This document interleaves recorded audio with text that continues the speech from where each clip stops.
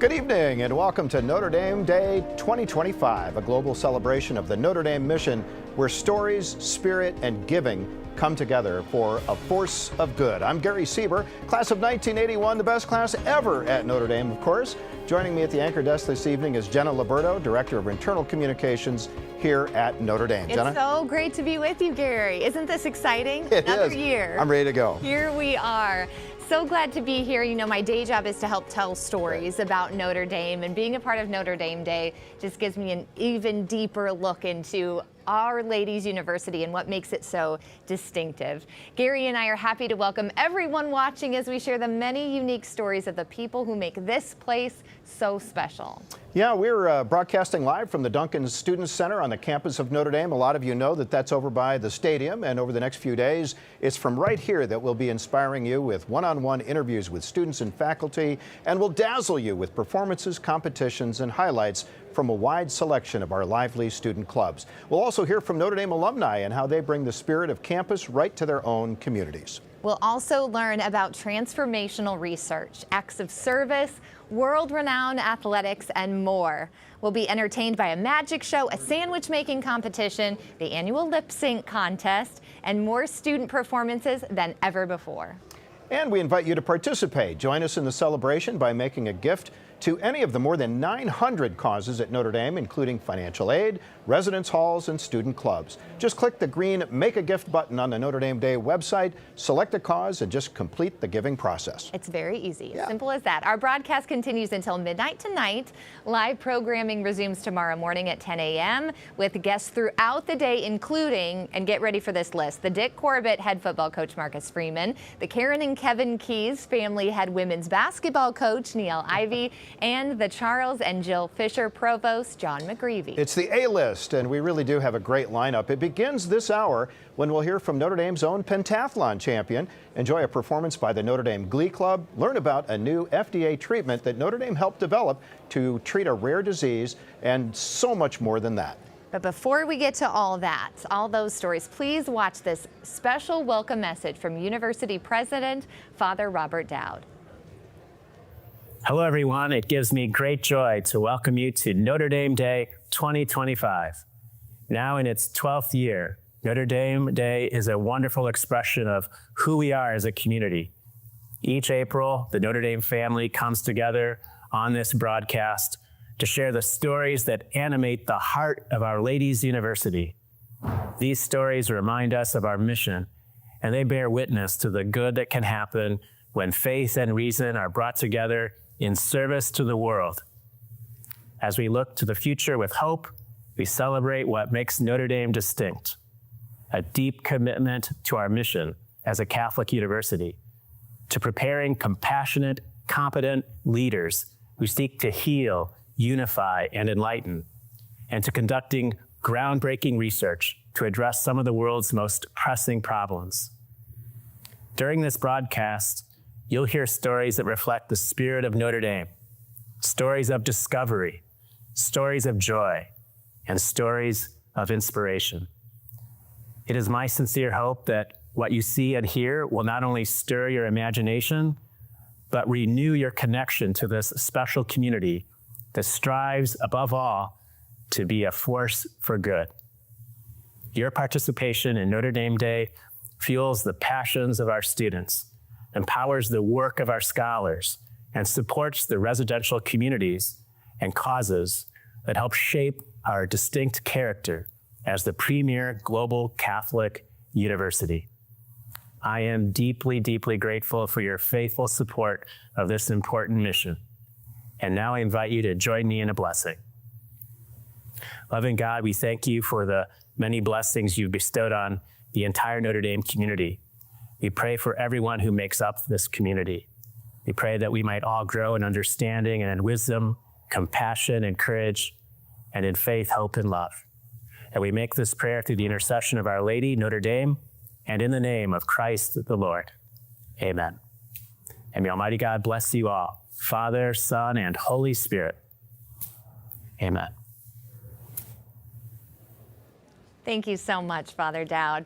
And now we'll go to Caitlin Clinton for a giving update. How's it going, Caitlin? I'm great. Thank you so much, Jenna. I am so excited to be sharing our first giving update of Notre Dame Day 2025. My name is Caitlin Clinton, and I would love to kind of pan over and look at where we're standing. So far we have over 17,000 gifts, almost $2 million, and 780 causes, all thanks to members of the Notre Dame family, just like you. So thank you, thank you, thank you. We would not be where we are today without all of you and your generosity to kind of give the gift of Notre Dame to our students. Wanted to give you a couple previews of things that are happening. So tomorrow we'll be having our first ever rock, paper, scissors challenge with the Elite 8 dorms who've made it through the rounds of 32, through the Sweet 16. And while the Chaos of Kavanaugh Hall did not make it to the Elite 8. They did win the dorm challenge from this past week, so kudos to Kavanaugh for winning $750 for their residence hall. The other things that we have coming up, we have the next hourly challenge is for the Notre Dame Alumni Clubs, which is size F. So we've got clubs all over the country, but size F, you guys will be competing from 7 to 8 p.m. And if you guys get the most gifts during that hour, you will get an extra $500 for your club. So we've got some really exciting things happening over the next couple of hours and all day tomorrow as well. So you'll be joined by so many different student causes. We'll have some student performances. We'll be interviewing students here right in the cause corner. Myself or some of my colleagues will be interviewing the great causes. So thank you so much, and we are excited to be celebrating Notre Dame Day 2025 with you. Back to you, Jenna.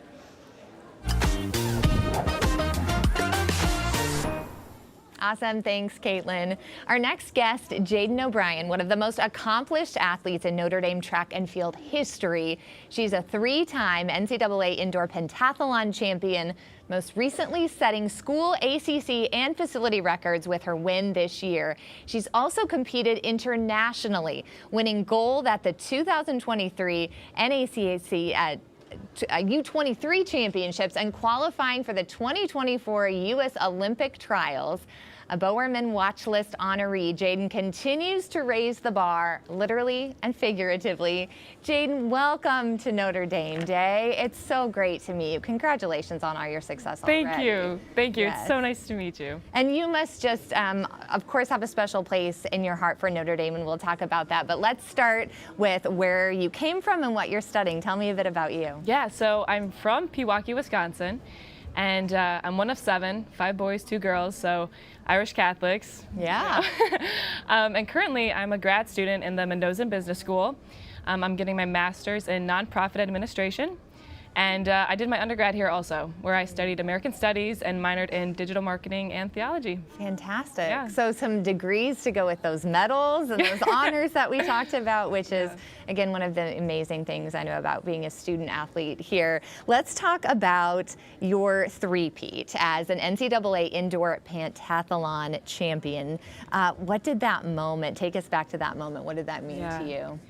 Well, honestly, I went into the meet with a different mindset than I had previously had years prior, and to double win back to back was, I mean, in and of itself awesome. But to three-peat consecutive times, that had never happened before. So going into the meet, I really tried to just focus on gratitude, focus on just like the incredible journey it's been. That was my last indoor national competition, so I really just took everything in and had my higher why down, glorifying God, and I really just went for it. Honestly, I had nothing to lose. I was excited to compete. I was ready to go, and I guess three-peating, to me, it almost is like I'm beginning to leave the legacy I had hoped to do when I was a freshman. And it was incredibly special to have my family there. Like a lot of my friends, my boyfriend surprised me at the meet, so it was just an incredible experience. I'll never forget it, and I'm truly blessed and grateful for how it ended. And for that Notre Dame family supporting you, which I'm sure you feel. You also set a school record in the heptathlon and earned a spot on the Olympic trials. So you talked about this journey before. Tell us about that journey to kind of the biggest stage. Yeah, so the Olympic trials, for those that don't know, it's almost like the step right before the Olympics. Okay. And so top 3 at the Olympic trials make it to the Olympics. And at the Olympic trials, you know, vibes are pretty intense. I'm not gonna lie. I mean, you're competing with the best of the best professional athletes in all events. You know, it's such a cool environment. And my goal, obviously, is to make it to the Olympics. And so, while I did fall short a few spots, I was 7th overall instead of top 3. The experience I had was remarkable, and it strengthened the fire I have to make it to the Olympics. And so, yeah, it was incredible. Not a lot of people get to say they've made it to the Olympic trials twice while being 22 years old. So I think my future is very bright, and I'm excited for the next time around. Of course, we know all the intense physical preparation and work it takes to be any kind of athlete, certainly an accomplished one like you are. Talk about the mental preparation, though, and what did you learn here at Notre Dame that has prepared you, again, for this just highest level of performance? Yeah, so being a pentathlete and a heptathlete, you have to be a little crazy. A lot of people are like, why would you ever do that? But one of the benefits you get from being such a diverse athlete is mental toughness. You really learn how to block out doubts, block out pain, and just continue moving forward. And so I've really developed some really valuable skills over my years competing here. And one that has helped me stay focused over the years is just being able to turn my head off when those doubts come in, when I'm really nervous, when I'm fearful, whatever the case may be. I've developed the ability to just shut those off and perform on muscle memory. Because now in my career, I mean, I'm a grad student, so I've been doing this for a while. I know what things are supposed to feel like. I know positions I'm supposed to be in. So yeah, just, you know, learning to shut out the doubts and performing despite being fearful is something that I've gotten pretty good at, I guess you could say. You trust your training. Well, we're all cheering for you. Best of luck. Thank you. Thanks for talking with me, Jaden. Great to meet you. And we'll toss things over to Amanda now on the performance stage. You got some good stuff, Amanda? Yes, thanks, Jenna. Currently under the direction of Daniel Stowe, the Notre Dame Glee Club has been performing since 1915. We're so happy that they're joining with us today at Notre Dame Day, and they're going to serenade us with 3 special songs. Take it away, boys. Oh, rock that cradle, Mary. I believe. Oh, rock that cradle, Mary. Yes, I believe. Yes, rock that cradle, Mary. Oh, I believe that Sabbath has no end. Oh, yonder come Sister Mary, Sister Martha's by her side. She's got that gospel broom in her right hand. She's gonna sweep out the house of the Lord. Oh, sweep, clean Mary. Oh, I believe. Oh, sweep, clean Mary. Yes, I believe. Oh, sweep, sweet, clean Mary. Oh, yes, I do believe that Sabbath has no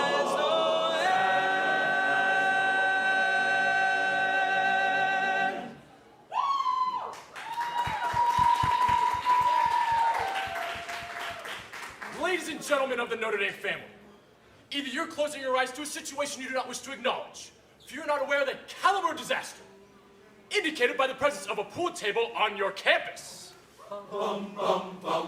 Attention, please. May I have your attention, please? My friends, you got trouble. Right here, I say trouble right here in River City. Why, sure, I'm a big place, certainly mighty proud to say it. I consider that the hours I spend with the cue in my hand are golden.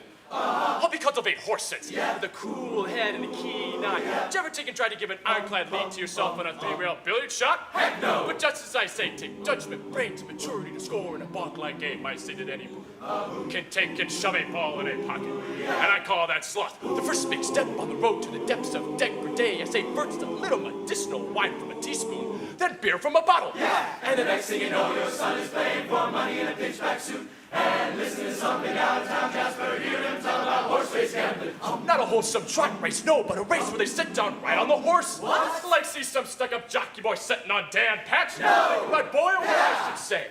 Now, friends, let me tell you what I mean. You got 1, 2, 3, 4, 5, 6 pucks in the table. Pucks that mark the difference between a gentleman and a bum with a capital B in that rhymes with P and that stands for whom. And all week long, River City youth will be fritting away. I say fritting away. Their noontime, summertime, short time too. Oh no! Hit the ball in the pocket. Never mind getting dandelions pulled or the screen door patched or the beefsteak pounded. Oh my! Never mind pumping any water till your parents are caught with a cistern empty on a Saturday night. That's trouble. Oh yes, you got lots and lots of trouble. I'm thinking of the kids in the knickerbocker, shirt-tail young ones, bigger than that bull. When you're after school, you got trouble. Folks, right here in River City. Trouble with the capital T and that rhymes with P and that stands for trouble. No, I know all you folks are the right kind of parents. I'm gonna be perfectly frank. Would you like to know what kind of conversation goes on while they're loafing around that hall? They be trying out Bebo, trying out Cubebs, trying out tailor-mades like cigarette fiends. Good heavens! Bragging all about how they're gonna cover up a telltale breath with sense. And one fine night, they leave the pool hall, head for the dance at the armory, libertine men and scarlet women, and ragtime, shameless music that'll grab your son, your daughter, with the arms of a jungle animal instinct, mass hysteria. The idle brain is the devil's playground. Trouble. Right here in River City, with a capital T that rhymes with P and that stands for who, that stands for who. We surely got trouble right here in River City. Right here. Every other way to the young ones moral after school. Oh boy, we really got some trouble. Oh, we got trouble. We're in terrible, terrible trouble. That game with the 15-numbered balls is devil's too. Oh yes, we got trouble. Yes, we got trouble here. We got big, big trouble with T. With a capital T that rhymes with P. That rhymes with P. That stands for who. That stands for who.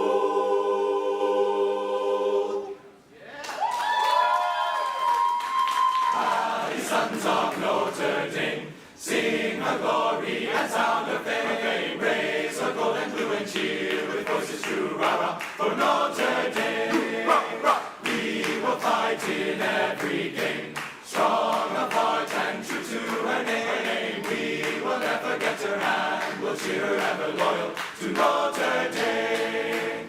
Cheer, cheer for old Notre Dame. Wake up the echoes cheering her name. Send the volley cheer on high. Shake down the thunder from the sky. What though the odds be great or small, old Notre Dame will win overall. While her loyal sons and daughters march on to victory.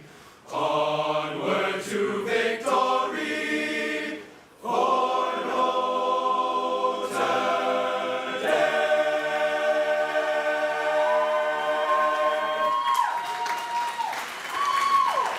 Beautiful job, gentlemen. Now we're going to take a look and see at all the amazing causes that Notre Dame Day gives to, and then we'll send it back to the studio with Gary, where he'll be interviewing one of Notre Dame's multi-talented students.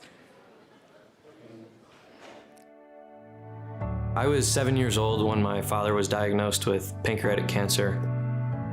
Every year, a cancer diagnosis upends reality for millions of families.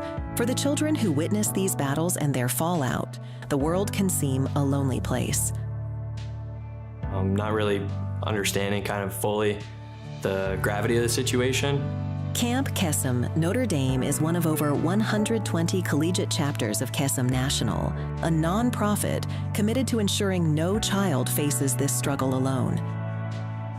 Here, Notre Dame answers her founder's call to be a force for good every summer, giving over 80 campers between the ages of 6 and 18 the chance to just be kids again. For a week, these kids are not their parents' diagnosis. They are just kids. They get to have a silly name. They're in a silly unit. They're singing their favorite songs, playing their favorite game, swimming in the lake. They don't have to worry about something that has changed their life forever. Whether providing a cost-free week of camp or year-round support through resources and engagement, Camp Kesem Notre Dame is successfully run by students dedicated to being the fundraisers, counselors, and friends these children deserve. As a counselor at Camp Kesem, I have learned what true strength and bravery looks like. I've learned that it's most important to share your struggles with everybody. Having a very strong support network makes everything that you're going through much easier. I think about the kids I've met through Camp Kesem and how they can be so kind, so compassionate, so empathetic after all they've been through. It just puts everything in perspective. It's what keeps me going. It's what inspires me on a day-to-day basis. Thanks to your generosity on Notre Dame Day, we're able to cover nearly half of our costs, including the annual cost to rent our campground. Thanks to you, we're able to keep going and keep the Camp Kesem experience magic. Thank you for your continued support and helping us be a child's friend through and beyond their parents' cancer.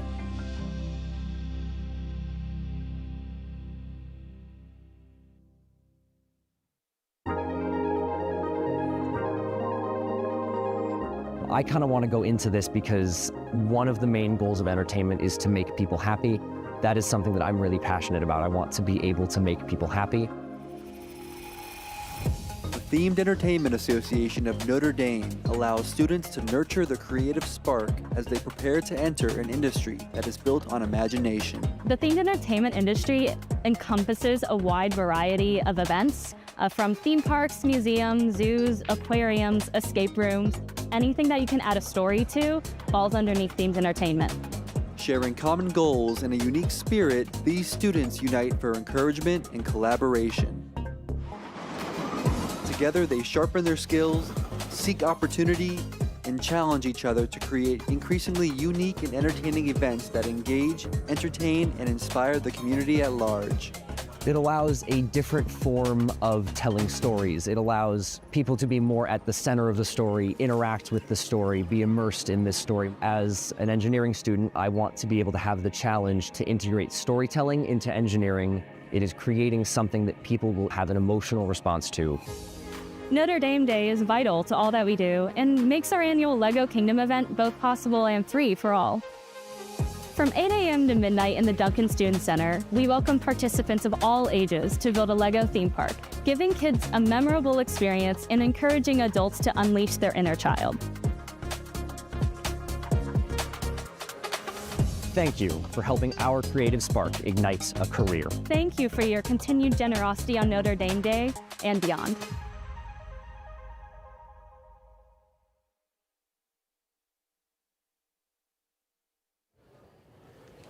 And welcome back to Notre Dame Day. I'm Gary Sieber. Notre Dame Day is really a celebration of all things ND. The student body is the heart of what happens on this special campus. It's true that Notre Dame students are among the very best, but beyond getting good grades and leadership skills and extracurriculars, many of these students have hidden talents, like our next guest, Hazel Kelly.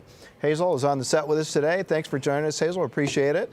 Let's start with the the basics. So you have to kind of do the usual Notre Dame thing. So what hall do you live in? What major? Where are you from? All that sort of thing. Well, I'm Hazel Kelly. I'm from Dowagiac, Michigan. Yeah. I'm an architecture major, and I am from McGlynn Hall. McGlynn, okay, yes. Okay, all right. Well, you're from right up the street. You know, Dowagiac, for those who don't know, is about 15 miles from here, yes. Just in Michigan, so nobody can ever pronounce the name when they see it, you know? Yes. But tell us a little bit about what you got into nail art. Nail art is really something very specific, and I have to tell you, my nails are not good. And you were saying that yours aren't that great, but they look outstanding to me. Thank you. Tell me a little bit about what you do. Well, I started doing nails. I started in elementary school, honestly. I used to bring a bottle of nail polish to my family events and paint my older cousins and aunts' nails, and they paid me a few bucks. And since then, my love has just grown for it. Especially in high school, I did it just to save some money, and my talent has just grown over time.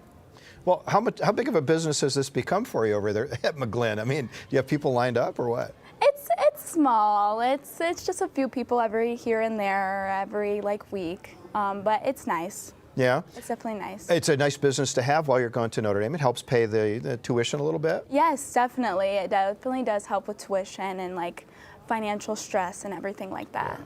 Yeah. Now you're an architecture major, and so how does this dovetail with that? Is there any kind of a crossover? I would say there is a crossover.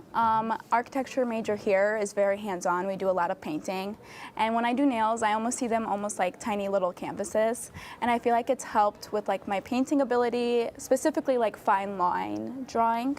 Mm-hmm. And are architects still required to do that? I ask that because so many things have gone from hand drawing to computer rendering and that sort of thing, but you still need those fine motor skills. Yes, we do still do everything hands-on here. Although a lot of companies do everything like digitally now, we still do learn how to do that, but people still stick to the basics of just a pencil and a paintbrush. Yeah, you can actually draw a straight line?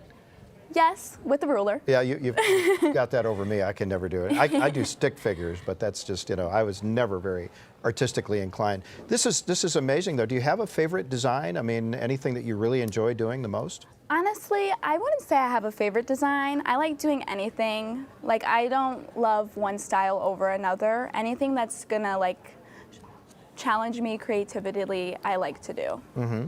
Are you training anybody? Anybody going to take your place? Because you've got 5 years, right? I do have 5 years, but I am not training anybody. Yeah. What does your family say? I mean, do they kind of like the fact that you're able to do that? They have to be pretty amazed, A, that you got to Notre Dame and you're really doing great, but I mean, that's a special skill.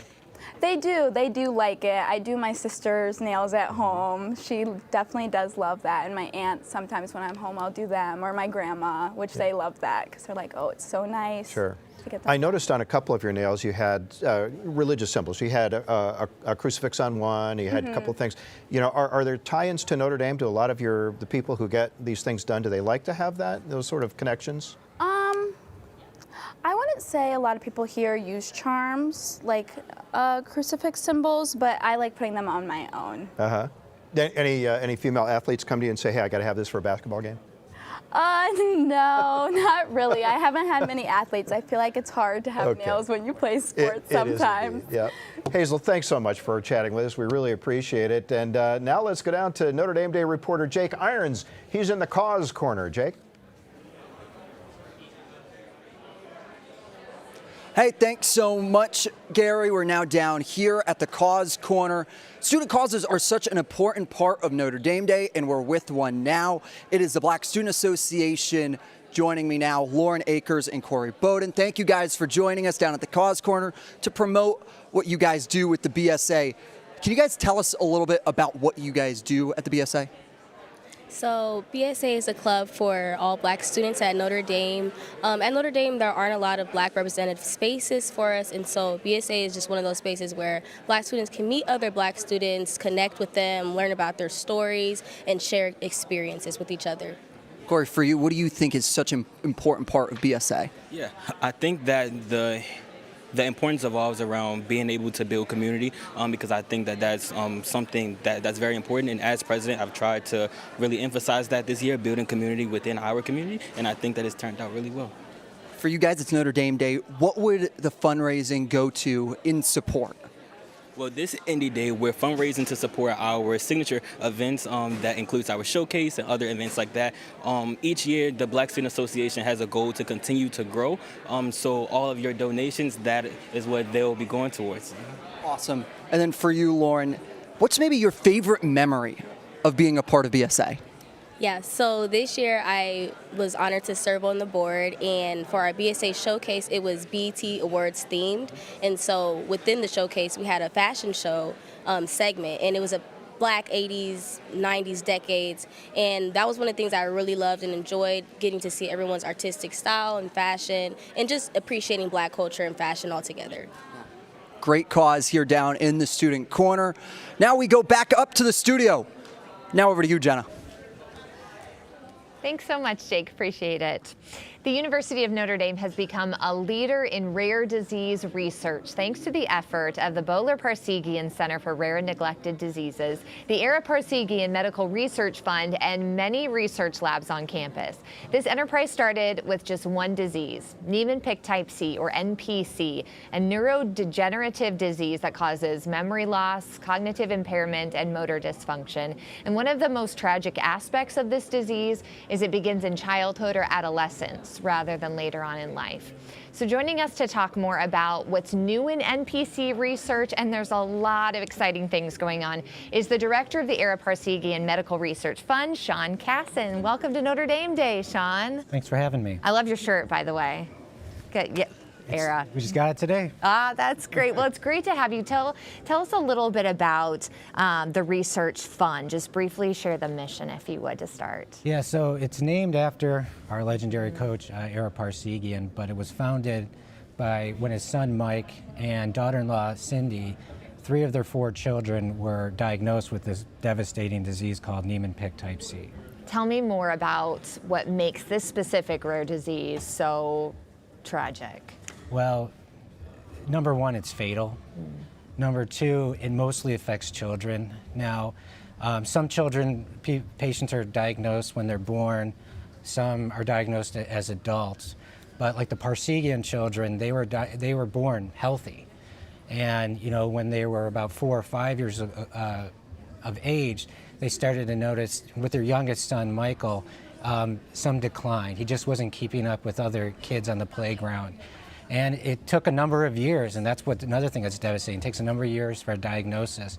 And when they got diagnosed, they had to test all their kids because it's genetic, and 3 of their 4 children, unfortunately, were diagnosed with the disease. And it's just very tough because these kids lose their ability to walk, talk. Seizures are common, and they eventually end up with a feeding tube in a wheelchair and pass away at a young age.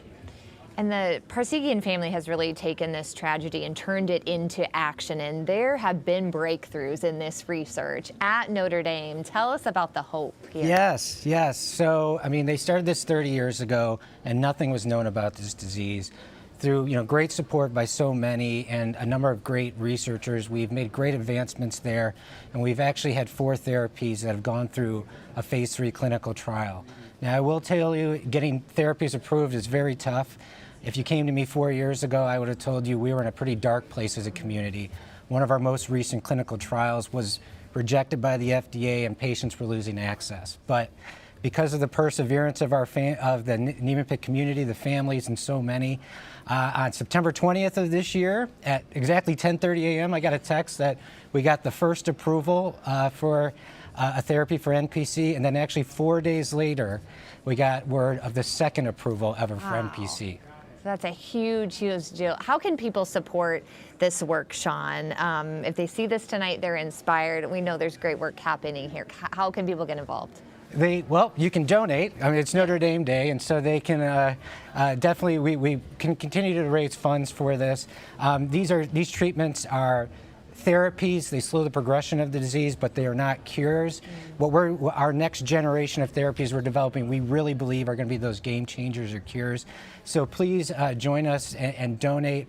I just want to give a shout out to all the people that have so far, our Niemann-Pick families, our alumni that have supported us, and we have a number of students from the Esteemed Masters program that are working really hard around the clocks raising money for us. Thank you, Sean. Thank you for your tireless work and just being part of the hope that you give these families. Appreciate your time. We're going to beat this disease. Absolutely. Appreciate it. Well, it's just remarkable breakthroughs, one of many happening here at Notre Dame, but we're going to take a quick break on that and go back to Jake with another Notre Dame cause. Thanks so much, Jenna. Down here at the Cause Corner once again for another cause. This time I am now with the class of 2026. Guys, can you introduce yourselves?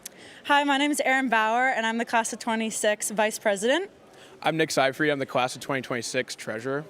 I'm Diego Pávez Gonzalez. I'm the class of 2026 president. So tell us a little bit about the class of 2026 and what you guys have been able to do so far this year and what you're hoping to do in years to come. Yeah, so the class of 2026, we're representative for the senior class, both on-campus and off-campus seniors. Next year, we're primarily responsible for all the on-campus and off-campus, specifically Senior Week, 100 Days Dance, and then a bunch of other events throughout the year. All the fun stuff that the seniors get to take part in as being here on campus. So how many people would you say, I know it's a class of 2026, so everybody's involved, but how many are involved with the activities you guys sponsor? We have a team of 56 people, and we're going to serve 2,000 people for our class to make it an unforgettable last experience on our day. It'll be a great year for you guys. Walking across the stage next May when the time comes. Why should people give to the class of 2026? I think we can all testify to say that we have beautiful memories with our class, incredible friendships that'll last a lifetime. And so we just want to make this year unforgettable and come closer to our class and stay together as an alumni association. You gotta love it. Gotta love it. The class of 2026 starting their senior year out strong. Notre Dame coverage will continue after this short break here on Notre Dame Day. At the University of Notre Dame, amidst the rigorous academics, a unique team thrives. Bound by a shared passion, it's more than just a club, it's a family. It's about so much more than just the horses. It's about bonding as a group. It's about the relationships you make with the horses, with your friends. We have team outings and stuff like that where we all get to spend time together away from the barn. It's really just all about making friends in college that will last for life with a common interest. Beyond the camaraderie, the bond with these incredible animals offers a vital outlet for the pressures of college life. Horses are such a therapeutic animal that with the stress of classes and everything, I knew I wanted to be around them still, even though I'm not at home. Most importantly, when I'm riding, I'm not thinking about anything that's going on outside of that riding, and I think everybody needs an activity where you can do that. For so many of us on the team, that's always been horses. Whether you've been riding for years or are just starting out, the team welcomes all levels, fostering growth and confidence. We like to be able to accept as many members as we can. We welcome both people who have been riding their whole lives and people who are just beginning to ride in college. Thankfully, the team has been very kind to let me kind of learn along the way. The team really just feels like one big unit, which I really love. But this incredible experience wouldn't be possible without vital support. Notre Dame Day is a huge part of how we can support our team. Horses are naturally just a very expensive animal to take care of, and we really could not take care of all the horses on the team without the extra support from Notre Dame Day. Your generosity on Notre Dame Day ensures that our horses can continue to be happy and healthy members of the Notre Dame family. Thank you for investing in our team. Thank you for supporting our passion.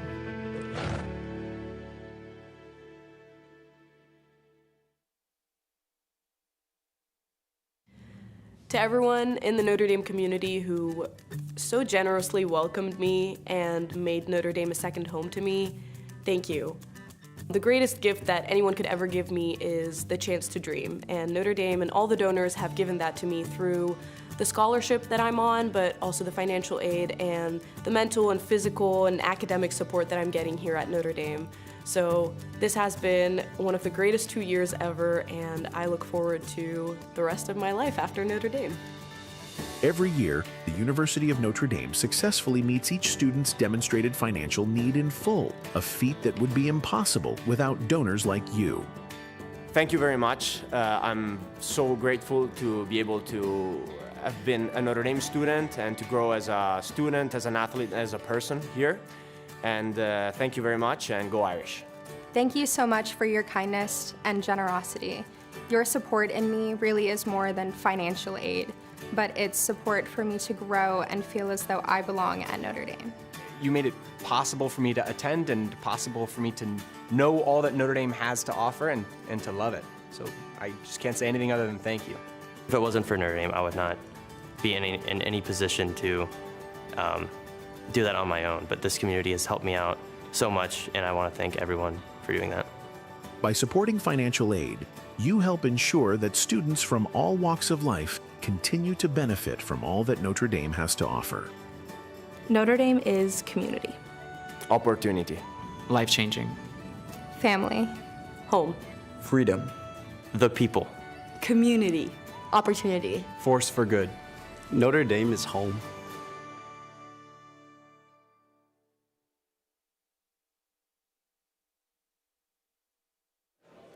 Welcome back to Notre Dame Day.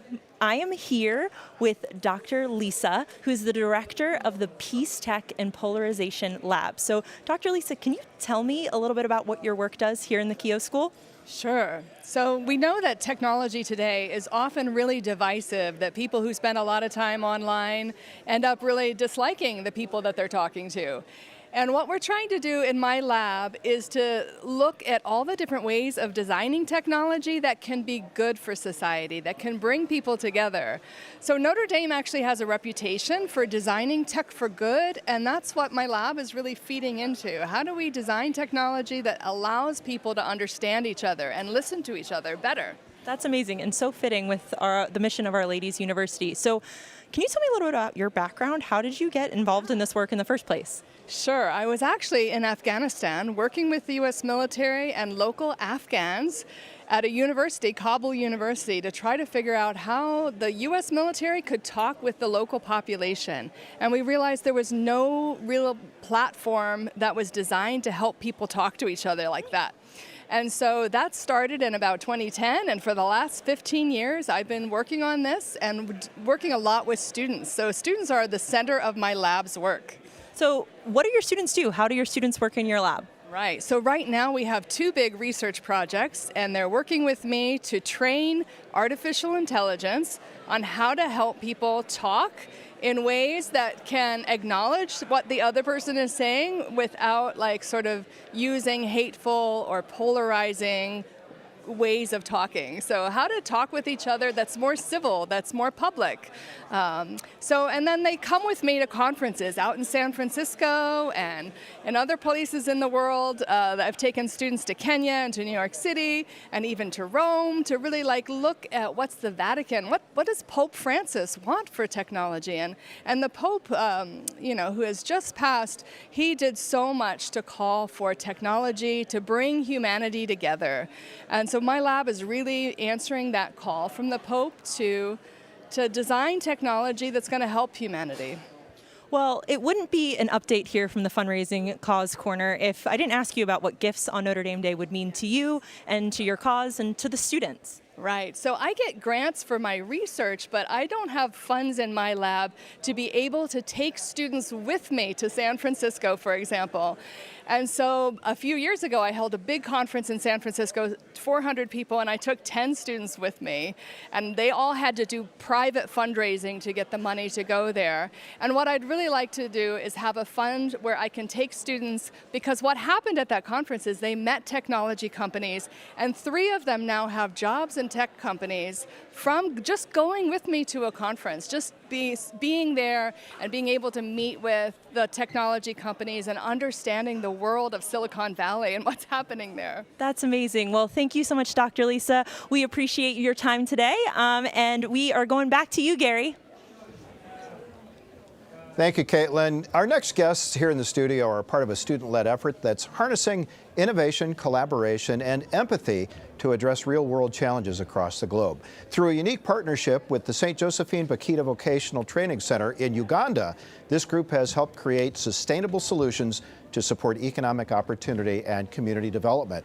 Here to tell us more about it are the president and vice president of the Innovation for Impact Club, Jake Williams and Aaron Bauer. Jake and Aaron, thanks so much for being here on Notre Dame Day. We appreciate it. Thanks for having us. President, incoming president, yes. Right? Okay, senior, junior. Got some of the introductions out of the way, but Jake, tell us a little bit where you're from and what hall you live in and all that good stuff.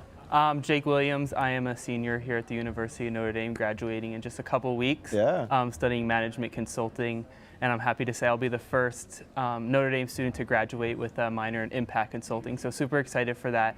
I'm originally from the Jersey Shore in New Jersey, and I currently live off campus, but was in Bomber Hall. Bomber, okay, but now off campus. Yep. Okay. Yeah. Aaron, tell us a little about yourself. My name is Aaron Bauer. I'm a junior at Notre Dame. I live in Lewis Hall, and I'm from Waterloo, Ontario. I'm studying a mix of things, some econ, some soc, but my favorite thing is the impact consulting minor.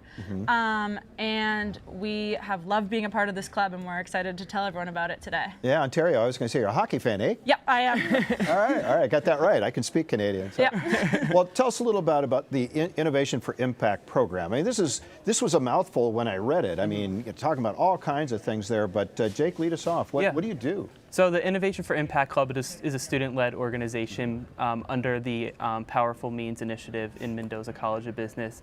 And what we aim to do is bring students together from across campus, bringing their different skills, their different experiences together to create meaningful change for our project partner currently in St. Bakita, and try to tackle those really challenging issues around the world. So just quickly, 2 examples from this past semester that we've been working on. One of the teams have been working on developing a solar fruit dryer to help combat food insecurity in Uganda, and another team, the LIFT initiative, which we launched at the beginning of the school year, helped develop a 38-week curriculum for the girls pertaining to women's health and empowerment in Uganda. So and these are in Uganda? Yes, so the Notre Dame students working to develop. Do you actually go there, or is this from here? Yeah, so That's over great. the course of the 3-4-ish years that we've been going, there have been over 100 Notre Dame students that have actually traveled to Uganda and visited St. Bakita. That's outstanding. Erin, have you been there? Yes, we've Yeah, I actually assume so. both been multiple times. Yeah. I kind of stumbled into the club my freshman year.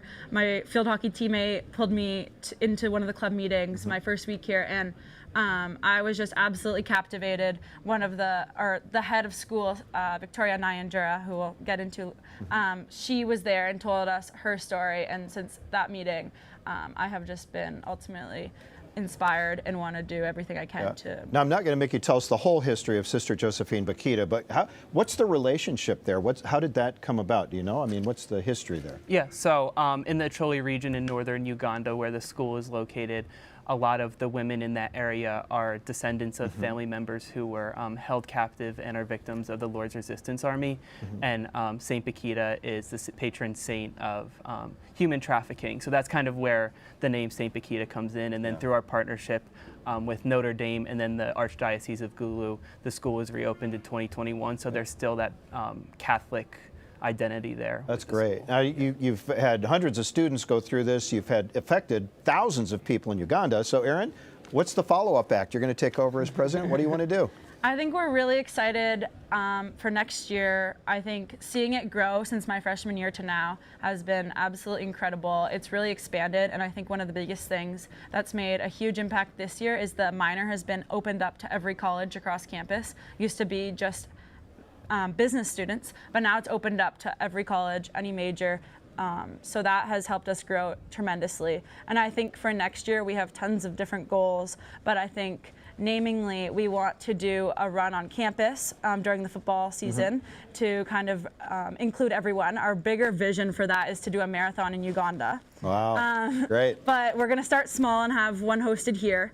And from there, we're gonna do multiple different things, but I think it's myself and my dear friend Allison Elshoff who are gonna be co-presidents, and I think we're really excited to continue this amazing initiative. Well, we really appreciate you both being here. Thanks so much for joining us and telling us a little bit of the story, and we wish you continued good luck. And Jake, good luck after graduation in a couple of weeks. Thank you, I appreciate it. Thanks so much for being here. Thanks for having us. You bet. And now back to Amanda at the performance stage. Amanda? Thanks, Gary. Joining me at the performance stage to celebrate Chinese language and culture is the Chinese singing group of Notre Dame. Tonight they'll be performing 2 songs. We have Field of Dreams and Longing is a Kind of Sickness.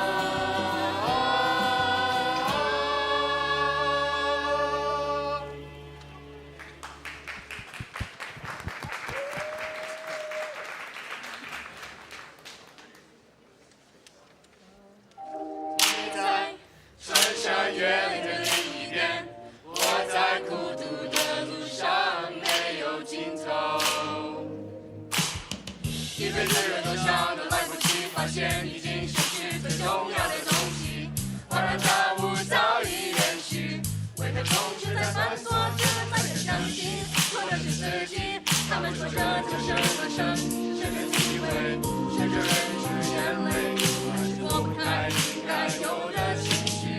我不会奢求世界停止转动，我知道逃避一点都没有用，就是这段时间里，就在夜里还是会想起难忘的事情。我想我的思念是一种病，这种不能痊愈。当你在穿山越岭的另一边，我在孤独的路上没有尽头，只想看见你在耳后的呼吸，却未曾感觉你在心口的鼻息。哦，思念是一种病，哦，思念是一种病。Come on， 嘿，多久没有说爱你？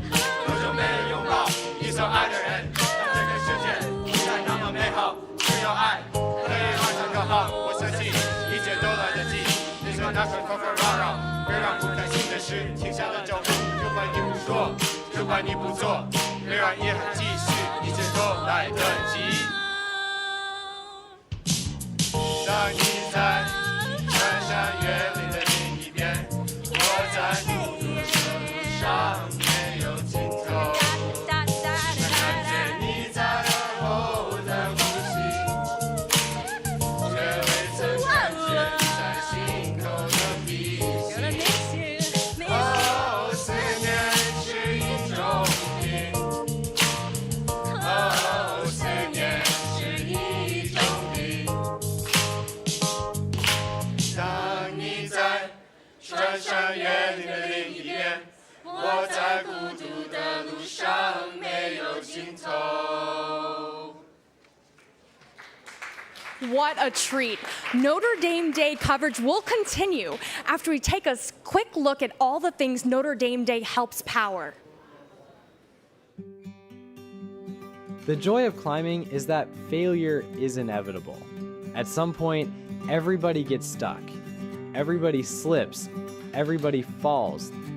I would say rock climbing is almost mostly failure. I think part of the fun of the sport is getting on a route and projecting it and working on it maybe 10, 15, 50 times until you get it right. And that acceptance of failure and perseverance through it and the success that you feel at the end when you finally send the route is probably one of the best parts of climbing. The Notre Dame Climbing Club is a community of students dedicated to this process, to improving themselves in mind, body, and spirit. Together, climbers of all skill levels create an encouraging environment, sharing wisdom and pushing each other past comfort zones.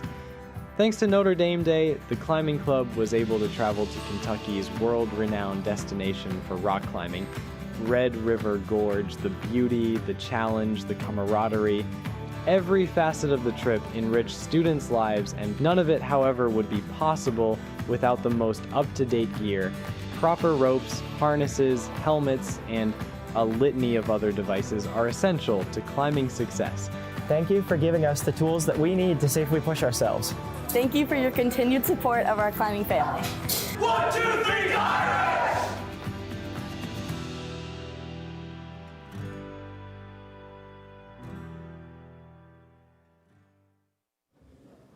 Welcome back to Notre Dame Day. I'm Jenna Liberto. Geddes Hall sits on the north side of campus adjacent to Hesburgh Libraries, a very unassuming building that is home to several university programs, including the Institute for Social Concerns. Inside, a vibrant new mural brightens the space and pays homage to some very important people on campus who might often be overlooked. Here to talk more about it is Notre Dame junior Laura Arendt, Building Services Supervisor Hasena Begic, and the Assistant Director of Community Partnerships and Programs, Michael Hebler. Welcome to the couch. You all fit in one space. I'm so glad to have you all. I haven't seen this mural in person, but I've heard so so many people talk about it, and I know it's meaningful to many people on our campus. Hasena, let's start with you. Just tell us a little bit about how this project came to be. One employee from the building services was visiting one of the buildings and seeing tiles with our painting on it, and she was thinking right away about her coworkers, like many from different country, from different states, how diverse and unique all their stories are.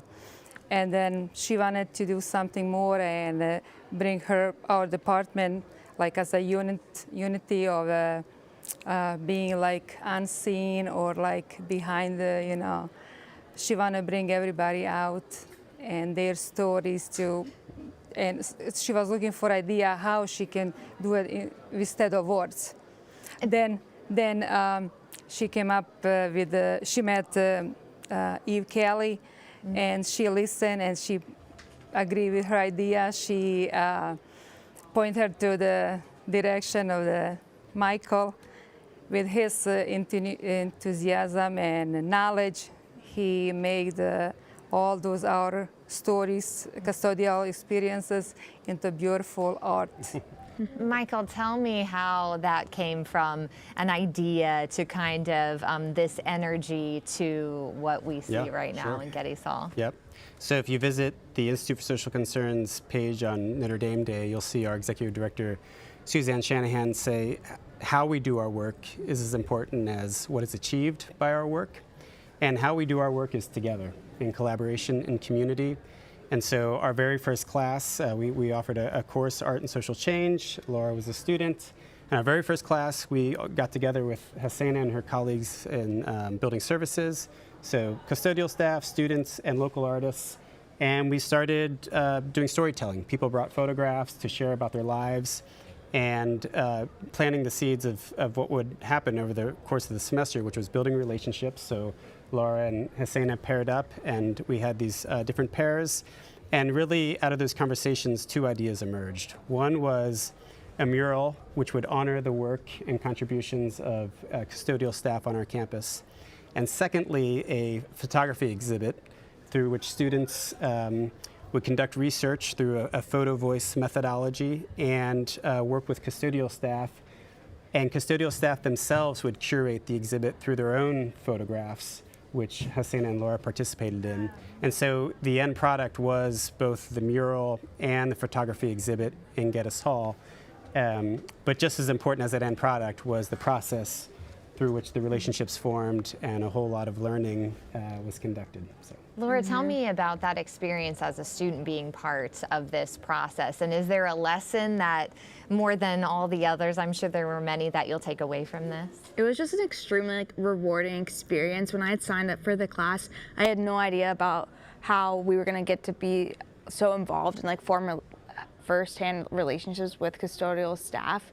And so it was so great to get to know Hasena. We would meet in La Fun and we would chat, and we were only supposed to chat for like 5 minutes, and the next thing I know it was like 45 minutes or an hour, and we had just been talking about our life stories, filling each other in. And so just like overall the lesson for me was there's so much behind the scenes. There's always, everyone has a story, and that story just truly does deserve to be heard. Hasena, what do you hope people who hear about this story take away from the experience? From the stories and from the mural, I hope that, I know a lot of our employees from custodial building services, they are so appreciative that somebody think about them and talking about their work and their great job. I hope that we will continue doing the same, be seen, like sometimes we feel like we are behind the curtain, we are unseen, we are like unknown, but actually, it's just in our heads sometimes, how that, but like with this project, many of our employees came to check it, and many other visitors, like I had my whole team come and visit, like, which I bring a picture of my whole team. Which you carry around with you now, is that and, right? You know, it was a freezing day, and then they all decide to come, you know, to visit the mural, not just mural, the pictures around on the hallway, picture exhibits, and then different stories, like all those stories are different, but kind of all match. Like you can find in each story, you can find yourself in each of those stories. Great, but thank you so much for sharing your story. Beautiful example of working as an institution here, your groups. We'll take a quick pop into Jake now. He has another Notre Dame cause to tell us about. Hey, thanks so much, Jenner. Back down here at the Cause Corner, we've got one of our amazing residence halls. It is Flaherty Hall. With me now, I have the president, Lauren Whitlatch, the VPs, Sydney Annell and Bryn Willery. Guys, thank you so much for coming on ND Day. I'll start with you, Lauren. As the prez, tell us a little bit about Flaherty Hall, one of the newer dorms on campus, but you guys have just as much culture. Yes, thanks, Jakes. So we are Flaherty Hall. We are one of the female dorms on campus. We are built in 2016, and we are home of the Bears over by East Quad, right by Hesburgh Library. And we love our community. Flaherty is really known for its culture. We have very active athletics. We've made it to the basketball championship for the past 3 years, but we also have an amazing faith life and a bunch of spirit, which is why we are here today for ND Day, hoping to raise more money for our signature events. Sid, you talk about the signature events. Tell us a little bit about those signature events and what that money can go towards. Yeah, for sure. So our main signature events are the Flaherty 5K to raise money for cancer research with St. Joseph's Hospital. Then we also have pumpkin pie donations to the homeless shelters around South Bend, and that'll be more of like a food profit shares with around campus and other dorms. And then the last one is Flaherty Food Fights, which we just had a couple weeks ago to raise money for Beacon Children's Hospital. Awesome. I cannot thank you guys enough for coming down here and getting to the Cause Corner. Hopefully you guys can donate. Notre Dame Day coverage continues when we come back, telling us all about the good that Notre Dame can do. Character, culture, community. Notre Dame Lacrosse embodies the golden standard of Our Lady's University. On the field, they execute, they are disciplined, they are champions. But it's off the field where the team makes its biggest impact.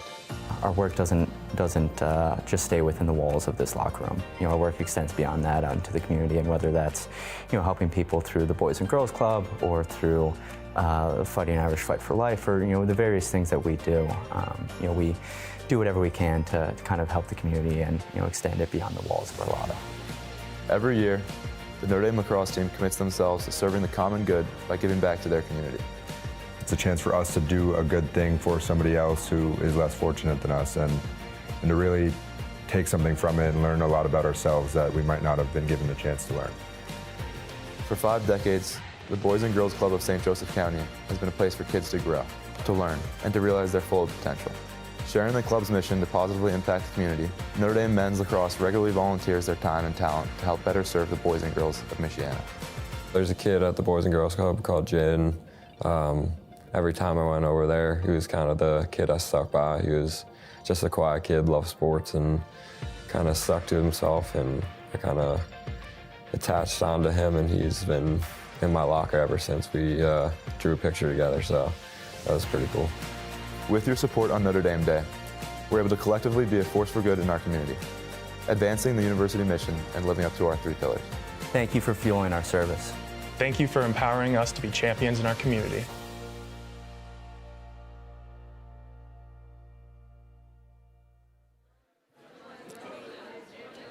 Welcome back to Notre Dame Day. I'm Amanda Perkowski. Next we have Notre Dame's own Ascend K-pop.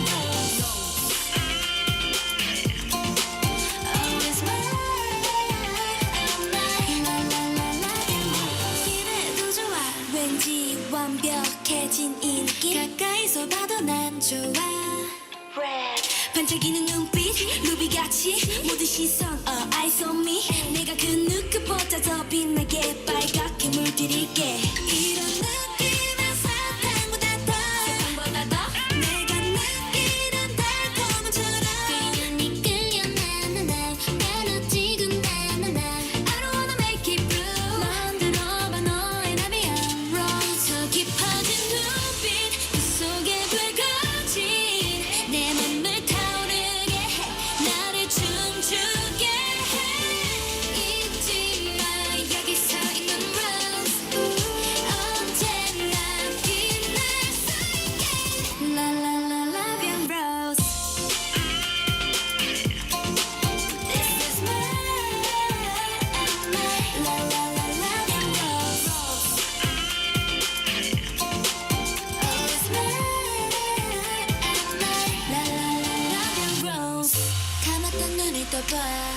달라진 모든 게 다 아무도 모르는 새로운 세상을 봐 Oh baby 전부 다 물들여 Love and rose 꿈이라도 좋아 빨갛게 칠해봐 언제든 깨어날 수 있게 내가 불러줄게 잊지 마 여기 서 있는 rose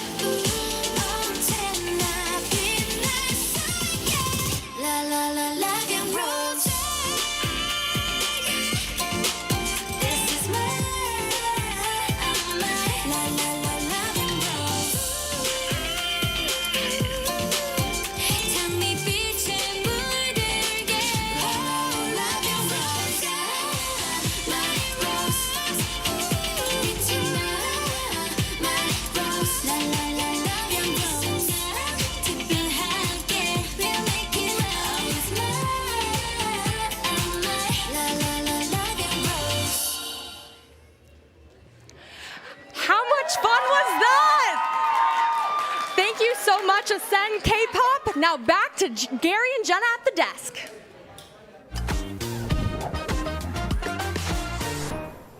Hey, thanks, Amanda. That was fun. You missed me doing my 70s moves up here, though. You have some good moves. We had a good thing going on up here, yeah. Notre Dame offers so many different opportunities, though, for students to explore. Yeah, that's right. And you just saw a few of them. It's so fun to celebrate all of these student and campus causes. Our first hour was packed with some amazing guests and talent, from the Glee Club to nail art, the athletic prowess of Jaden O'Brien. I'm always blown away, Gary, by Notre Dame students. It's all here, isn't it? And I'm still thinking about that new FDA-approved treatment for Niemann-Pick type C. What a great advancement that is, and the continued innovation that the Ara Parseghian Medical Research Fund enables. Incredible. That's right. You've got to check out as well that mural at Geddes Hall. What a powerful project that so many different parts of campus were involved in. Yeah, it is amazing. All the stories on this broadcast illustrates the tangible impact that donors like you have on the students, faculty, and life at Notre Dame, and the difference Notre Dame makes in communities all around the world, like in Uganda, as we found out. We invite you to join us in our mission with a gift. Just click on that green Make a Gift button on the Notre Dame Day website, select your favorite cause, and complete the giving process. And there's more in store. We're not going anywhere. Join us next hour when we visit with the Rocketry Club and talk with Father Kevin Grove. We'll also be treated to a special performance by the Vietnamese Student Association. Notre Dame Day will return after this.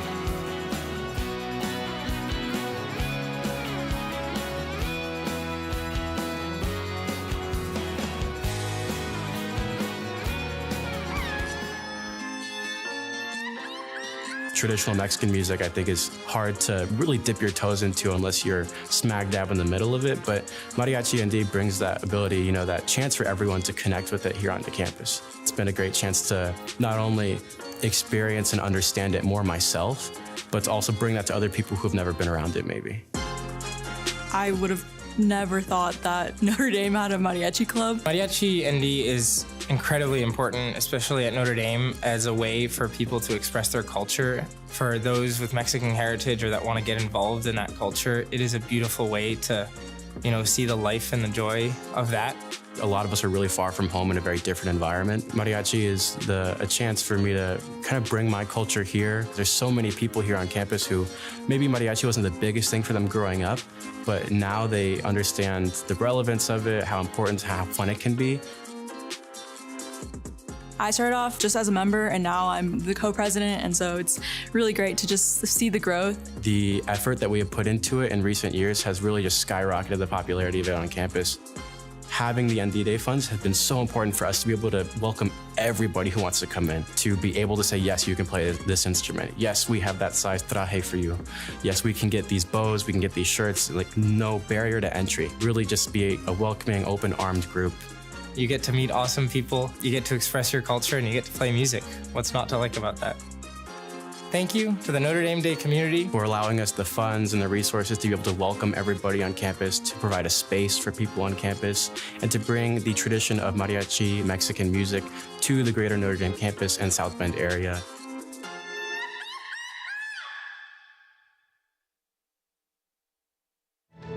Please enjoy this quick look at our ongoing series, For Good, Stories from Notre Dame, a behind-the-scenes glimpse into life under the Golden Dome and the powerful stories that drive Notre Dame to become a force for good in the world.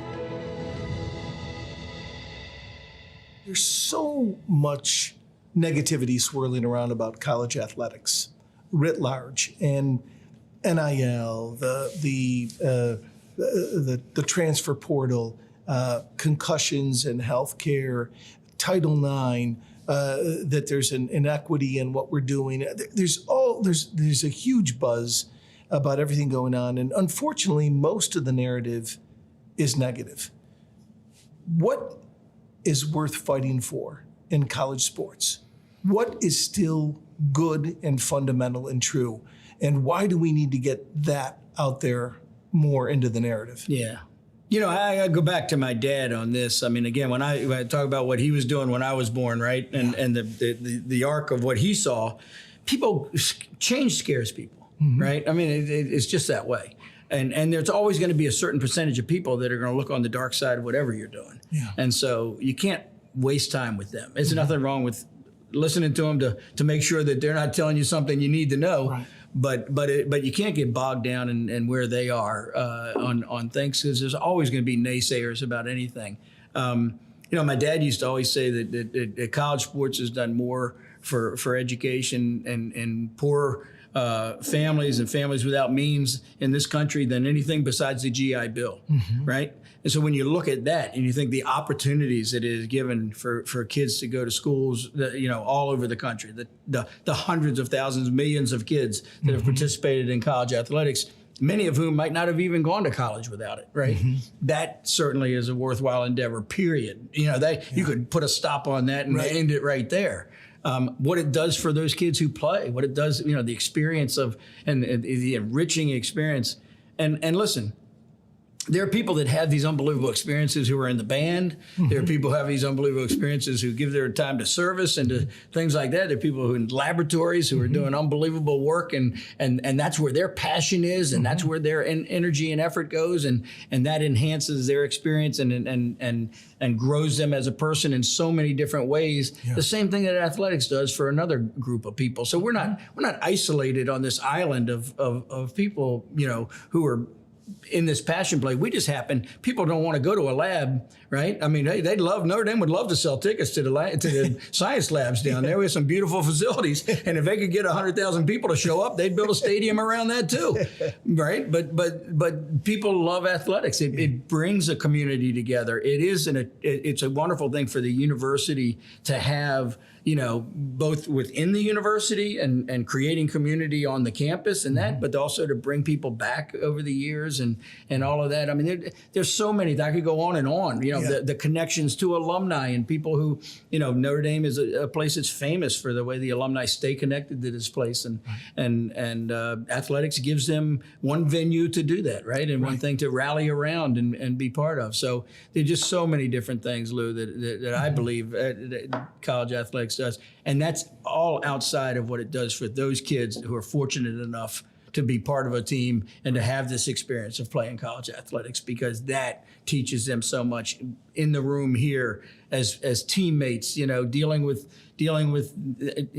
adversity, dealing with, one of the things people talk about all the time with young people today is they're not willing to work for something. They're delayed gratification. Well, you know what? If you're an athlete, there are a lot of kids that are working their tail off for 2 and 3 years before the payoff ever comes of them getting on the field. That payoff. Right. But what they learn along the way is there's a lot of other payoffs that are happening just because you're committing yourself to something. You're working hard at it.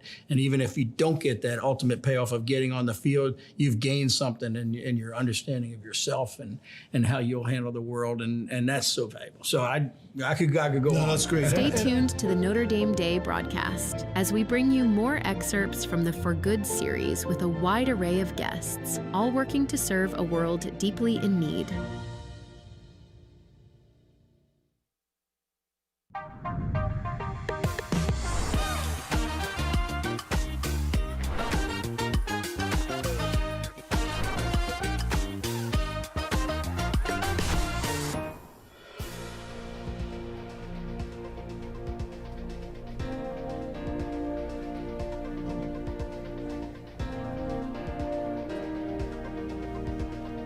And welcome back to Notre Dame Day 2025, a global celebration of the Notre Dame mission, where stories, spirit, and giving all come together to be a force for good.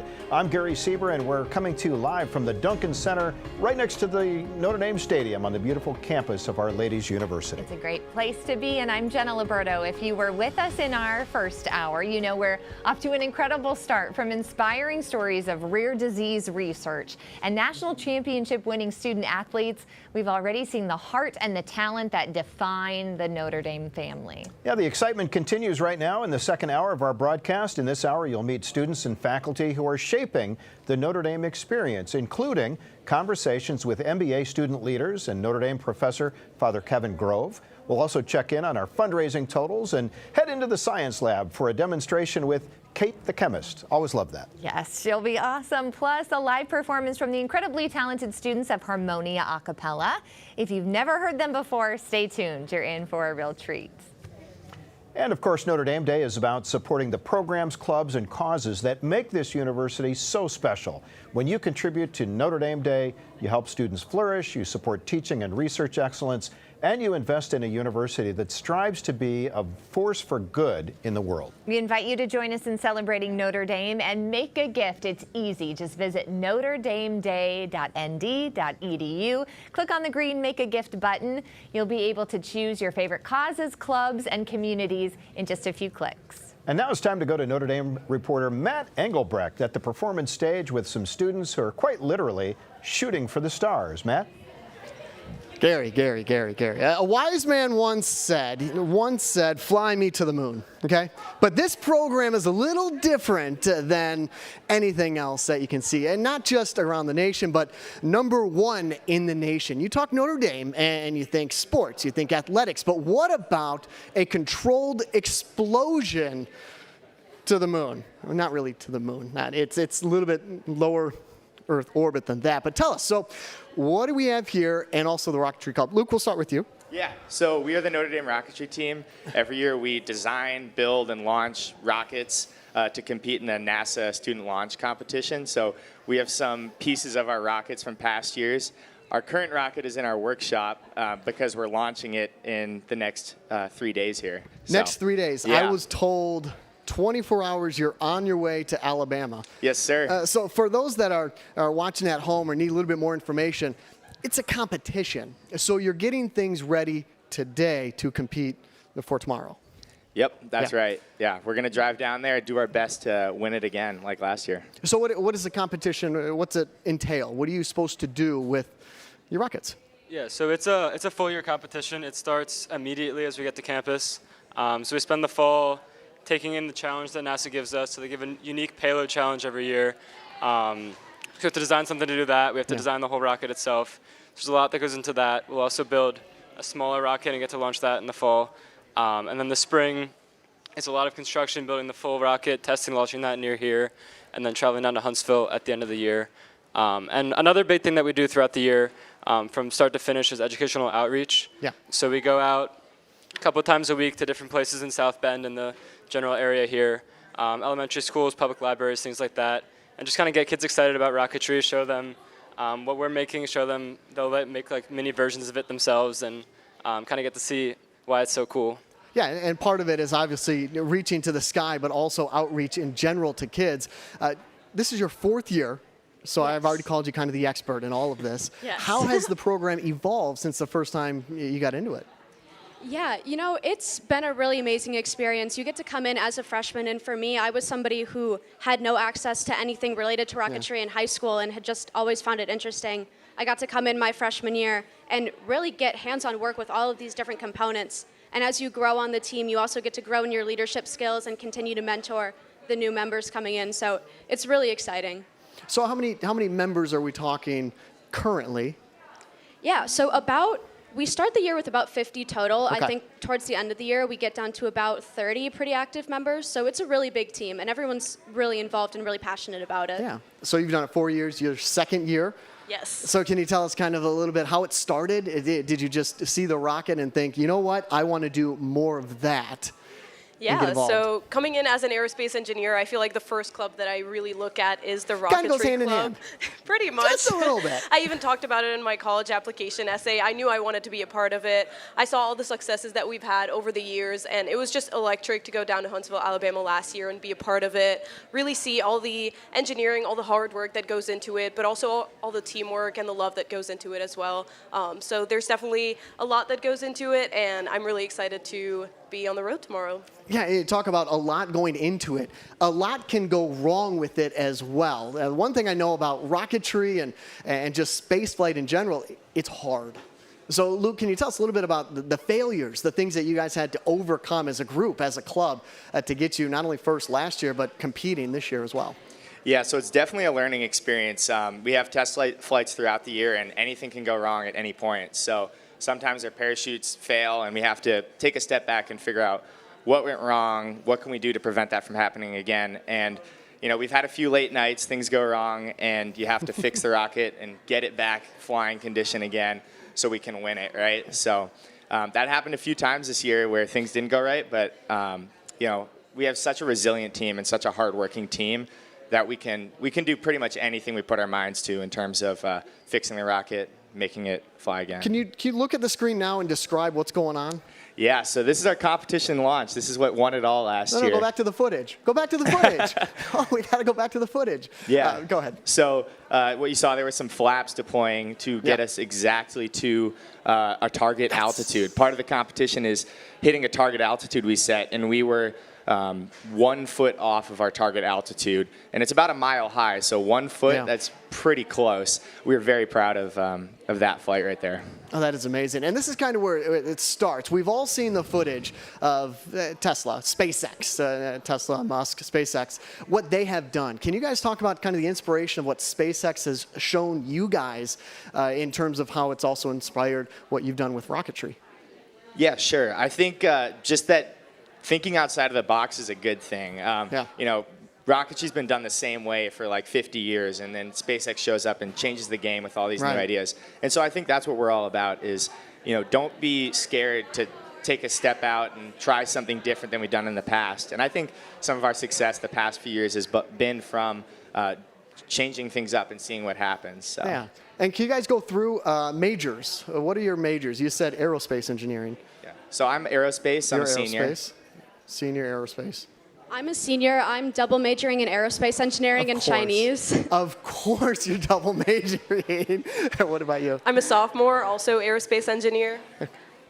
I'm a sophomore, also an aerospace engineer with Gotcha. music. This makes perfect sense. But again, thank you guys. And of course, on this Notre Dame Day, go ahead and, if you can, get involved, if you can, donate. The best part about the Rocketry team is, as they were saying earlier, they are involved in the community. You go to Science Alive down at the library here in South Bend. They are there, not only with this, but also inspiring some of the kids as well. So again, best of luck tomorrow. How long's the drive to Alabama? 8 hours. That's not bad. You can stay with us through about midnight tonight, so long as the broadcast is going, and then get down there. Best of luck, guys, and hopefully you can bring home another national championship. Thank you. Thank you so much. You're welcome. We'll send it on back up to Gary. Not the record. Gotcha. An association at Notre Dame provides an inclusive space where you're inspired, but you also inspire others. Sharing diverse experiences is important for every student at Notre Dame to have exposure to that, so that when we go out into the world after we graduate, we've seen people with diverse backgrounds. We know how to interact with cultures that are new to us, and I think that it makes us all better people overall. The more people understand about different viewpoints, different perspectives, the more people can learn and grow from those. And I feel like it's enriching for both the people who are part of those diverse groups and also the people who aren't a part of those groups. Being able to get help from Notre Dame Day, we're able to kind of like allocate these different resources to our different events and projects throughout the year. One of the main things we did last semester is Asian Allure. We had all these different performances where each club gets to showcase things about their culture that they wanted to present to all of Notre Dame. So we had that as a 2-day performance, and basically everyone got to see a glimpse of what each culture means to each group. We hosted for the first time this year a big reception after the show, showcasing Asian foods from every culture that was involved in the show. And that was made possible because of the funds we got from ND Day last year, which is really exciting and something that we hope to continue this year. The Asian American Association, although Asian is in the name, like anyone can join. If you have an interest in learning about our culture and our histories, you can join. Like, it's a common misconception that you have to be Asian to join the Asian American Association, but that's not true at all. We're very much open to cultural engagement, so anyone is welcome.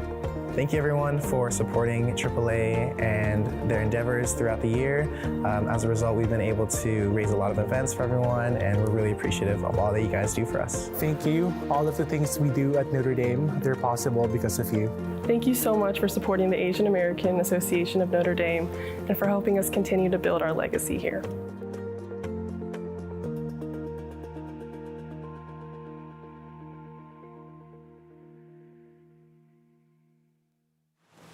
We cherish every day we had with Michael, Krista, and Marcia.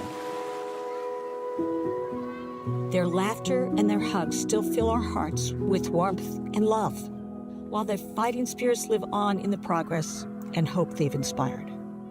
For 3 decades, the Ara Parsegian Medical Research Fund has relentlessly pursued answers to the unknowns of Niemann-Pick type C, inspiring hope through research and awareness. In those 30 years, the growth of knowledge and resources has been incredible. And it's all thanks to those of you who have believed that every child is worth fighting for.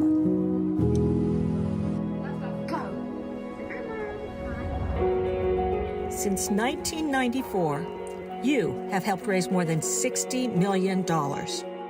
Your selflessness helped discover a cause for the disease in 1997. Your generosity has grown the number of labs studying NPC to more than 100.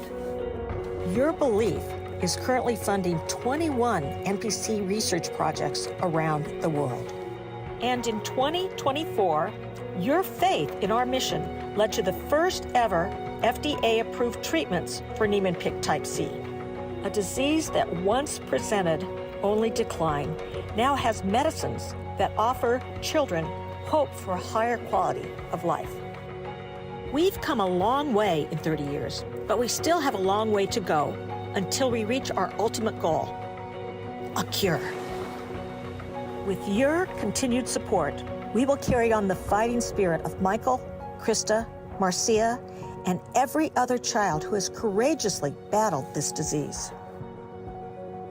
Thank you for all of your years of giving on Notre Dame Day and beyond. Thank you for giving hundreds of families hope when they needed it most.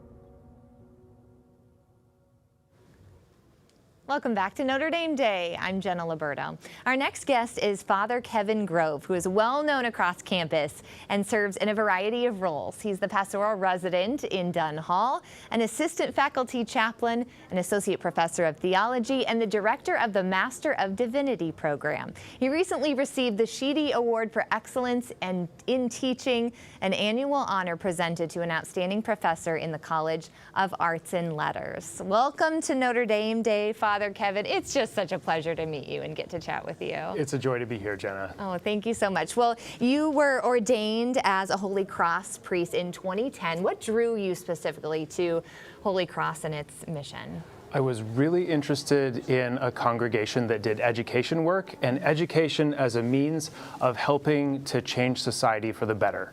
I subsequently learned Holy Cross describes that as a work of resurrection, of bringing life and light where there was darkness before, and doing that in community and specifically as family, which is the way Holy Cross lives together, was something that really inspired me and drew me to it.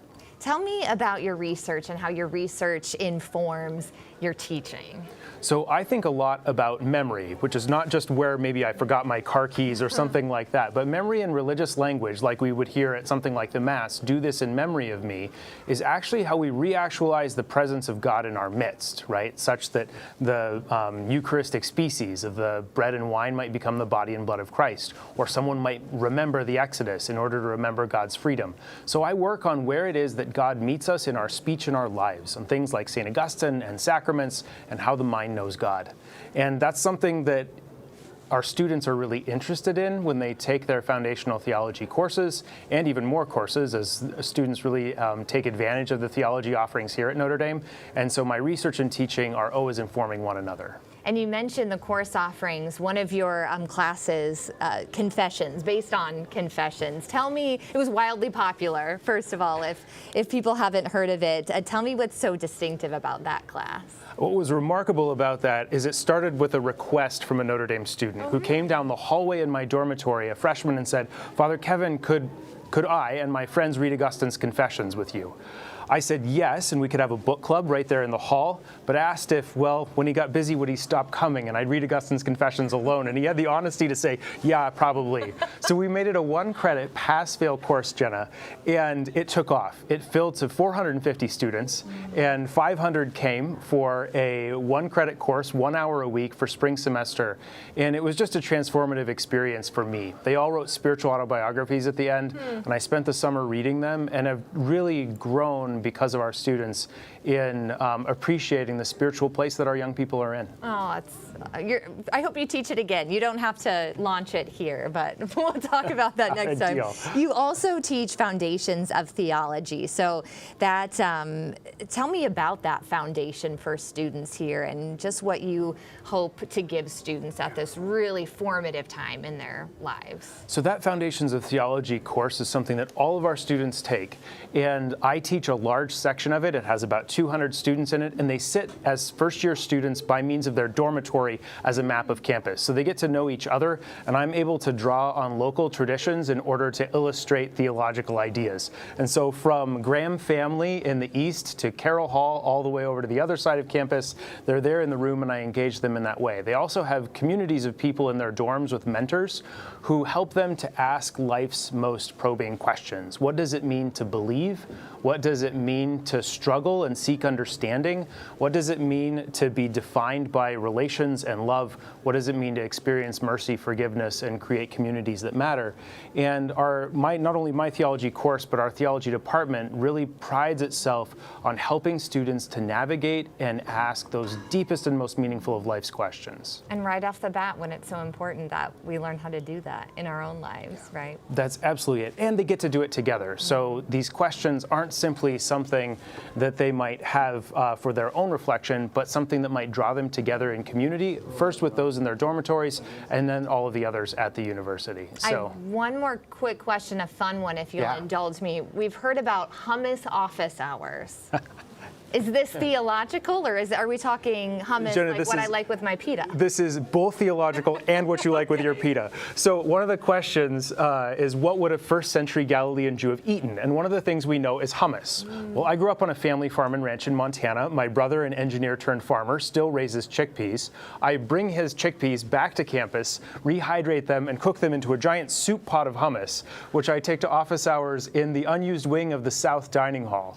And it's open for the whole class to come, and it's amazing how 200 students can go through a soup pot of homemade hummus in the course of a couple hours of a study session. It does get people to come to office hours and share a biblically appropriate first century snack. Just teaching in all ways. Father Kevin, it's been a pleasure. It's really great to be with you, Jenna. Thank you so much. I want to know more about that hummus. But in the meantime, we have to get to Notre Dame Day reporter Amanda, who is standing by with one of our causes. Thank you so much, Jenna. I'm here with two representatives of the ski and snowboard team. We've got Connor and Macy. Can you tell me a little bit about your club? Sure. So we actually started about 2 years ago. When I first got to Notre Dame, I was pretty sad that there wasn't a ski club here. I was really excited about the chance to ski race in college, but it wasn't here. So I actually found two other students here at Notre Dame, and we reestablished the club. I actually met them at an event sponsored by the Notre Dame Investment Club. It brought ski Olympian Lindsey Vaughn to campus. So we both kind of shared that passion for skiing, and we met each other there and just established this club. The heart of the club is around ski racing, but we also do day ski trips to nearby resorts in Michigan. And the best part about the club is the fact that there's no cuts, so anyone can join, even someone who's never skied before. We really just want everyone out there to have a good time and enjoy the slopes. Yes, that's amazing. Was there anything else you wanted to share? No, that's great. No, that was a great introduction. Awesome. And then what is like your proudest moment reestablishing this club? Yeah, so I obviously didn't reestablish the club. I'm the new president, but I did kind of walk onto the team last year with no race experience. I remember finding myself in Otsego, Michigan for the first time at the top of a race slope. And I had never raced before in my life. I was absolutely petrified. But really, I was surrounded by a bunch of awesome, super fun, and supportive people. And that's what this team's all about. And so while I didn't do great going down the race, I was so proud that I even did it. To go down the hill with no prior race experience, that's what this team's all about. And I'm so proud of what we have here and about overcoming that back in Michigan last year. Yeah, and Connor's story is just one of many. I mean, most people come to the team without knowing anyone, without really skiing before. And since then, I mean, 2 years ago we had nothing, and now we have a team of over 60 committed and dedicated ski racers, and we all just really love being together, and it's such a great community. Yes, thank you so much for sharing the ski and snowboards team. And now we're going to kick things off to more amazing things powered by Notre Dame Day. Thank you. To be a force for good in the world, you must first serve your own community. Notre Dame and South Bend are inextricably linked through a shared past, present, and future. This bond demands a partnership committed to both city and university thriving, an alliance dedicated to resolving our community's greatest challenges. Notre Dame's Institute for Social Concerns helps facilitate community problem solving through its groundbreaking Justice Labs. Justice Labs are interdisciplinary teams of faculty, postdocs, students, and community members who collaboratively address pressing community challenges and develop innovative, scalable solutions. Teams are led by faculty, but also operate as participatory spaces grounded in shared inquiry, intellectual rigor, and mutual respect. The Housing Lab is designed to bring students into conversation with community partners to consider housing as a human right and duty within society. While generating community-informed solutions, Justice Labs also provide both undergraduate and graduate students with a unique learning experience that they will take with them to communities around the world. I chose the Housing and the Common Good Lab because I saw a lot of connections between what I'm doing moving on forward in my career, and I thought it would be important for me to understand how the decisions I make affect those around me and how I can make decisions to help better the issue of homelessness and housing insecurity in our world. By making a gift to the Institute for Social Concerns on Notre Dame Day, you give students the opportunity to make a real difference in our community and beyond. Thank you for helping us serve the city of South Bend. Thank you for empowering us to be a force for good in the world.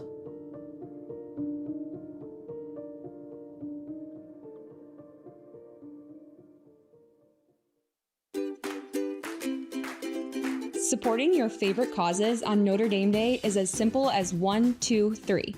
Navigate to notredameday.nd.edu and locate the Make a Gift button in the top right corner of your screen. Once there, you have the option to either search for a specific cause or explore our curated selection of impactful initiatives, such as financial aid or student experience.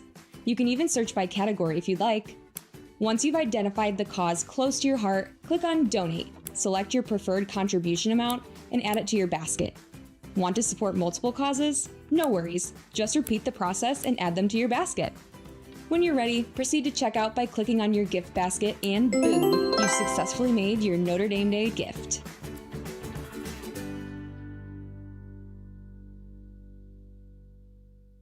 Welcome back to Notre Dame Day 2025. Do you really want to know where I was on April 29th? I was here in Duncan Student Center in the cause corner with Maddie from Notre Dame Cheer. So Maddie, can you tell me a little bit about Notre Dame Cheer and how you got involved? Yeah, so I got involved my senior year. That's when I decided to try out in high school. So I was always interested in cheering in college, and then I looked into it, saw the tryout, filled it out, and then I made the team, luckily, my senior year of high school. So I've been involved ever since my freshman year all the way to my senior year. That's amazing. And how many students are on the Notre Dame Cheer team? So there's about 40 of us. There's about like 15 girls and about 25 guys. That's awesome. So I'm a little biased. My little brother is actually on the Notre Dame Cheer team, and I know you guys made a big trip this year to nationals. Can you tell me a little bit about what that experience was like? Yeah, so about 3 years ago, we started competing at UCA College Game Day Nationals, and it's just super important to us because we cheer on a lot of athletics here, but we get to compete ourselves as well. So we go down there in Orlando, and we get to compete against a bunch of other collegiate teams, and we create our own routine, and that's just our big event in January. That's great. And what does it mean to be a Notre Dame cheerleader? How do you guys interact with the members of the Notre Dame family in particular on game days? Yeah, so we go to like a lot of tailgates, and honestly, like just being a Notre Dame cheerleader is being able to like uplift spirits on game day and really cheer on the Fighting Irish. Just going around tailgating, or not tailgating, but going to the tailgates and just meeting all these beautiful, amazing people. It's just such a special experience, especially feeling the love that they have for Notre Dame is really remarkable, and I think will always carry with me after graduating from the university. That's amazing. So if someone was to make a gift this Notre Dame Day to the Notre Dame cheerleading team, what would that mean to you guys, and what would you guys use the funds for? Yeah, so a lot of those funds goes to team enrichment. So that's a lot of like meals and everything like our needs for like game days. So when someone makes a donation, you're just really donating to the spirit of Notre Dame. Anything really helps us out, and really appreciate any gifts that can be made. That's amazing. So I know you guys have a goal of $30,000, and you guys are crushing it 2 year goal. You are 76% of the way. You're ranked number 72 on the leaderboard, which is pretty remarkable, with over 62 gifts. So Maddie, for Notre Dame Cheer, what are any last parting words that you have for the members of the Notre Dame family? So Notre Dame Cheer has just been like a family to me the last 4 years, and I couldn't think of like a more amazing family to be a part of. They're all so sweet and caring, and they truly love Notre Dame from the deep bottoms of their heart. And I would really just like to, as my last gift to the cheer team, to help them out and be able to be on this broadcast and help raise money for them next year. Well, thank you so much, Maddie, for your time. Thank you so much for joining us. We're so grateful to have a member of the Notre Dame cheer team here. And now let's send it back up to Gary. Thanks so much, Caitlin. Appreciate it. The Notre Dame MBA Association plays a pivotal role in enhancing the academic, professional, and social experiences of MBA students through organizing events, supporting clubs, fostering a strong community. And the MBAA, as it's called, ensures that students maximize their time at Notre Dame. Here to tell us more about that are a couple of leaders from the MBA Association, James Smart and Megan Whalen. James, Megan, welcome to Notre Dame Day. We appreciate having you here. Thank you so much. You're all decked out in I love it, in Irish green. Absolutely. Yeah, James got the memo and dressed just like me, so Exactly. we're all good. Tell us a little bit about where you're from. So, James, you're the president. We'll let you go first. So, where are you from and where do you live and all that good stuff? Yeah, so I'm originally from Morristown, New Jersey. I'm actually the third oldest of 9. Wow. And we have 5 in the works. I have my sister coming up. That will be Notre Dame graduates at some point. So super exciting and love Notre Dame. And I'm back at my MBA to pursue finance after doing a stint for 3 years in marketing. Great. Megan? Absolutely. So, like I said, Megan Whalen. I'm from Northwest Indiana, Munster specifically. It's about an hour and 15 minutes west of here. And like James, we're both 2021 grads from Notre Dame. I spent actually the last 3 years in the Notre Dame investment office helping manage the endowment. So I like to say this is my 3rd stint around Notre Dame, also studying finance. Yeah, the endowment's doing pretty well, so thank you for your service. we appreciate that. Let's talk about it. I mean, you're both double domers. Yes. You're both from the same undergraduate major. You're both in the same graduate program. And from what I understand, you're interning and probably going to work at the same place in Chicago after you get out. Fingers crossed. Yes, absolutely. That's the plan. I think it's funny, we weren't friends in undergrad, but we had a couple mutual friends, and they made sure we met prior to the MBA program as well. Great. Well, James, tell us about MBAA. What do you do? And, you know, it's important to note that one thing you told me, and we want to get right out in the open here, is you don't really have a way of sending an email blast out to all of the MBA graduates from over the years to raise a little money, right? Yeah, I would say that's priority number 1 for us and why we're so grateful to be here today.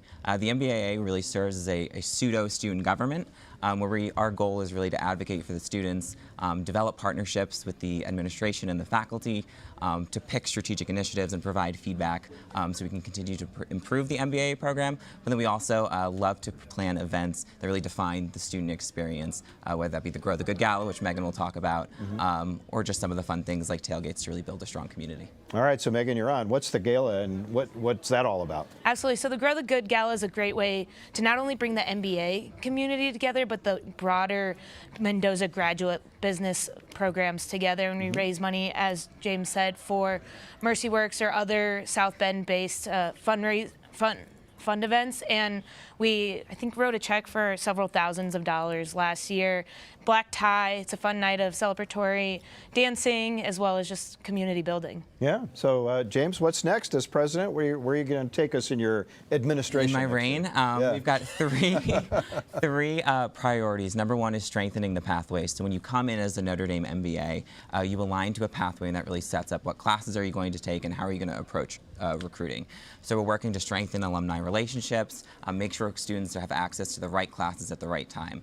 Next is continuing to build up the partnership with administration and faculty and make sure we're improving our feedback systems and keeping an open dialogue between both of us.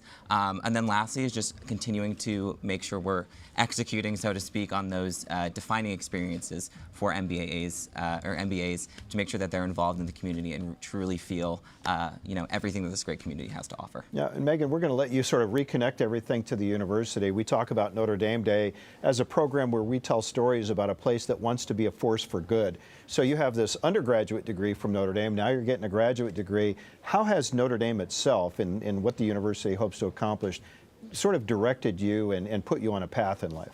Absolutely. So I think Notre Dame does it across the board, whether it be like Father Kevin Grobe's theology classes. We take several ethics classes as part of the MBA program. I'm probably going to take a class called Catholic Social Teaching, Corporate Governance, but a highlight of the MBA program is actually a class called Business on the Front Lines, where James was in it over the last semester, and we go and create initiatives and work with local groups in different countries. He was in Kyrgyzstan early this year, and I think Uganda was another site visit. So just as a way to bring business into different places across the world. That's outstanding. Congratulations to both of you. I hope you have a good term next year. Thank you so much. We appreciate you joining us here today. Remember, all you MBA grads out there, send money, right? You guys need it, right? Please. Meantime, they'll work on the directory. And now we've got a special treat in store for you. Dr. Kate Biebendorf, better known as Kate the Chemist, is a scientist and entertainer and Notre Dame's first ever professor for the public understanding of science. We are sending you into Kate's brand new lab for a sneak peek at a special science demonstration in honor of Notre Dame Day 2025.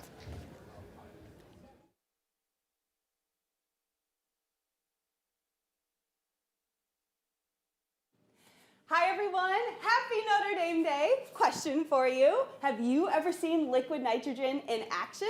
Because you're gonna. Here we go. So this is liquid nitrogen. It's 77 Kelvin, which is about negative 196 degrees Celsius. So what I'm gonna do is, get rid of that. What I'm gonna do is put my liquid nitrogen into my insulated container here. It's a little heavy. Okay, good thing I didn't work out this morning. Okay, whew. Isn't that cool? All right, so liquid nitrogen is vaporizing right in front of you. So we're seeing it go from the liquid state to the gaseous state. Safety first, put that in there. All right, so I can blow on it. You can see the vaporization happening right in front of you. But what we're actually seeing is a white cloud. And that white cloud is water vapor, just like a regular cloud that you see in the sky. But we can kind of encourage that cloud to come in a more dramatic way if we add hot water directly to it. Oh, let me get my tank out of here. Okay. So I'm going to take hot water here that's about 80 degrees Celsius, so not quite boiling. And we're going to dump it in. Ooh! To see a really cool thundercloud. Let's see if we can make it bigger. Ooh! Oh my gosh, y'all, we're in my brand new STEM studio. This is so cool. Oh my gosh, I'm loving it. Okay, let's do one more. Oh my gosh, this is amazing. Oh, science in action right in front of you. But I've got to be honest, I think we can do better. All right, let's try one more thing. Oh, hold on, let's play first. Oh, ooh. Okay, one more. This time, we're going to use this beautiful Notre Dame trash can. Let me add a little bit more liquid nitrogen here. Oh, it's almost too high. Woo! We'll add a little more. Should we do more? Let's do more. It's Notre Dame Day. We gotta do more. Let's go big. Safety, safety.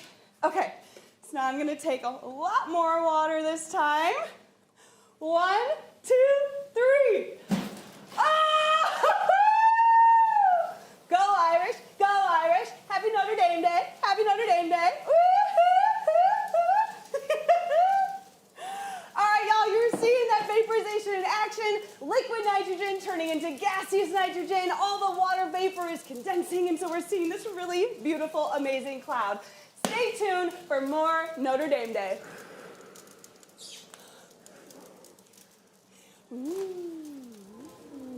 Well, I had Emil T. Hoffman for chemistry back in my freshman year, but I think I would have enjoyed Kate's class, and that was fantastic demonstration of science in action. We've got plenty more to come in this hour throughout the evening as well, but first let's take a look at the impact that Notre Dame Day is having on campus and around our community. So what Solas has provided me with is a space where I can come in and find people who look like me and think like me and have the same goals as me. We help each other as a family and just like become friends and make sure that each of us feels like we belong at Notre Dame. The Society of Latino Engineers and Scientists at Notre Dame, or SOLES, is a community of students striving for opportunity and seeking to contribute their unique voices to careers in STEM. As an international student from Colombia, I feel like every culture has a different way of approaching problems, and I think that's what I bring into STEM, a different angle and a different perspective to solve each situation. Whether funding trips to convention that provide invaluable opportunities for professional development, or enabling special events that further cultivate a sense of belonging under the Golden Dome, Notre Dame Day bolsters the SOLES mission to empower Latino and Hispanic students. Together, we will realize our full potential. I will be a design engineer. I will be a tech consultant. I will be a roller coaster ride engineer. Gracias por apoyar a nuestra comunidad y ayudarnos a mantenernos unidos. Thank you for supporting SOLES and making sure that our familia continues to stay strong.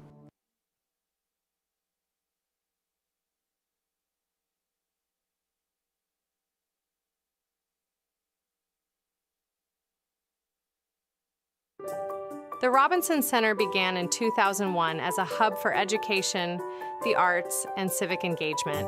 Since then, people of all ages have benefited from the center's growing list of programs and classes geared towards every stage of life. Robinson Community Learning Center is a place that really connects the University of Notre Dame to the city of South Bend. Not only are programs here on site, but we reach out to 14 different not-for-profits to provide parenting programs. We have preschools in 3 locations around the city. We are an outreach arm of the university, and we take that role very seriously. In 2024, the Robinson Center directly served over 890 community members, including more than 230 students from 47 area schools. This Notre Dame Day, when you make a gift to the Robinson Community Learning Center, you're empowering Notre Dame to be an even greater force for good in South Bend. That means more resources for parents, greater growth and enrichment for students, and for our seniors, greater engagement and a path towards lifelong learning. Thank you, Notre Dame family, for helping to invest in our community.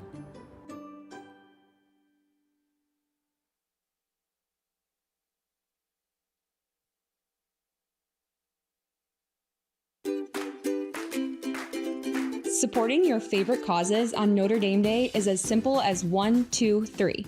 Navigate to notredameday.nd.edu and locate the Make a Gift button in the top right corner of your screen. Once there, you have the option to either search for a specific cause or explore our curated selection of impactful initiatives, such as financial aid or student experience. You can even search by category if you'd like. Once you've identified the cause close to your heart, click on Donate, select your preferred contribution amount, and add it to your basket. Want to support multiple causes? No worries, just repeat the process and add them to your basket. When you're ready, proceed to checkout by clicking on your gift basket and boom, you've successfully made your Notre Dame Day gift.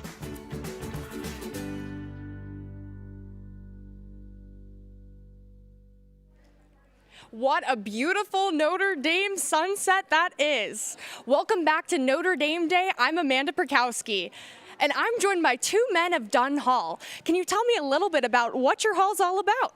Yeah, so this year, Dunn Hall was able to win Golden Hall of the Year, which we're very proud of, and we're very proud of our community. One of our really cool events that we helped put on to win that was called Pull-Ups for Patriots, which was, we used the pull-up bar as seen right there, and we were on Library Lawn raising money for wounded veterans. We partnered with the Joshua Chamberlain Society, and we were able to raise over $7,000 for them, which we're really proud of, and helped us to win Golden Hall of the Year this year. What an amazing cause. And I think we're going to see some more pull-ups right here.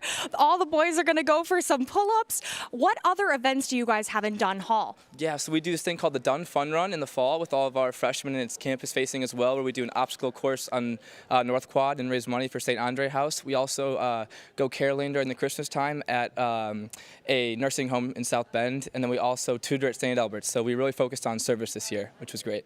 And service is a big key part of this fundraiser and getting Hall of the Year, right? And then what are the perks of winning Hall of the Year? Yes, we're going to get a dome dance in the fall and the spring next year, which we're really excited about. So a dance under the Golden Dome. And also one of the things we're hoping to raise money for ND Day is trying to get a new banner so we can put it up in front of the dorm, which we're excited for as well.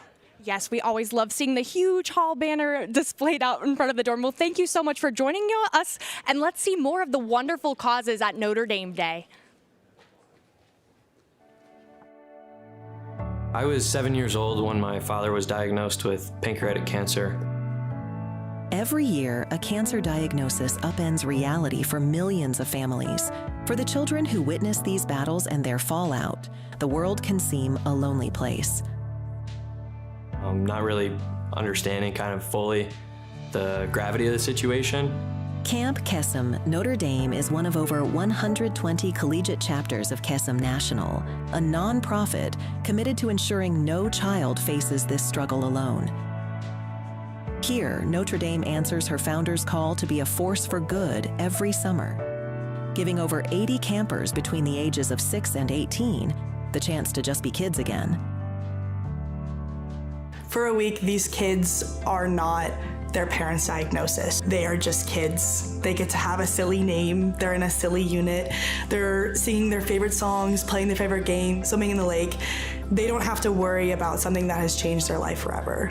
Whether providing a cost-free week of camp or year-round support through resources and engagement, Camp Kesem Notre Dame is successfully run by students dedicated to being the fundraisers, counselors, and friends these children deserve. As a counselor at Camp Kesem, I have learned what true strength and bravery looks like. I've learned that it's most important to share your struggles with everybody.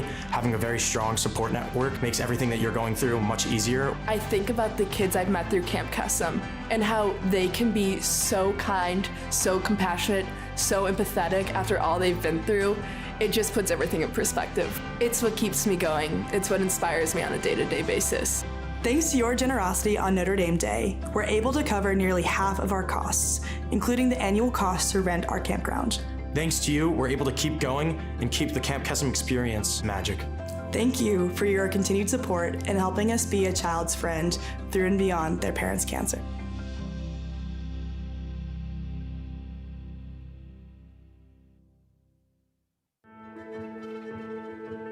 At the University of Notre Dame, amidst the rigorous academics, a unique team thrives. Bound by a shared passion, it's more than just a club, it's a family. It's about so much more than just the horses. It's about bonding as a group. It's about the relationships you make with the horses, with your friends. We have team outings and stuff like that where we all get to spend time together away from the barn. It's really just all about making friends in college that will last for life with a common interest. Beyond the camaraderie, the bond with these incredible animals offers a vital outlet for the pressures of college life. Horses are such a therapeutic animal that with the stress of classes and everything, I knew I wanted to be around them still, even though I'm not at home. Most importantly, when I'm riding, I'm not thinking about anything that's going on outside of that riding, and I think everybody needs an activity where you can do that. For so many of us on the team, that's always been horses. Whether you've been riding for years or just starting out, the team welcomes all levels, fostering growth and confidence.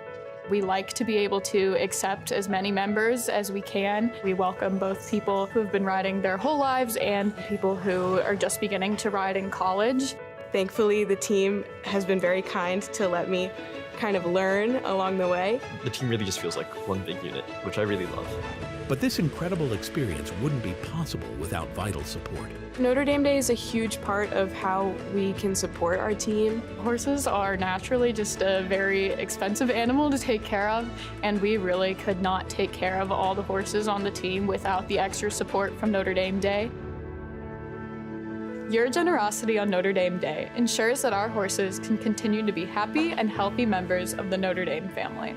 Thank you for investing in our team. Thank you for supporting our passion.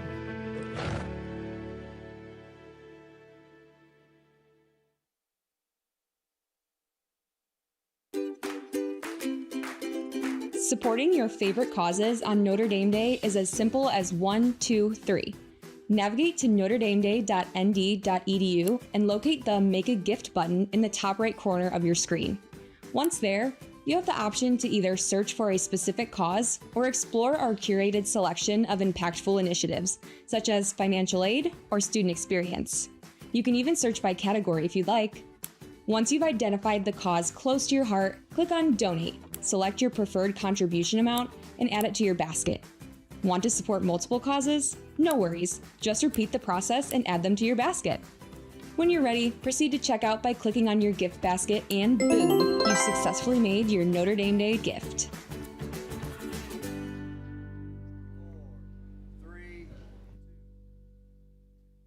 And welcome back on this Notre Dame Day. I should say days, because not only are we peaking right now, but we got more to go coming up tomorrow, but we got a special treat for you, okay? We've already kind of discussed what's going on with Rocketry. We've gone over what's going on with the MBA program, but what about when it comes to music to your ears? Well, I got a treat for you, a cappella behind me, and they already told me what song they were going to sing, but I heard them during sound check, and ladies, you sounded fantastic. So take it away. We got some Lady Gaga, and I think this is going to be a little bit better than Lady Gaga herself. Take it away.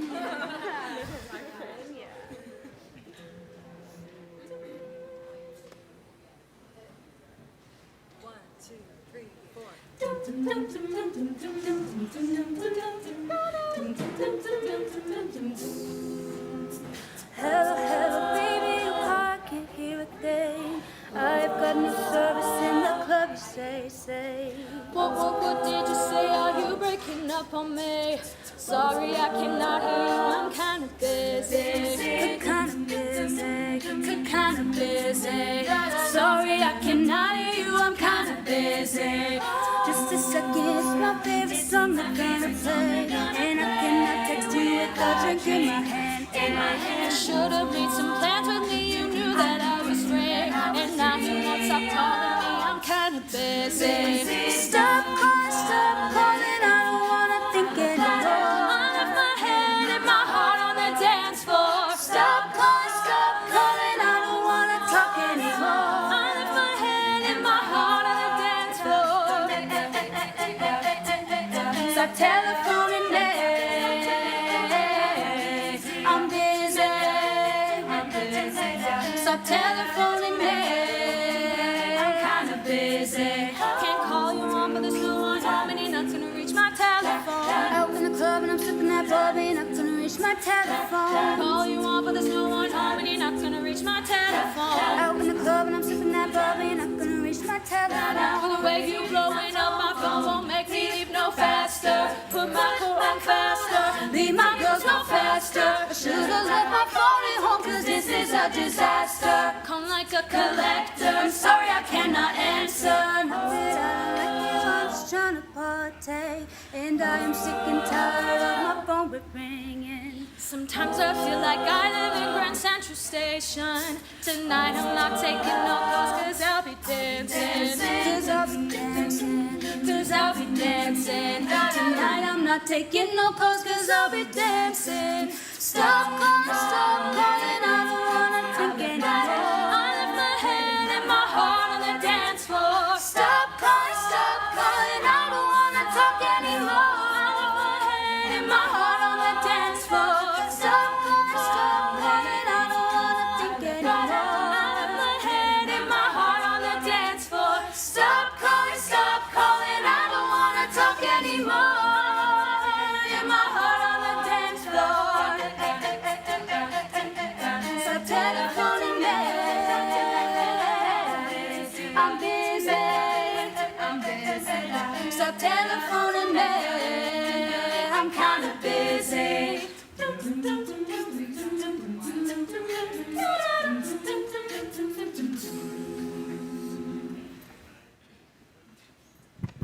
Well, you guys can clap. You can clap. I mean, it was amazing. There were a number of people that weren't here, and they have stopped just to listen. You guys over here, you heard it. You had to stop and pay attention. Great job, all of you, for that song. Can you guys tell me a little bit about the program and how long you've been a part of it? Absolutely. So I'm a sophomore. I joined fall my freshman year, and honestly, it's my favorite part about Notre Dame. I can't imagine it without these girls. It's a great group of singers. It's a great group of friends. So I'm super grateful to be here. Excellent, thank you. And I got to ask you, I know, experience-wise, what did it take to get into this kind of program to have that kind of ability to carry a tune? I have a bucket and I can't carry a tune like that. Well, we have auditions and we get to choose our songs, and then we have callbacks where we get to sing another song in front of everyone, and then they kind of pair us up into voice parts, and we kind of mesh together and try different voices and see how we blend, and then that's kind of how they pick us. That's great to know. And of course, the last thing, because you were up front too, so I'd ask you as well. What does this do for the community in Notre Dame, within Notre Dame? Where have you seen this program go, and where did it start for you? Of course. So we do a lot with the football season. We love to perform at the bookstore. We'll do a lot of tailgating. And as for the community, I think it's a really empowering thing to have an all group of girls singing on campus. And we're the only all-girls a cappella group that sings on campus. And so it's a really great way for us to come together and feel very strong as females together and singing. Excellent. And I heard that you guys got one more song. Go ahead. Take it away.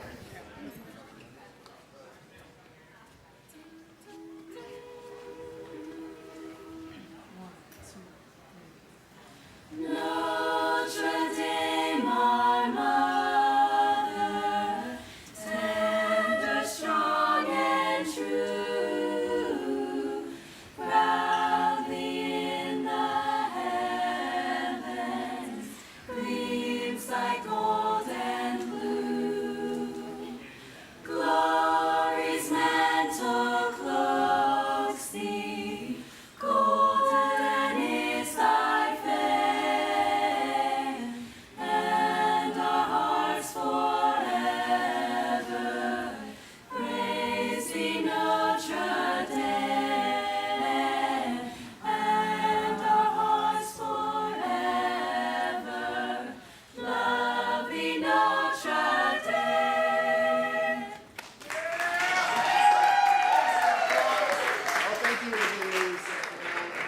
but also what you do for the community. We'll send it now back to Jenna and Gary.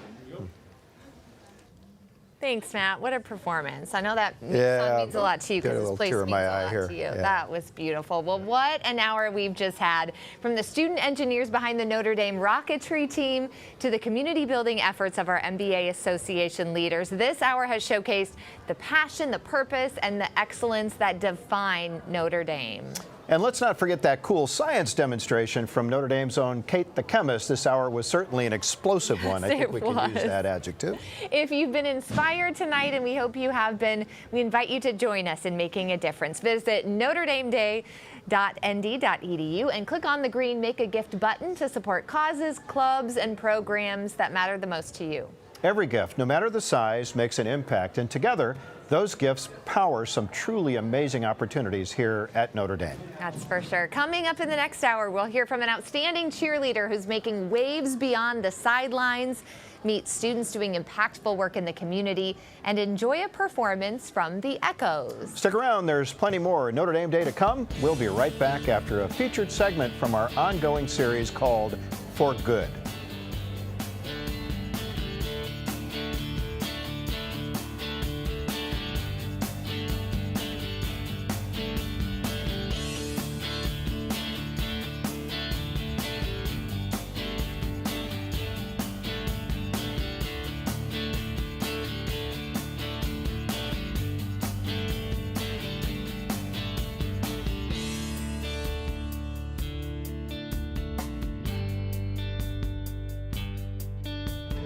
Please enjoy this quick look at our ongoing series, For Good, Stories from Notre Dame, a behind-the-scenes glimpse into life under the Golden Dome and the powerful stories that drive Notre Dame to become a force for good in the world.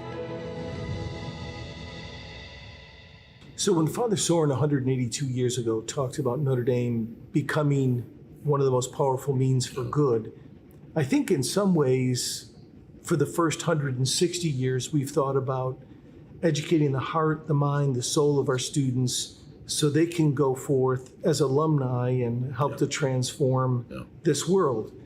In the last 20 years especially, and even more recently when you joined us a year ago, the focus more is how can research for the common good, research for humanity, be a way to kind of take that mission that Father Soren envisioned. So tell us a little bit about the breadth and scope of the way that research can be a force for good in the world. You know, I think, Lou, I often think about research as Notre Dame is not something new, but a resurgence. Mm-hmm. You know, one of the joys I have is I enjoy reading history, and as I prep for the transition to this role, I spent a long time diving into Notre Dame's research history. You know, I think we sometimes forget we're the place where synthetic rubber was developed. We had the first wind tunnel in North America. We just celebrated the 125th anniversary of the first long-distance wireless transmission in America. And so Notre Dame has had a rich research history, but I think it has never been amplified, to your point, right, at being the level of what we can do in the classroom. And so I think what we now have with the framework of being a force for good, along with some concrete recommendations in the strategic framework for areas that we think we can focus and create unique differentiation for us, is really a pathway through which we can really see the impact that we want to have. Mm-hmm. And so whether that's in some of these areas like democracy and ethics, where we've already launched initiatives, or whether it's in some of them emerging now, like in mental health or bioengineering and life sciences, mm-hmm. I think Notre Dame has a lot to give to the world in those spaces. And from our unique position and partnerships, I think we can amplify our impact in that space even deeper. Mm-hmm. And I think much like we've transformed this nation and really in many cases have global impact through our students in the past, now we can have it not only through our students, but through those students' research. Right? It's research is not a faculty sport. It's not a staff sport. It's not a student sport. It's a team sport, just like football or basketball or lacrosse, which certainly is important this week. So, you know, I think if we think about it in the same way, that's the type of impact we can have. And I'm really excited about what we have going on right now. So I think a lot about the adage, discovery is the highest form of learning. Yes. And I remember when I was a student here many years ago in the early 80s, there were a lot of tutorial classes. Mm-hmm. A professor stood up, lectured, you took notes and studied those notes, and then, you know, that's how you prepared for a test. Yep. Now, for many of our students from all the different disciplines, it's about primary research. It's about creating something new, being engaged in those teams in that creative process. And it seems like a deeper level of education, and the campus no longer is the classroom, but the world. That's right. Give us your take on that and why that's so vitally important as a pedagogical method. Yeah. I think research is being like the purest form of experiential learning, right? Mm-hmm. You're implicitly taking something that has not been solved before and trying to come up with a logical answer for it using scientific methods and other well-established principles, right? And so I don't care if that's in the humanities where you're perhaps doing something new and creative and reinterpreting something from the past or looking for a paradigm for the future, or whether that's in science or engineering where you're doing basic discovery based on physical sciences or natural sciences, etc. Right? You can always move the ball forward. And so, I think about, I'm guessing you're like me. I have a college degree. Do I use what I learned in that college degree in the classroom on a daily basis? Candidly, no.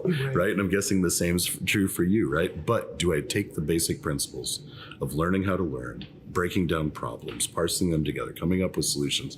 Absolutely. And I'm guessing the same is true for you. And I think the biggest gift Notre Dame can do is give its students, I think, is thinking about the world's hardest problems, being informed by our mission and our Catholic character and how we can think about and interpret those problems, and then applying it moving forward to really help tackle some of the world's hardest challenges. Stay tuned to the Notre Dame Day broadcast as we bring you more excerpts from the For Good series with a wide array of guests, all working to serve a world deeply in need.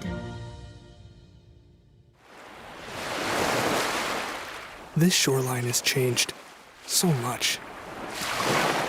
Rising tides, erosion, pollution. All of creation is this divine gift, and we're throwing it away. We've got to start caring for our planet and for each other, because we're running out of time.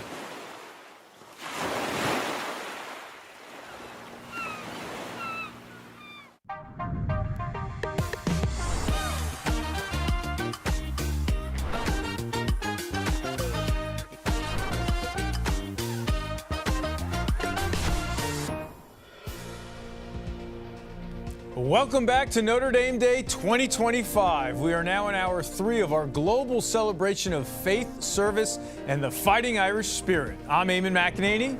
And I'm Amanda Perkowski, and we're coming to you live from the Duncan Student Center right here on the campus of Our Lady's University. Whether you're watching from South Bend or halfway around the world, we're so glad you're spending this hour with us. We've already shared some incredible stories today, from groundbreaking research and innovative classroom experiences to the spirit of service that makes Notre Dame truly special. And this hour is packed, and there'll be even more. We'll be hearing from a student who volunteers his time and talent to help mentor and guide young men in the South Bend community. We'll also enjoy 2 live performances this hour, first from the beloved Notre Dame Folk Choir, and later a show-stopping set from the Echoes. Throughout the hour, we'll be checking in on our fundraising progress, and we invite you to join the thousands of alumni, friends, and family who have made a gift to Notre Dame today. Just visit notredameday.nd.edu and click that green button, Make a Gift. So much good is happening on this campus and beyond, and your support helps make it all possible. Indeed. Now let's get an update on the fundraising from Connor. Thank you so much. So excited to be here. My name is Connor Montiel. I'm going to take you through some brief updates on our fundraising thus far today. 2 awesome, check it, 2 great milestones that we just surpassed here. We've got 19,000 total gifts received. Incredible pace. This is a record this early in the broadcast, as well as just crossing the $2 million mark. Thank you so much for everybody who's out there making these gifts, helping to support over 791 causes, close to a record there as well. So thank you so much. A couple things I want to touch on. Our challenge for the hour is Notre Dame Alumni Association clubs, size D. That's an extra $500 for the club that gets the most gifts in the next hour. Additionally, I want to shout out the top 5 here. We got some familiar names in here. We got the Ara Parsegian Medical Research Fund, Financial Aid, the Glee Club. Duncan Hall is the one that I want to take a moment to touch on. Brand new to the top 5 this year. Last year, in total, across all of Notre Dame Day, 367 gifts. They've already surpassed that, and we still have plenty of time left to go.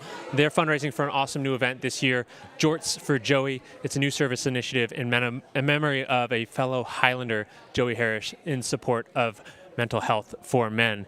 And finally, just a couple things here. The Glee Club already at 59% to their goal, 20K to go, so they're pacing very well. That's helping to fundraise for tuxedos and for their international trip in the coming year. And also shout out to the NBA military veterans, 94% to their $15,000 goal.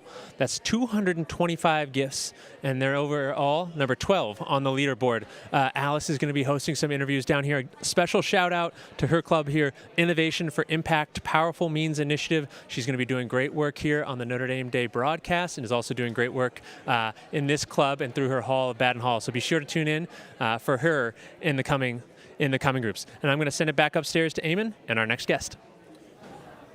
All right, Connor, thank you very much. Notre Dame's Office of Campus Ministry offers local service opportunities for students through a program known as Mercy Works. Mercy Works' mission is to foster transformative kinship between Notre Dame students and residents throughout the South Bend community. Today, we are joined by senior Carlos Macias, who has volunteered his time and talent through the Mercy Works program. Welcome to Notre Dame Day, Carlos.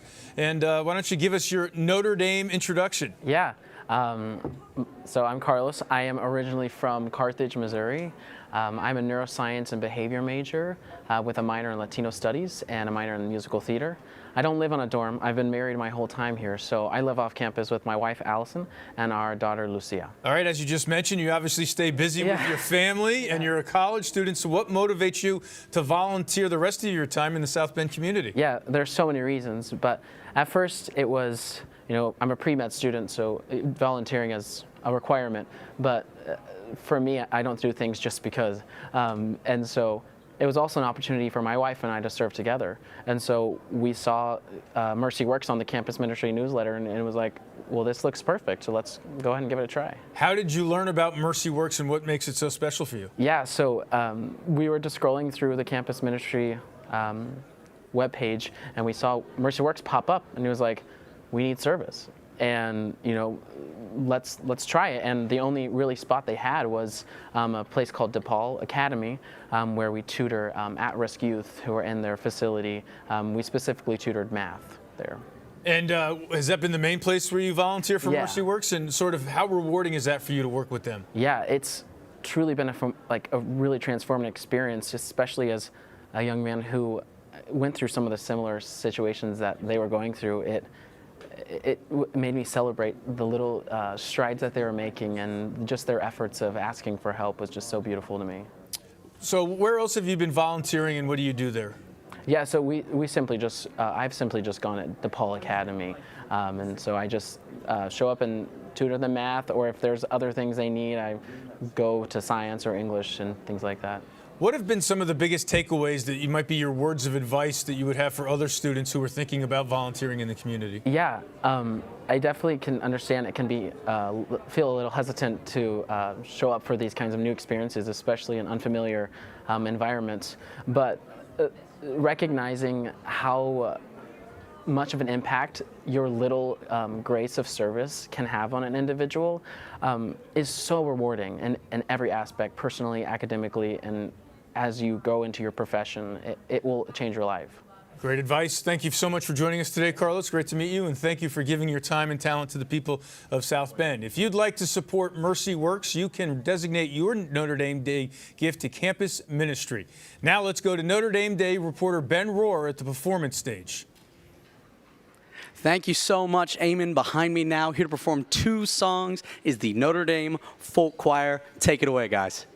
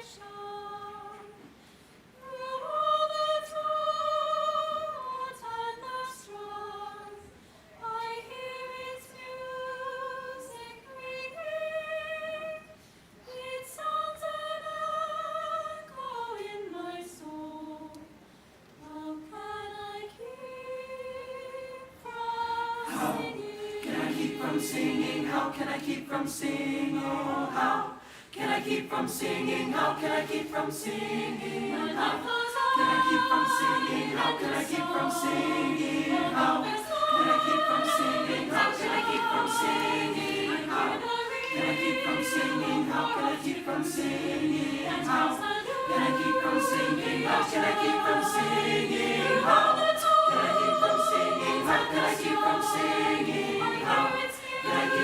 singing? How can I keep from singing? How can I keep from singing? How can I keep from singing? How can I keep from? How can I keep from singing? How can I keep from singing? How can I keep from singing? Those tempest roar loudly, I hear the truth it liveth. Though darkness rolls round me, songs in the night it giveth. Storm can shake my inmost calm, while to that rock I'm clinging. Since love is Lord of heaven and earth, how can I keep from singing? How can I keep from singing? I lift my eyes, the cloud grows thin. I see the blue above it, and day by day this pathway smooths. Since first I learned to love it, the peace of love makes fresh my heart, a fountain ever springing. All things are mine in love and joy.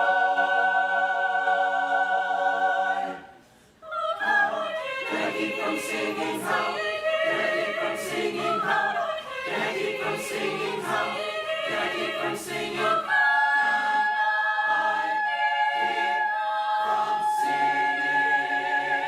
Singing. How can I keep from singing?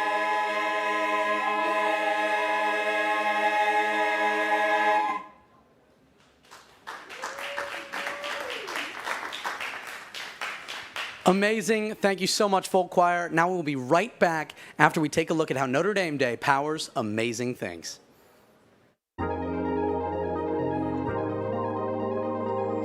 I kind of want to go into this because one of the main goals of entertainment is to make people happy. That is something that I'm really passionate about. I want to be able to make people happy. The Themed Entertainment Association of Notre Dame allows students to nurture the creative spark as they prepare to enter an industry that is built on imagination. The themed entertainment industry encompasses a wide variety of events, from theme parks, museums, zoos, aquariums, escape rooms. Anything that you can add a story to falls underneath themed entertainment. Sharing common goals and a unique spirit, these students unite for encouragement and collaboration. Together, they sharpen their skills, seek opportunity, and challenge each other to create increasingly unique and entertaining events that engage, entertain, and inspire the community at large. It allows a different form of telling stories. It allows people to be more at the center of the story, interact with the story, be immersed in this story. As an engineering student, I want to be able to have the challenge to integrate storytelling into engineering. It is creating something that people will have an emotional response to. Notre Dame Day is vital to all that we do and makes our annual LEGO Kingdom event both possible and free for all. From 8 a.m. to midnight in the Duncan Student Center, we welcome participants of all ages to build a LEGO theme park, giving kids a memorable experience and encouraging adults to unleash their inner child. Thank you for helping our creative spark ignite a career. Thank you for your continued generosity on Notre Dame Day and beyond.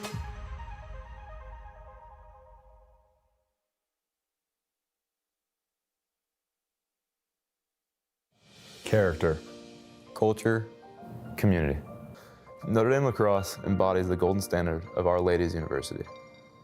On the field, They execute, they are disciplined, they are champions. But it's off the field where the team makes its biggest impact. Our work doesn't just stay within the walls of this locker room. Our work extends beyond that out into the community, and whether that's helping people through the Boys and Girls Club or through Fighting Irish Fight for Life, or the various things that we do. We do whatever we can to kind of help the community and extend it beyond the walls of our lotto. Every year, the Notre Dame lacrosse team commits themselves to serving the common good by giving back to their community. It's a chance for us to do a good thing for somebody else who is less fortunate than us, and to really take something from it and learn a lot about ourselves that we might not have been given the chance to learn. For 5 decades, the Boys and Girls Club of St. Joseph County has been a place for kids to grow, to learn, and to realize their full potential. Sharing the club's mission to positively impact the community, Notre Dame men's lacrosse regularly volunteers their time and talent to help better serve the boys and girls of Michiana. There's a kid at the Boys and Girls Club called Jaden. Every time I went over there, he was kind of the kid I stuck by. He was just a quiet kid, loved sports, and kind of stuck to himself, and I kind of attached onto him, and he's been in my locker ever since we drew a picture together, so that was pretty cool. With your support on Notre Dame Day, we're able to collectively be a force for good in our community, advancing the university mission and living up to our 3 pillars. Thank you for fueling our service. Thank you for empowering us to be champions in our community.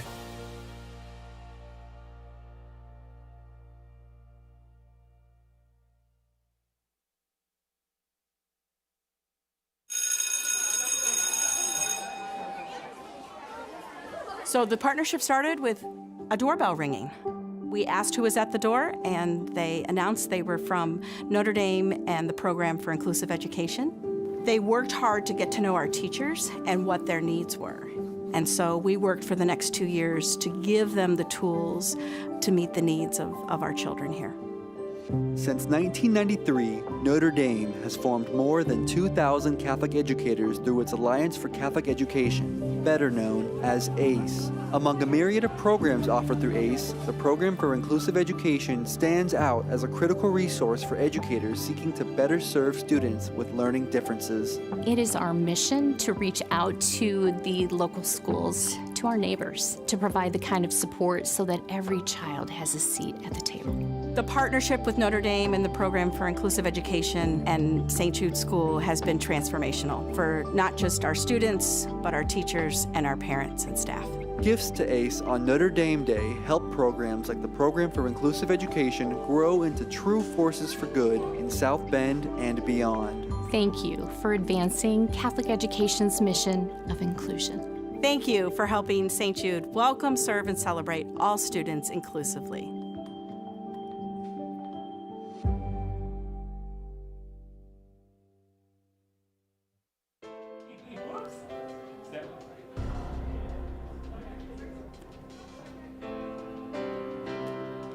Welcome back to Notre Dame Day. I'm Amanda Perkowski. Senior Molly Snook may self-describe as an organized mess, but in reality, she is an expert multitasker and a very busy woman. Molly has been pursuing a degree in psychology with a minor in digital marketing, but she also has been a Fighting Irish cheerleader while managing a very successful social media presence. With a TikTok channel that has garnered over 94,000 followers, 7.8 million likes, and undoubtedly generated enthusiasm for Notre Dame athletics and the sport of cheerleading, Molly Snook has already started translating lessons learned on campus into being a powerful force for good. Welcome to Notre Dame, Molly. Thank you. It's so good to have you here. Thank you so much. I'm happy to be here. Yeah, so let's start off 4 years ago. Why Notre Dame?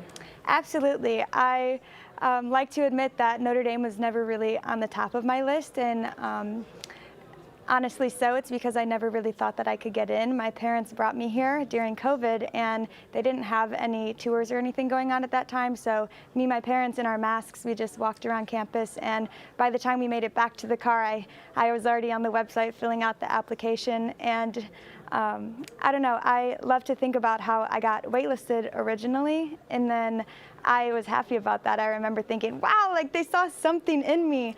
It wasn't like, it was an opportunity, it was a shot, and I went with it. I ended up getting in, and then I can't believe that that was 4 years ago, and now I'm here today. Yes, it goes by quickly. So when it's meant to be, though, it's meant to be. Can you tell me a little bit about when you started to grow this social media presence on TikTok and Instagram, and when you started making this Notre Dame content?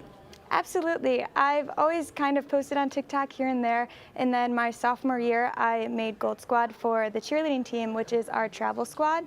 So I was traveling every weekend, and I recognized how incredible of an opportunity I was placed in, and I couldn't believe it. I often sometimes have to pinch myself because I feel like I'm dreaming, but I knew that it was something I never really thought I was capable of, and I wanted to show other people that their dreams are in arm's length and they just have to kind of go and get it. So that's when I started posting. I really try and be just authentic, I guess is the term that you could use, but I show mistakes, failures, the good, the bad, everything, just to show people that it's not perfect all the time and that they're capable of getting anywhere they want. Yes, that's a powerful and important message. So can you tell me a little bit about how you share this Notre Dame spirit with these followers that may have never stepped on Notre Dame's campus before? Absolutely. I think that goes back to what I just mentioned about before I stepped foot on this campus, I never thought that I was capable of coming here. And so through my social media, I try and use it as a platform to show people what this place is all about and show people that even if they think that they couldn't get in, they absolutely can, and they absolutely could be experiencing the things that I get to do on a daily basis that have become normal to me. So I try and show behind the scenes, I try to show the travel opportunities, but I also try to show just the friendship side of Notre Dame, the community.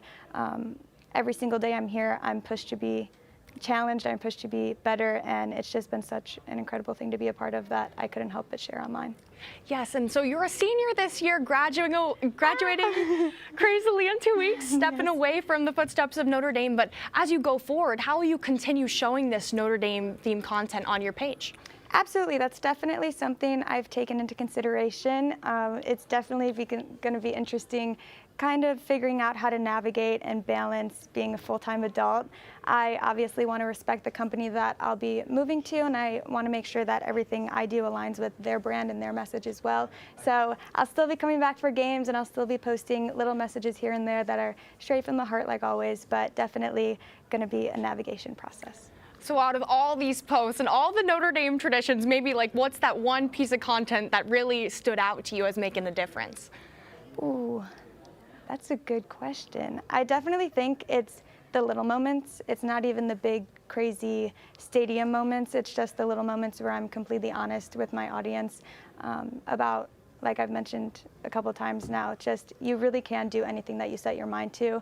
I never thought that I would be going to Notre Dame. I never thought that I would be a cheerleader at Notre Dame. These past 4 years have been more than I could ever dream of, and I think it's the little moments within my videos where that message comes across is what really matters. Yes, no, that's really impactful. And then I guess just lastly, out on that cheer squad, what was like a special moment that you had on the football field and then were able to kind of convey with your followers? Absolutely. I talk a lot. It's not necessarily the football field. There's so much going on all the time. It's like trying to make sure I'm doing everything and then still having a good time, like your head's on a swivel. But send off or step off right before our game day. It's where we go that leads us up into the stadium, and we do like a little parade, and I always say I feel like a Disney princess. We meet in front of the Golden Dome. It's where I get to see my parents and talk to my family that comes. I get to give them a big hug, and then we parade to the stadium, and then that's what leads into the game. And I think that's something that I'm really going to miss most, are traditions like that, where the community comes together to show our support for something bigger than all of us. Yes, the tradition here truly is beautiful. Well, thank you so much, Molly, for joining us. Thank you for having me. Yes, now let's send it over to the Cause Corner with Notre Dame Day reporters Alice O'Brien. Who's with you, Alice? Thanks so much, Amanda. Student causes are such an important part of the Notre Dame story, so let's learn about one right now. Do you guys mind introducing yourselves and telling us what cause you're here to support? I'm Arvin Picardo, here with the Filipino American Student Organization, and I will be the upcoming president in the fall. My name is Carlos Tison. I am a freshman, and I am the incoming Fiestang director for next year. Amazing. Could you guys tell us a little bit more about the club and how you both got involved with it? FOSO is actually the first cultural group founded here in Notre Dame, and it continues to be home to around 200 members. We are a really tight-knit community, and our main goal is just to promote the Filipino-American cultural experience here at Notre Dame.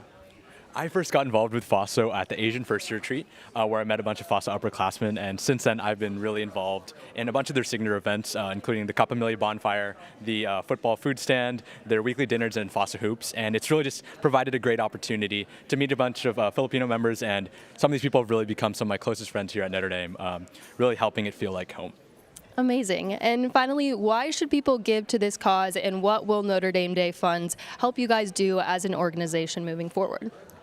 All donations will be greatly appreciated and will help FOSO. Most of our funds go into our annual showcase. A lot of time and planning goes into that showcase, and a lot of funds go into the planning, the event, the venue, and props and equipment. And all funds will help promote the Filipino American student organization here at Notre Dame. Amazing. Thank you guys both so much for joining us. We'll be right back after this look at how Notre Dame Day powers amazing things. So don't go away. To everyone in the Notre Dame community who so generously welcomed me and made Notre Dame a second home to me, thank you. The greatest gift that anyone could ever give me is the chance to dream, and Notre Dame and all the donors have given that to me through the scholarship that I'm on, but also the financial aid and the mental and physical and academic support that I'm getting here at Notre Dame. So this has been one of the greatest 2 years ever, and I look forward to the rest of my life after Notre Dame.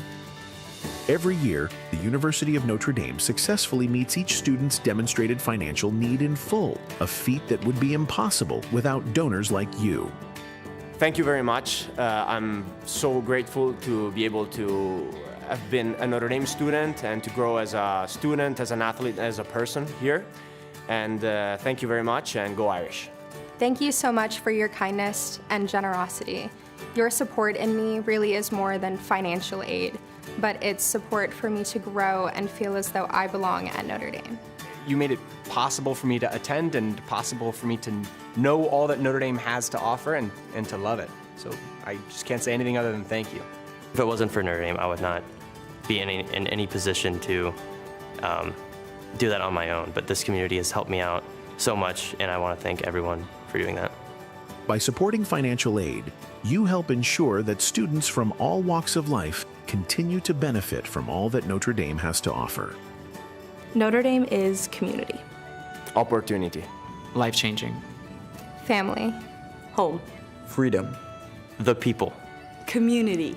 Opportunity. Force for good. Notre Dame is home.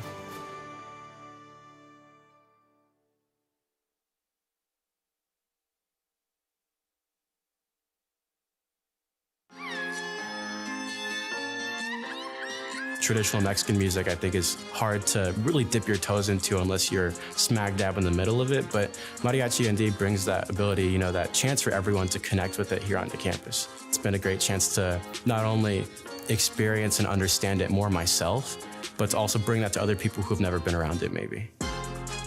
I would have never thought that Notre Dame had a mariachi club. Mariachi ND is incredibly important, especially at Notre Dame, as a way for people to express their culture. For those with Mexican heritage or that want to get involved in that culture, it is a beautiful way to, you know, see the life and the joy of that. A lot of us are really far from home in a very different environment. Mariachi is a chance for me to kind of bring my culture here. There's so many people here on campus who maybe mariachi wasn't the biggest thing for them growing up, but now they understand the relevance of it, how important, how fun it can be. I started off just as a member, and now I'm the co-president, and so it's really great to just see the growth. The effort that we have put into it in recent years has really just skyrocketed the popularity of it on campus. Having the ND Day funds has been so important for us to be able to welcome everybody who wants to come in, to be able to say, yes, you can play this instrument. Yes, we have that size traje for you. Yes, we can get these bows, we can get these shirts, like no barrier to entry. Really just be a welcoming, open-armed group. You get to meet awesome people, you get to express your culture, and you get to play music. What's not to like about that? Thank you to the Notre Dame Day community for allowing us the funds and the resources to be able to welcome everybody on campus, to provide a space for people on campus, and to bring the tradition of mariachi Mexican music to the greater Notre Dame campus and South Bend area.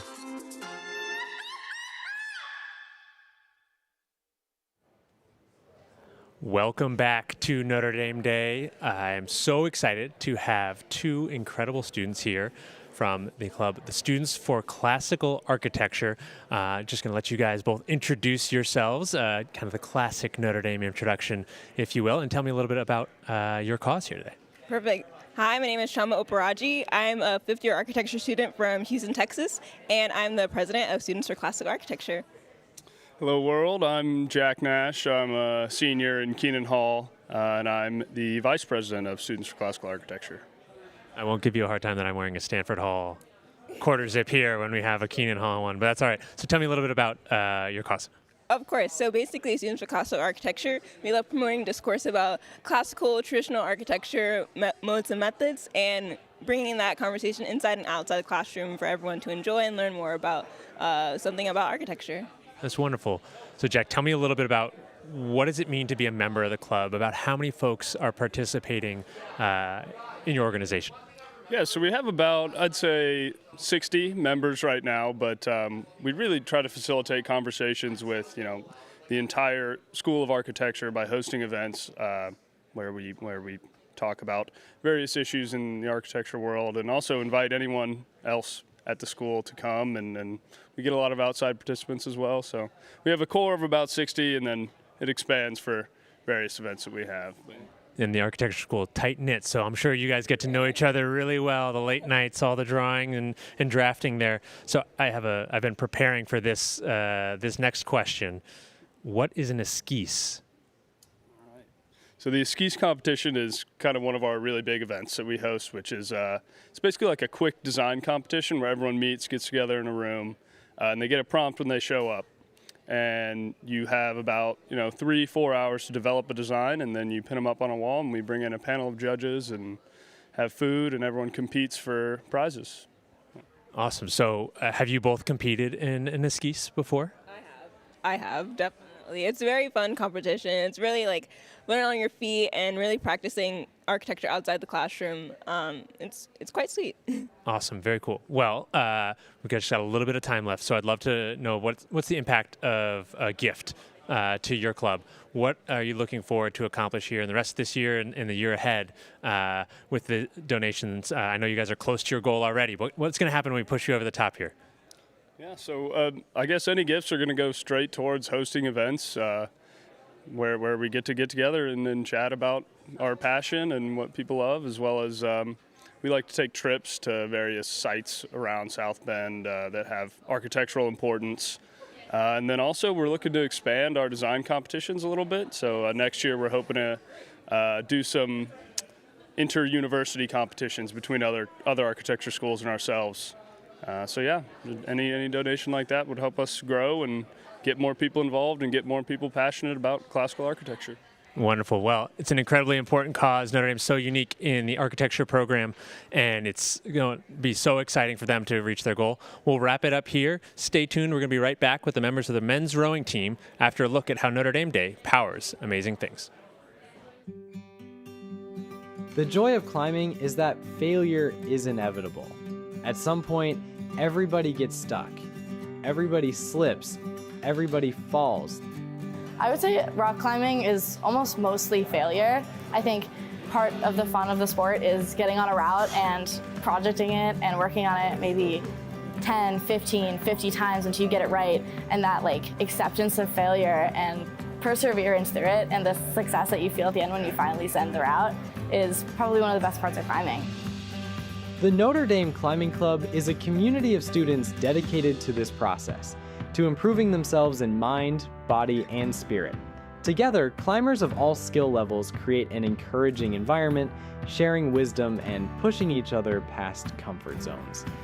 Thanks to Notre Dame Day, the climbing club was able to travel to Kentucky's world-renowned destination for rock climbing, Red River Gorge, the beauty, the challenge, the camaraderie.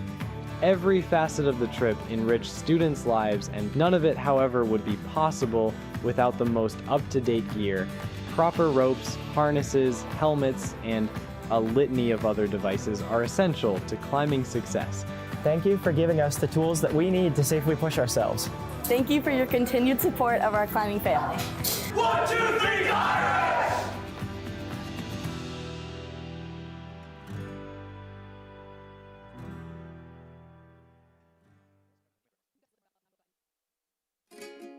Sometimes the mere sight of a friend is enough to make us smile. Friends bring us joy. They calm us. They remind us everything will be all right. For more than a year, Orla has been a friend to students, faculty, and staff across Notre Dame's campus. Whether providing a much-needed study break or comforting those in distress, Orla has served dutifully with the Notre Dame Police Department on the front lines of mental health crisis. We were very excited to bring Orla on board, and then we heard from our peers that she would be in high demand and that we'd probably need more than one, and so we wanted to get her a friend, and that's where Finn came from, and the generous folks who contributed to Notre Dame Day helped make that a reality. Finn is new to the force, but he's a quick learner and always eager to make someone's day. Together, Orla and Finn make NDPD's Therapy Dog program a shining example in mental health care. Thank you for supporting mental health through Notre Dame Day. Thank you for giving Orla a friend of her own.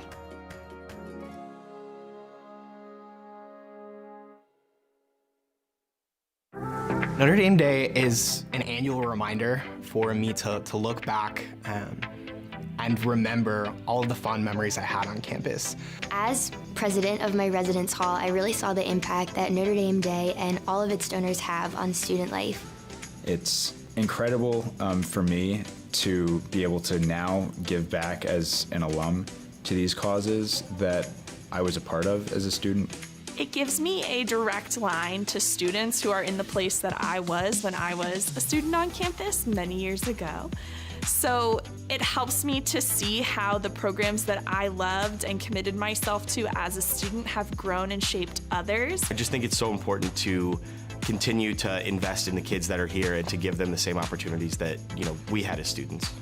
The university isn't one thing, it's so many different things. I encourage other alumni to look back at their time at Notre Dame and to really reflect on what was meaningful to them.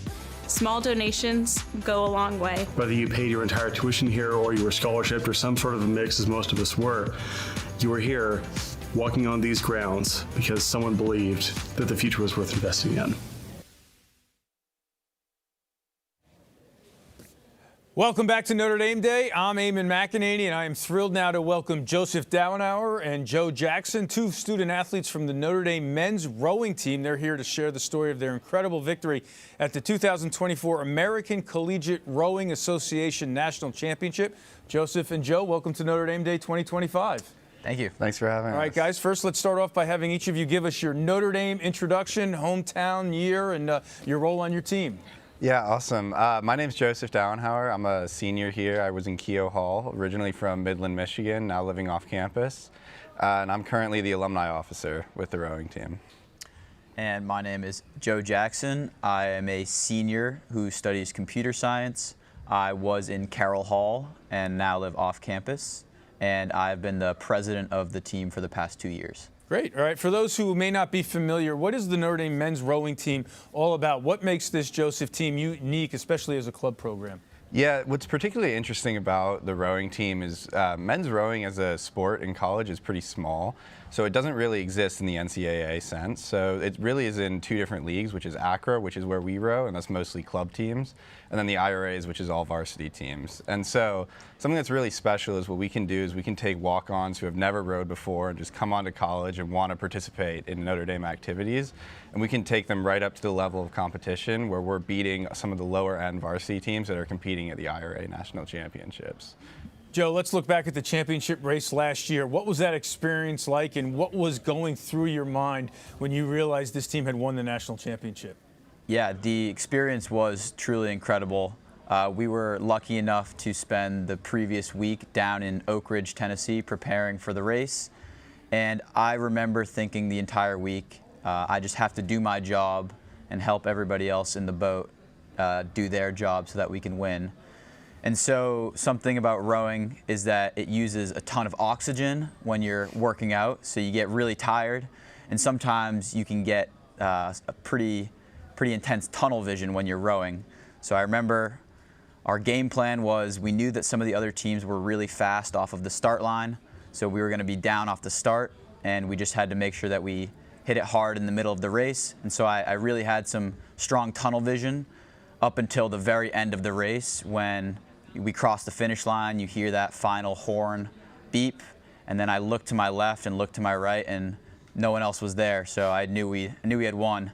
And it is really a blur, and it was truly incredible. But one thing I remember is my teammate Aiden Kiley giving me a big hug after the race. Sounds somewhat like my Peloton rowing classes, but not exactly. Just a level below. But in many ways, you led me to my next question, because as you mentioned, rowing is the ultimate team sport. So Joseph, what has being part of this team taught you, and what would you say to someone considering joining the rowing team? You know, I think it's just like a really great community of guys. We spend so much time together, and a lot of times it's early mornings and late nights and long weekends when everyone else is out traveling. But, you know, when you get back to the dining hall after a long practice, or you've just been exhausted for the past week, and you just get to sit down with all your best friends after a really tough competition, there's nothing better than just hanging out. And I think some of my best friends are on this team, and they're really people that have set me up to just be better in every aspect of my life because of who they are and who they've made me become. Great stuff. There's a powerful story. You know, Joe, you were talking about that race, but about the team attending Mass together during the national championship event last year. What role does faith and spirituality play on this team? Yeah, definitely. We have a very strong sense of faith and spirituality amongst this team, and we have people of all denominations on this team. But before the national championship last year, everybody on the team, those who are not Catholic, we have a few members who are Protestant and Jewish, we all went to Mass and celebrated. And I think part of that is so powerful because we really believe in God, and we're thankful for the health that we have, the ability to train together, and just the ability to have beautiful water in South Bend and just to enjoy each and every day. And the belief in ourselves and the belief in one another really propels us forward and helps us become better each and every day. All right, great messages there. All right, you guys are nearing the end of this current rowing season. Joseph, what are your hopes for the team in the weeks to come as well as into next year? You know, we'd love to repeat with the 1V. We've also had the largest roster that we've had in recent memory with this new team, so we're looking to really grow up with the team points and have each boat perform better than they did last year. And then just looking forward, going into the next year, we're just trying to continue the culture we've built and make sure that the team continues to get better every year. Joseph, Joe, thank you both so much for sharing your story, and congratulations again on an unforgettable national championship win and a great career here at Notre Dame. Thanks a lot for your time. Thanks for having us. Thank you. All right, let's now go to the Cause Corner now with our very own Alice O'Brien. Who do you have for us, Alice? Thanks so much, Eamon. We're back with another amazing Notre Dame student organization right now. Do you guys mind introducing yourselves and telling me what cause you're here to support today? Hi, I'm Alex Odlin. I am the Vice President and co-founder of the Women's Network. Hi, my name is Nina Padanlom, and I'm also co-founder and president of the Women's Network. Amazing. Could you guys talk a little bit about what your cause does and what kind of events and activities you guys put on campus? Yeah, absolutely. So the Women's Network is the largest women's collegiate networking organization in North America. So we are one of over, I think, 144 chapters across the U.S. and I think now in Europe, too. Amazing. And why should people give to this cause, and what will these Notre Dame Day funds help go towards with your work in the future on campus and beyond? Yeah, so this is our first year as a club, so we've had a lot of financial limitations. So in giving to our cause, you will help us bring resources to Notre Dame, like allowing us to have great speaker panels and networking events, including we're hoping to do with the national organization a networking event in Chicago with different chapters. Amazing. Do you guys happen to have a favorite event that you've ever put on for the Women's Network? One of our favorite events is we had a networking panel with a talent specialist from Morgan Stanley come in, and then in the fall we're having Coach Ivy doing a speaker event. That sounds awesome. Well, thank you guys so much for joining us, and we'll be right back with a performance by the Echoes after this look at why Notre Dame Day matters. Stay tuned. The Robinson Center began in 2001 as a hub for education, the arts, and civic engagement. Since then, people of all ages have benefited from the center's growing list of programs and classes geared towards every stage of life.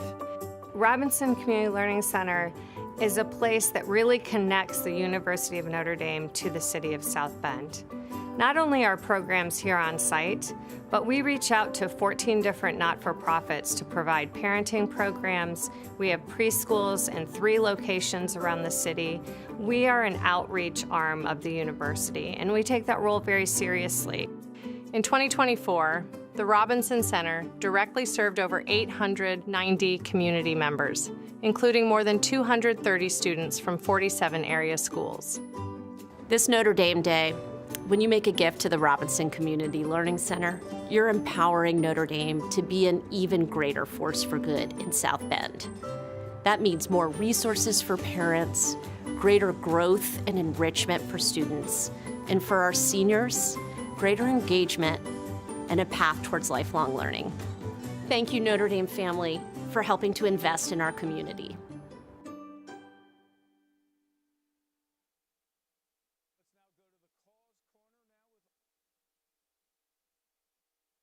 So what Solas has provided me with is a space where I can come in and find people who look like me and think like me and have the same goals as me.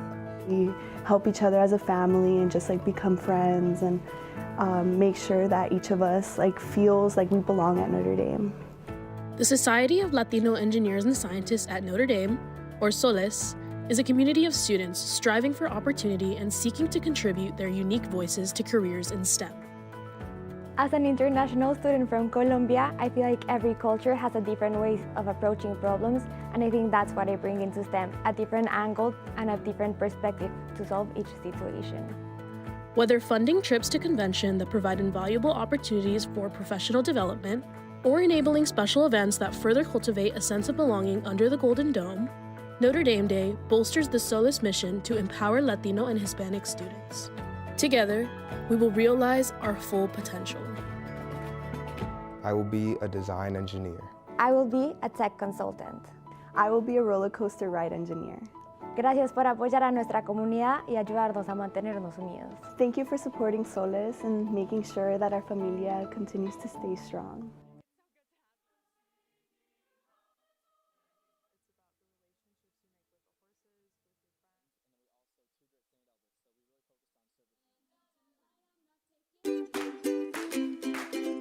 Supporting your favorite causes on Notre Dame Day is as simple as 1, 2, 3.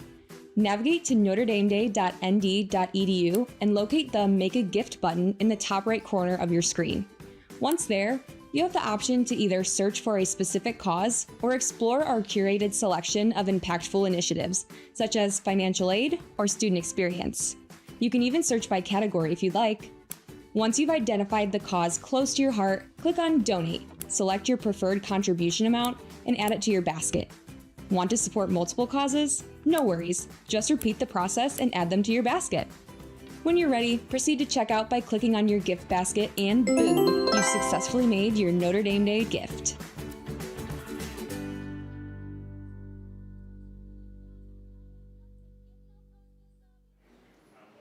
Welcome back to Notre Dame Day. I'm Ben Rohr, and joining us now with a very special a cappella performance are the Notre Dame Echoes.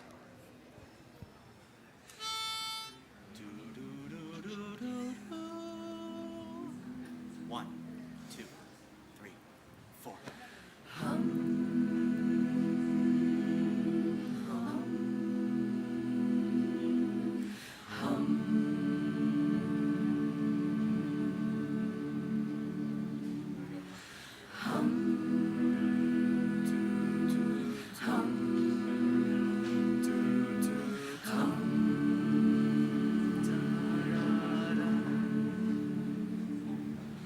Now that she's back in the atmosphere with drops of Jupiter in her hair, yeah.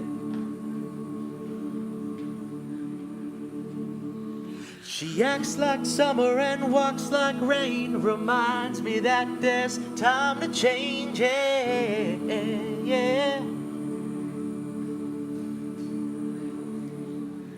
Since her return from her stay on the moon, she listens like spring and she talks like June, yeah. Yeah.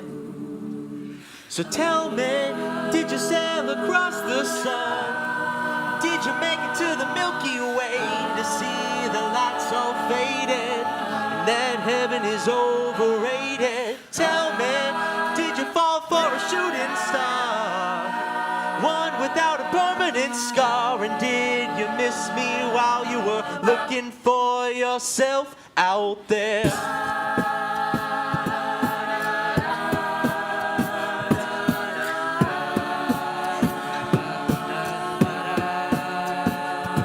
Now that she's back from that soul vacation, tracing her way through the constellation,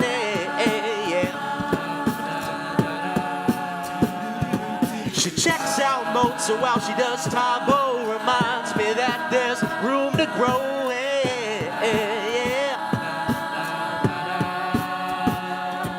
Now that she's back in the atmosphere, I'm afraid that she might think of me as plain old Jane. Told a story about a man who was too afraid to fly, so he never did land. Tell me, did the wind sweep you off your feet? Did you finally get the chance to dance along the light of day and head back to the Milky Way? Tell me, did Venus blow your mind? Was it everything you wanted to find? And did you miss me while you were looking for yourself out there?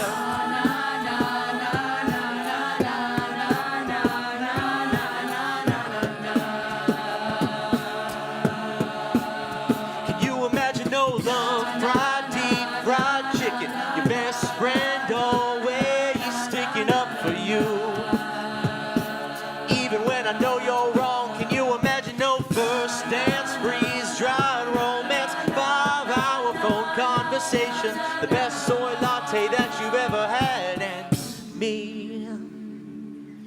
Tell me, did the wind sweep you off your feet?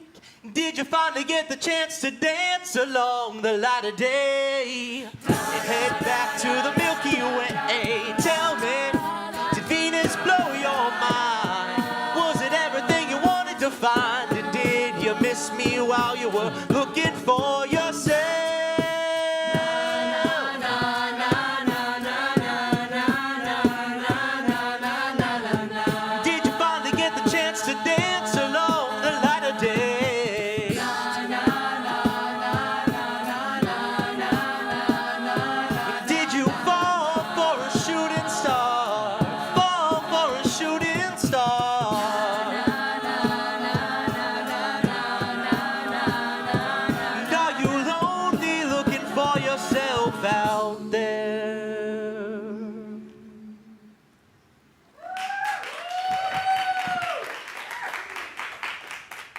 Wow, a tremendous performance by the Echoes, and what a way to close out this third hour of the broadcast. But before we finish, let's send it back upstairs to Eamon and Amanda.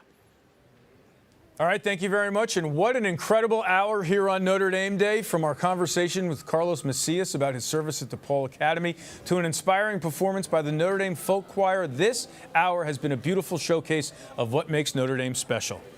Indeed, and it's not over yet. We're just getting starting.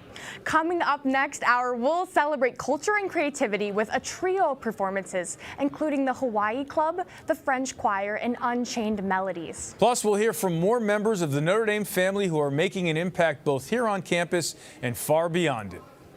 If you've been inspired by anything you've seen tonight, now is a great time to make a gift. Just go to notredameday.nd.edu and click that green Make a Gift button. Your support fuels the scholarships, clubs, causes, and communities that makes this university so special. Yes, stay with us. Hour 4 is just moments away, and you won't want to miss a minute of it. But first, let's take a look at one of the coaches who makes Notre Dame such a special place for student athletes. Please enjoy this quick look at our ongoing series, For Good, Stories from Notre Dame, a behind-the-scenes glimpse into life under the Golden Dome and the powerful stories that drive Notre Dame to become a force for good in the world. The reality of it is we're focused on getting better every single day. We're focused on the progress and the process of getting to where we need to be. If we are training at a high level, if we keep our standards at a certain level, then we can be where we need to be. We're going to be better than last year.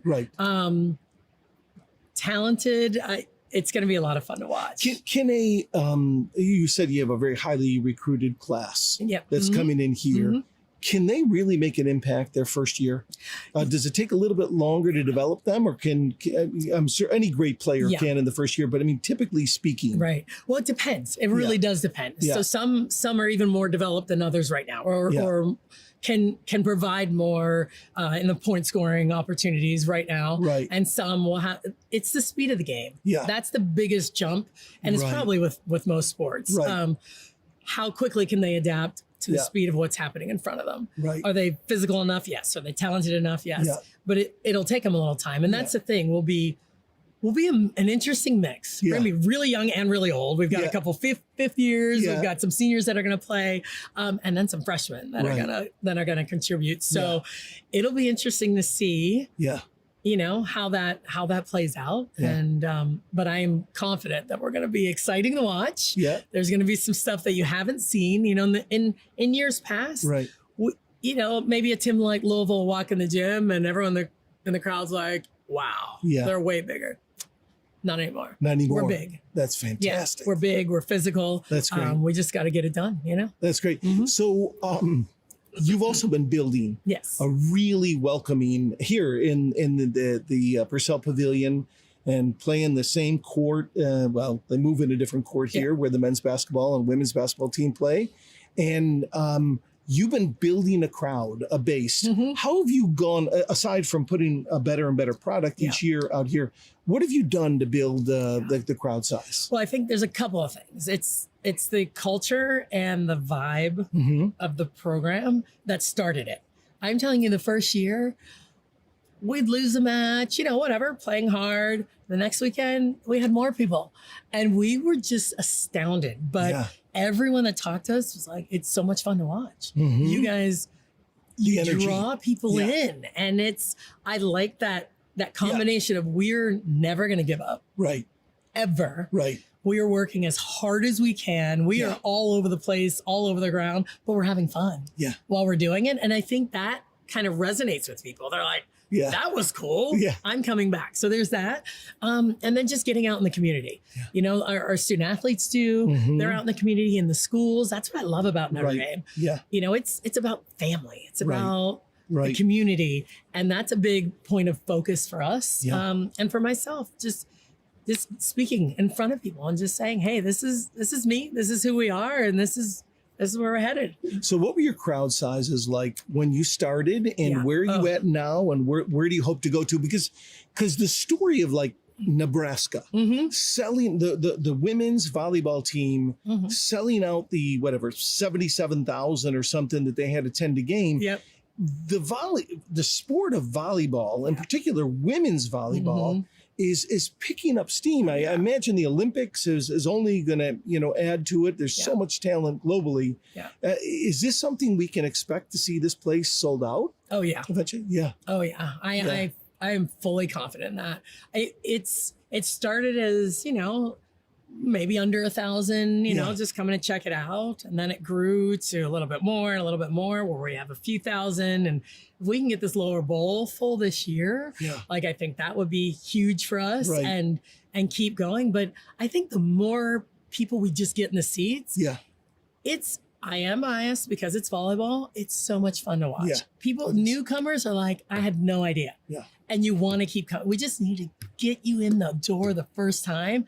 And this place will be full. It'll be just like women's basketball. Stay tuned to the Notre Dame Day broadcast as we bring you more excerpts from the For Good series with a wide array of guests, all working to serve a world deeply in need.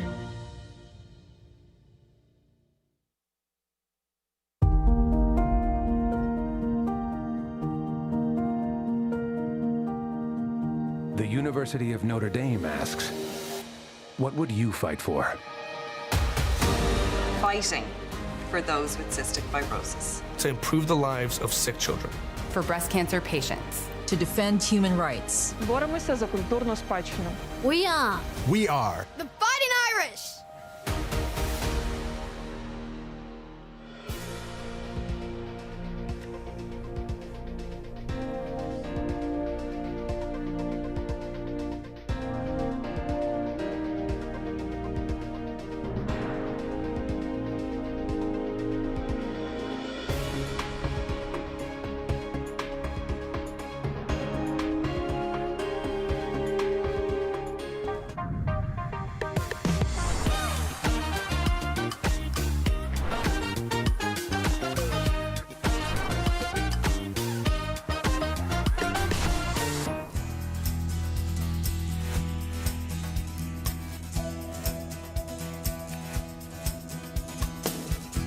Cameras all over the place as we welcome you back to Notre Dame Day, a global celebration of the Notre Dame mission where stories, spirit, and giving come together to be a force for good. I'm Eamon McEnany, Notre Dame class of 1991. We are entering the 4th hour of our broadcast live from the Duncan Student Center here on the beautiful campus of the University of Notre Dame. And joining me at the anchor desk this hour is Chris Liberto. Yeah, hey, thanks, Eamon. I'm so glad to be back this year at the anchor desk. And I'll tell you what, I'm blessed to work here at Notre Dame. My day job, I get to learn a lot about Notre Dame stories. Nothing compares, though, to this day and to this next 24, 36 hours here. Chris, I've been coming back to work Notre Dame Day for several years now, and the stories just keep getting better and better. Yeah, that's right. Absolutely. And as I mentioned, I do get the blessing to learn a lot of those. And I'll tell you what, new things happen on campus every day, and from research to new programs, new people. And it really is hard to keep up with all the day-to-day activities here at Notre Dame. No doubt about that as we continue to learn about them and what's coming up. And, there's been so many great stories already throughout the day here on Notre Dame Day. We're going to have some more coming up throughout the day, but we certainly have plenty more to get to. Yeah, that's right. And I'll tell you what, I mean, we were talking earlier, you were, class of 91, and so you're back on campus.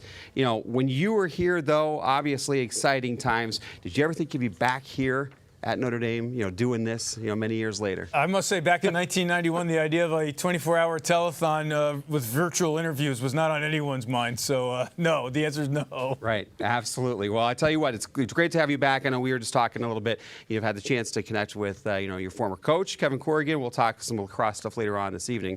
I believe that's for sure. So, but coming up in just a little bit, as you saw, we've got plenty from the Observer. We've got the Hawaii Club coming up. So we have plenty to get to here in what this as Notre Dame Day continues. That's right, and we'll get to some of that now, but let's now send it to Connor Montijo.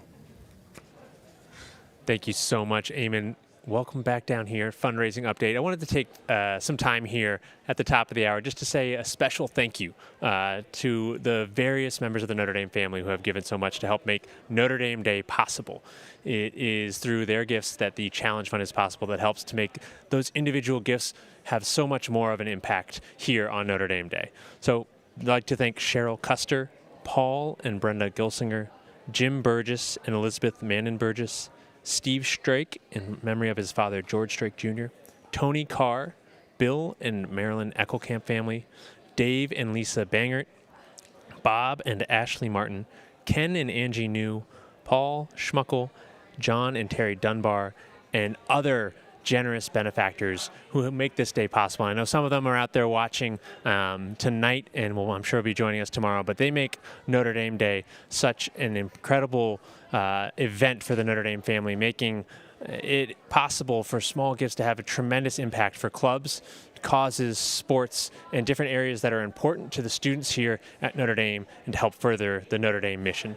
So thank you so much to those incredible families and for their generosity here.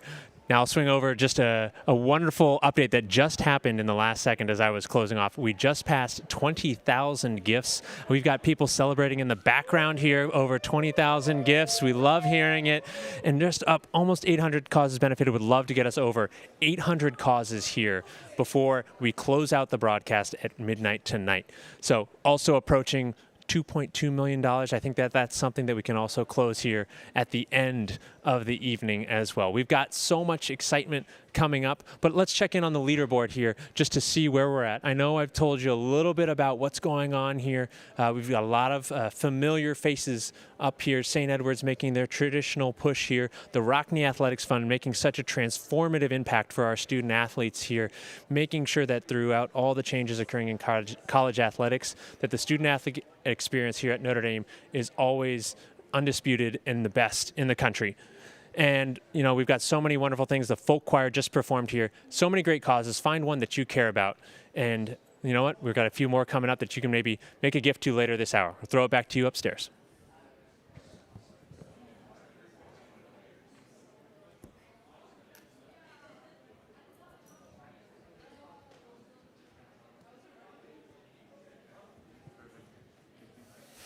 Perfect's a word.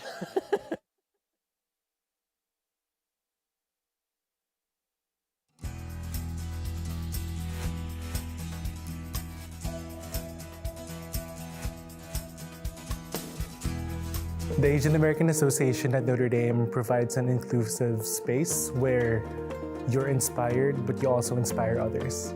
Sharing diverse experiences is important for every student at Notre Dame to have exposure to that, so that when we go out into the world after we graduate, we've seen people with diverse backgrounds. We know how to interact with cultures that are new to us. And I think that it makes us all better people overall. The more people understand about different viewpoints, different perspectives, the more people can learn and grow from those. And I feel like it's enriching for both the people who are part of those diverse groups and also the people who aren't a part of those groups.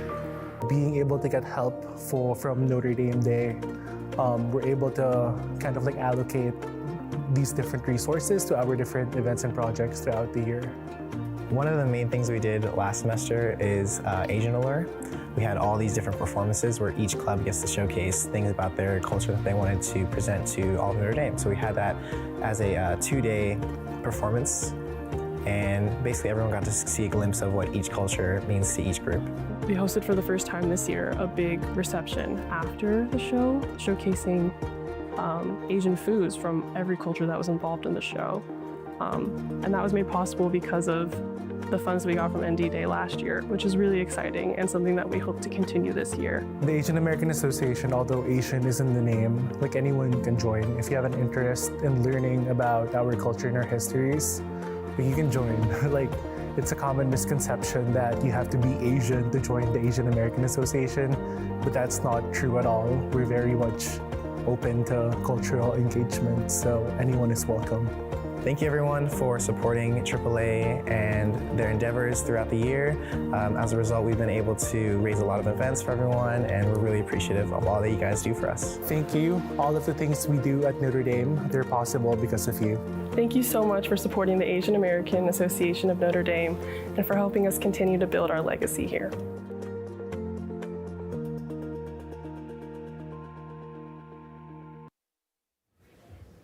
Welcome back to Notre Dame Day. I'm Eamon McEnany, happy to be joined by Liam Kelly, and Liam is the newly elected editor-in-chief of The Observer, Notre Dame's independent student-run newspaper. Now, as a junior, he has been a dedicated member of the publication since his freshman year. As a committed student journalist, Liam is helping shape the conversations on campus. Liam, welcome to the broadcast. Thank you for having me. It's great to be here. All right, first give us your Notre Dame introduction. What year are you, where are you from, and the dorm you live in? Sure. So my name is Liam Kelly. I'm a junior from Westport, Connecticut. I'm studying history and political science, and I'm a proud resident of Sorin College. All right, you've been involved with The Observer for nearly your entire time here at Notre Dame. Can you take us back to your first year? What drew you towards the student journalism, and how has your role evolved over the last few years? Absolutely. So probably like many freshmen, I was, eager to get involved in whatever I could. I had some relatives who had written for The Observer in the past that recommended I join. I wanted to prove my writing, get involved on campus, and those were certainly reasons, why I joined, but why I stayed is really the impact that it has on the community, and the responsibility that it carries in keeping the community informed. And I wanted to be a part of that and contribute to that, and that's what really drew me to it. The Observer's long been a vital part of student life here. As the editor-in-chief, how do you see its role in shaping campus conversations, and how do you plan to expand its impact during your term? That's right. We're going on our 60th year of publication here, and the way I see it is we really want to be the eyes and the voice of the community. The eyes, reporting on everything that's going on, important news stories, our sports teams, arts that are happening on campus, and keeping the community informed, and also being the voice, providing an outlet for students to express their views, and really, contributing high quality, independent, unbiased, and factually accurate information is really, I view, as a very important part and something we hope to be able to do for 60 more years. Awesome. What are some of the biggest challenges you and your team face in running a student-run newspaper in today's climate? There are a lot of, challenges just practically, student-run, coordinating schedules, getting everybody to submit stuff on time, but we have a dedicated staff that really does an excellent job and makes that happen. In terms of, political polarization, the current climate, that's obviously an issue, but I view it as something that, we need to lean into to a certain extent, covering debates that are happening on campus. Like I said, providing an outlet for people to share their views, contribute to the conversation and contribute ourselves, through editorials, taking stances which are informed and fair and are contributing to the dialogue. That's what we need to be doing, not shying away from having these difficult conversations, but leaning into it. Many student newspapers at other universities have either gone totally digital or are making that transition. How does the Observer strike a balance between print and digital content, and should we expect the paper to go completely online anytime soon? Well, we're not going completely online. We publish in print 3 days a week and then online the other 2 days. And yes, some may view it as a bit arcane, but we view it as very important in terms of journalistic integrity. Actually putting the stuff down on the page keeps us responsible. There's a historical record of what's written. I do want to expand into more audio and visual content. That's something that you could definitely look out for this year, but print will always be an important part of what we do. I love hearing that. I'm an old school guy. I like having the paper right in front of me. All right, so looking ahead, how do you hope your time at the Observer will shape your future after graduation, whether in journalism or another field? Well, like I said, the reasons I got involved at the beginning to improve my writing, to get involved on things happening at campus, that'll definitely hold true, and I think will help me. Asking the difficult questions, pursuing the truth is something that's very important. But I'd say the biggest thing I'll take with me is learning how to work with a team. We have an incredibly talented team, and this paper really is a group effort. It's an incredible undertaking. Like I said, 3 days a week putting this out, and we couldn't do it without that team. So going forward, whatever I may do, probably hoping to pursue a career in law. But whatever I may do, I know that working in a team like that to create a shared effort will really be an invaluable experience I'll take with me. So is being able to make deadline. That certainly will be a great skill for you as well. So Liam, great meeting you, and thanks for joining us here on Notre Dame Day. Thank you for having me. You're right. Let's now check in with Notre Dame Day reporter Ben Rohr at the performance stage. Thanks, Eamon. And now a very special treat, a dance performance by the Hawaii Club.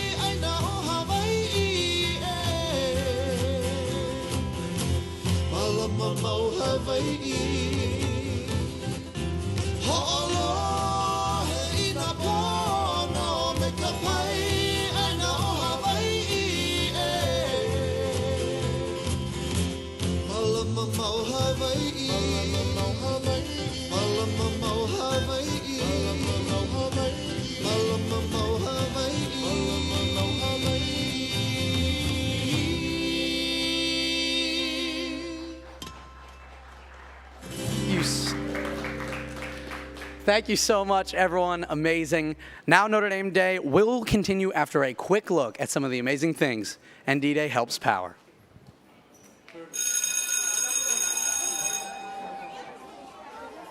So the partnership started with a doorbell ringing. We asked who was at the door, and they announced they were from Notre Dame and the Program for Inclusive Education. They worked hard to get to know our teachers and what their needs were. And so we worked for the next 2 years to give them the tools to meet the needs of our children here. Since 1993, Notre Dame has formed more than 2,000 Catholic educators through its Alliance for Catholic Education, better known as ACE. Among a myriad of programs offered through ACE, the Program for Inclusive Education stands out as a critical resource for educators seeking to better serve students with learning differences. It is our mission to reach out to the local schools, to our neighbors, to provide the kind of support so that every child has a seat at the table. The partnership with Notre Dame and the Program for Inclusive Education and St. Jude School has been transformational for not just our students, but our teachers and our parents and staff. Gifts to ACE on Notre Dame Day help programs like the Program for Inclusive Education grow into true forces for good in South Bend and beyond. Thank you for advancing Catholic education's mission of inclusion. Thank you for helping St. Jude welcome, serve, and celebrate all students inclusively.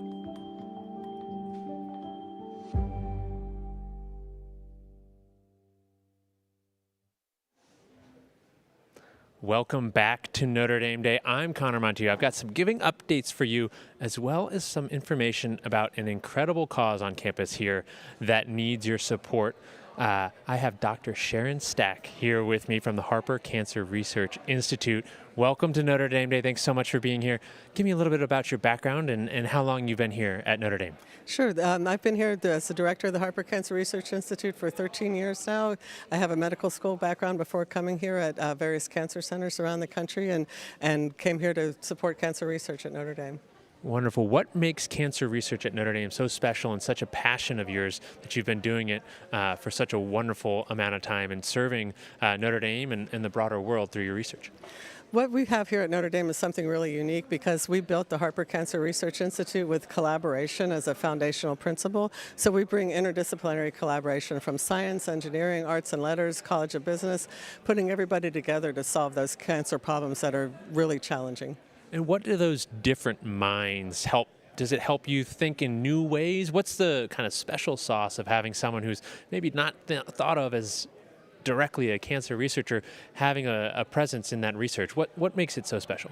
Yeah, we need all the minds that we can get because all the easy problems in cancer have already been solved. All we have left is the hard ones. So we need, for example, I love talking and working with the engineers because I'm from the South. They have what I call a get her done attitude, and then they can come up with devices or technologies that we can't normally think about. And from a biochemistry perspective or a biology perspective, it really enables us to take our research to the next level.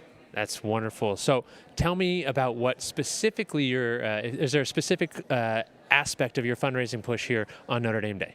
Yep, we're raising money for our Innovation Fund, and that's to allow our Industry Advisory Board to work with faculty members to take research out of the lab and into the clinic. And to give you one example of a project like that, we put seed funding in a project a few years ago for a group that had a really far-fetched idea. They said, we're going to revolutionize mammography, we're going to make it handheld, we're going to make it non-invasive, and we're going to make it transportable anywhere. And they've done it. You might have seen the Fighting For ad last year, and from the Nearwave company. We want to take more products like that from the lab into the clinic where we can impact patients in resource-limited settings worldwide. That's wonderful. So a gift here on Notre Dame Day to the Harper Cancer Research Institute can have the kind of impact that you saw there in that Fighting For ad. What an incredible gift and what an incredible opportunity to have an impact not only here through the opportunities for our students, for our faculty, for our staff members that are involved, but for the individuals that they go out and serve. So can you have something that's maybe the most exciting thing that you've gotten to work on, or something you're really proud of that's going on at the Harper Cancer Research Institute currently? I'm proud of all of our researchers, and from the early detection to the drug discovery and delivery. And what I really want people to know is that research cures cancer, and some of the best cancer research in the world is right here at Notre Dame. That's wonderful. So I know you've had some incredible breakthroughs and opportunities for different faculty members on campus. Do you have opportunities for students to be involved in the research there? And can you speak to a little bit about how students are engaged in the cancer research? Absolutely. We have lots of students in our lab from high school, undergraduate, grad students, and postdocs. We've had over 1,500 undergrad students go through Harper Labs and our time here on campus, and they play a real part in our research program. They're really essential to our research enterprise. They're solving real-world problems on a day-to-day basis in our labs. Wonderful. Thank you so much for being here with us on Notre Dame Day. What a great opportunity to give to an area that makes an impact all over the world. Also, just a quick shout out to the Notre Dame Club of Greensburg, Uniontown, for winning the challenge last hour. Again, Harper Cancer Research Institute have an impact here at Notre Dame and around the world. And we're going to see coming up, Notre Dame Day coverage will continue after we take a look at some of the amazing things Notre Dame Day helps to power. We cherish every day we had with Michael, Krista, and Marcia. Their laughter and their hugs still fill our hearts with warmth and love, while their fighting spirits live on in the progress and hope they've inspired. For 3 decades, the Ara Parsegian Medical Research Fund has relentlessly pursued answers to the unknowns of Niemann-Pick type C, inspiring hope through research and awareness. In those 30 years, the growth of knowledge and resources has been incredible. And it's all thanks to those of you who have believed that every child is worth fighting for.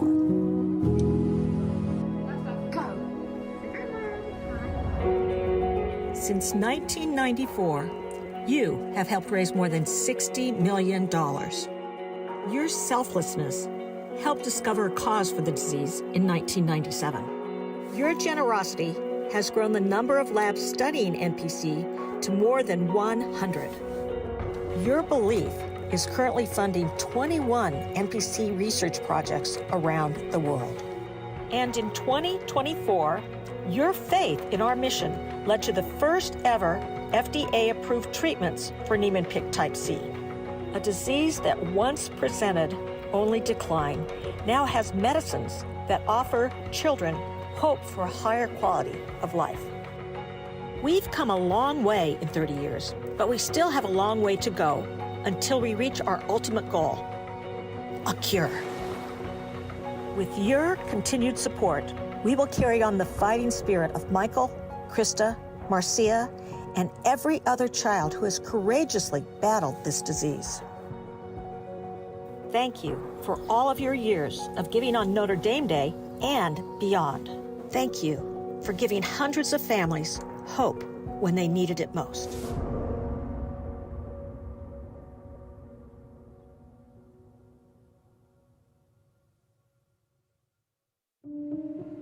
To be a force for good in the world, you must first serve your own community.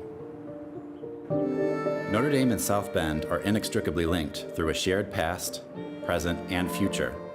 This bond demands a partnership committed to both city and university thriving, an alliance dedicated to resolving our community's greatest challenges. Notre Dame's Institute for Social Concerns helps facilitate community problem solving through its groundbreaking Justice Labs. Justice Labs are interdisciplinary teams of faculty, postdocs, students, and community members who collaboratively address pressing community challenges and develop innovative, scalable solutions. Teams are led by faculty, but also operate as participatory spaces grounded in shared inquiry, intellectual rigor, and mutual respect. The Housing Lab is designed to bring students into conversation with community partners to consider housing as a human right and duty within society. While generating community-informed solutions, Justice Labs also provide both undergraduate and graduate students with a unique learning experience that they will take with them to communities around the world. I chose the Housing and the Common Good Lab because I saw a lot of connections between what I'm doing moving on forward in my career, and I thought it would be important for me to understand how the decisions I make affect those around me and how I can make decisions to help better the issue of homelessness and housing insecurity in our world. By making a gift to the Institute for Social Concerns on Notre Dame Day, you give students the opportunity to make a real difference in our community and beyond. Thank you for helping us serve the city of South Bend. Thank you for empowering us to be a force for good in the world.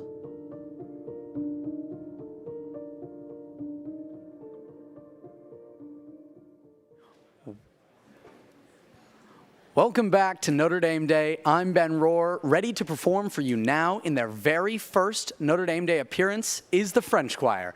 Two great songs coming right up.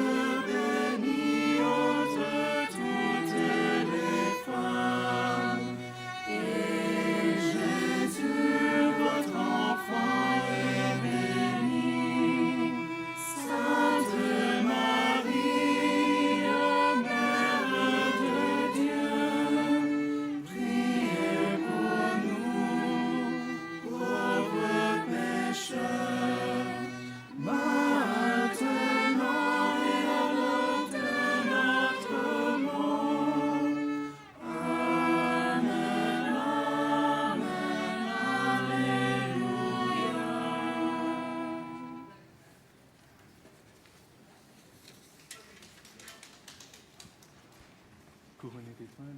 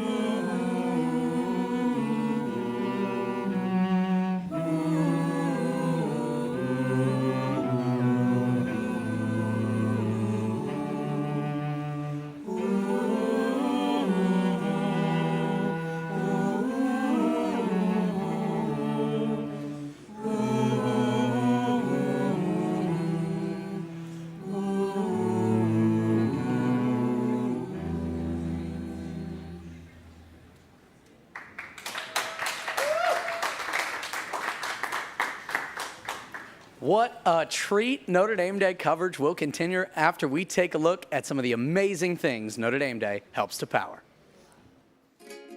Sometimes the mere sight of a friend is enough to make us smile. Friends bring us joy. They calm us. They remind us everything will be all right. For more than a year, Orla has been a friend to students, faculty, and staff across Notre Dame's campus. Whether providing a much-needed study break or comforting those in distress, Orla has served dutifully with the Notre Dame Police Department on the front lines of mental health crisis. We were very excited to bring Orla on board, and then we heard from our peers that she would be in high demand and that we'd probably need more than one, and so we wanted to get her a friend, and that's where Finn came from, and the generous folks who contributed to Notre Dame Day helped make that a reality.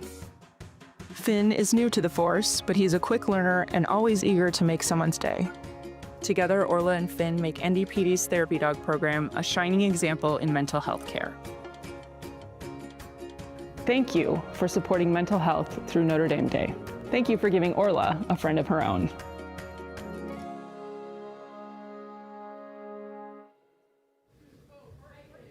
Welcome back to Notre Dame Day. Well, with 266 Notre Dame clubs around the world, the University of Notre Dame has one of the strongest and most engaged alumni and friends networks. This vibrant community thrives through a shared commitment to service, faith, lifelong learning, and the enduring spirit of Notre Dame. Our own Ben Rohr recently had the opportunity to learn more about one of these tremendous Notre Dame clubs. I'm Ben Rohr, and I'm thrilled to be joined by the president of the Notre Dame Club of Columbia, Laura Cole Pizzato, class of 2021. Laura, welcome to Notre Dame Day. Thank you so much for being with us. Hi, Ben. Thank you so much for having me. Awesome. To start us off, can you tell us a little about the Notre Dame Club of Columbia? What makes your community and alumni friends so special? The Notre Dame Club of Columbia is very special. It's not a big club right now. Nevertheless, we count with over 200 members between family, friends, alumni, and people that just follow Notre Dame. We are a very proud community. We follow Notre Dame games, everything that is related to academic projects.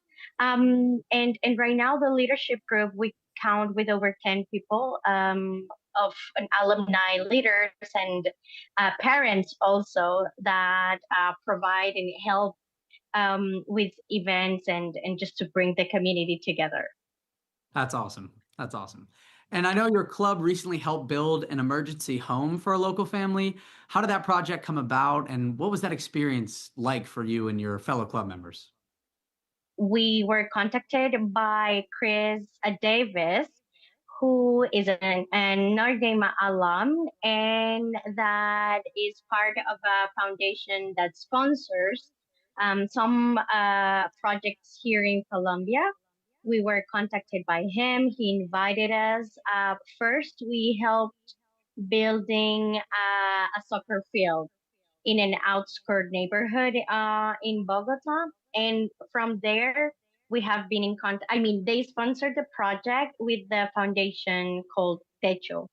And from there, we just contact Techo, and we have been helping them with several projects, including the one of the emergency home. It was an amazing experience. We got to meet the family.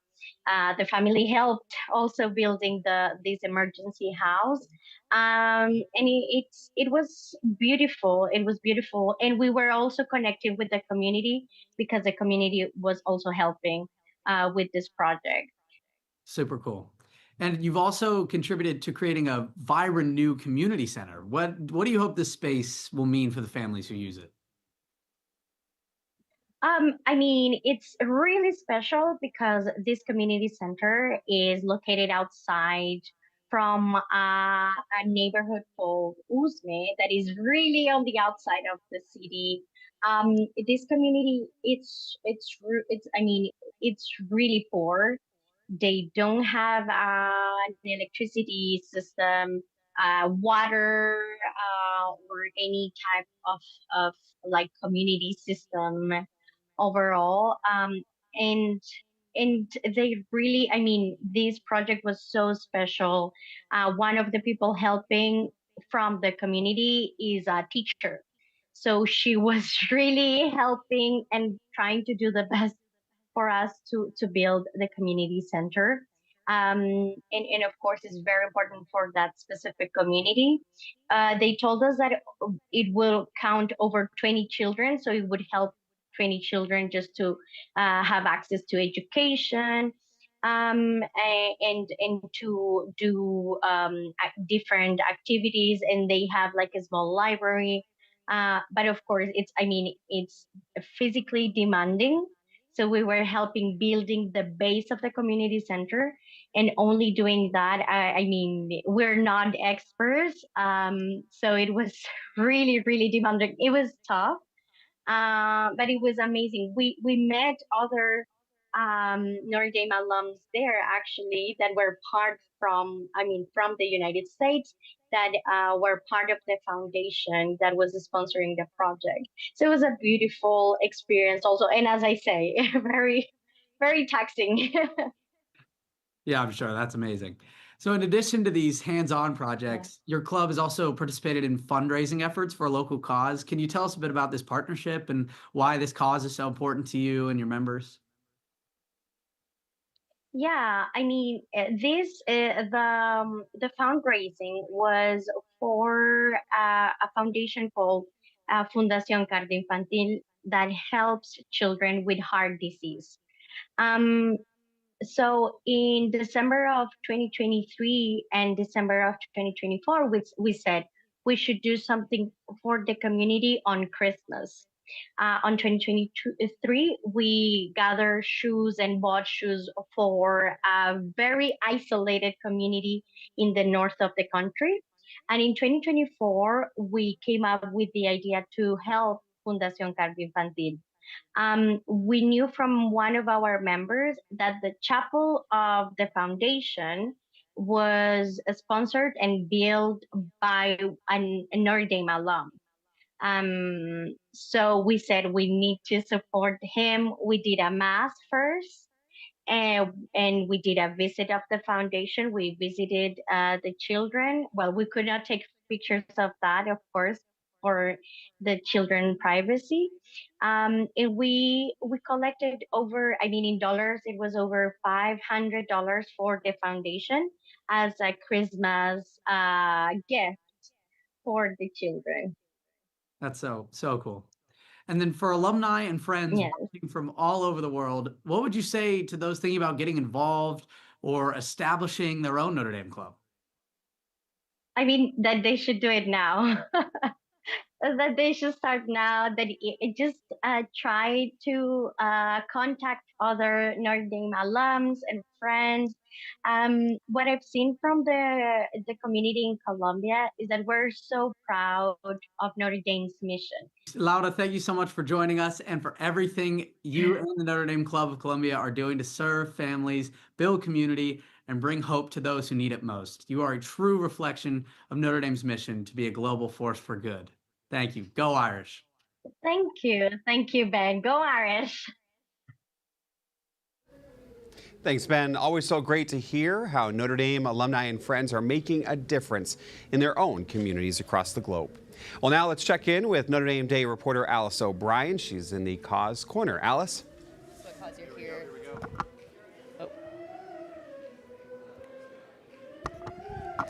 Thanks so much, Chris. I'm here with another amazing student cause that needs your support.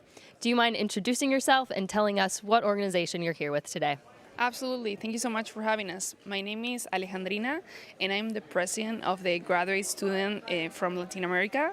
So we are a club of 70 students from different countries around Latin America, and we're here on Notre Dame Day trying to get funds for our club. Amazing. Thank you so much for being here. Can you talk a little bit more about what the cause specifically does and what specific events and activities you guys put on for your members? Yeah, we are a club that's basically a space for our grad students to not only embrace their professionalization, but also to have a space to connect with other students from other countries. And, build a sense of belonging here on campus and off campus in South Bend. Sounds like an amazing opportunity. Why should people give to this cause, and what will you use these Notre Dame Day funds for your members and for your outreach?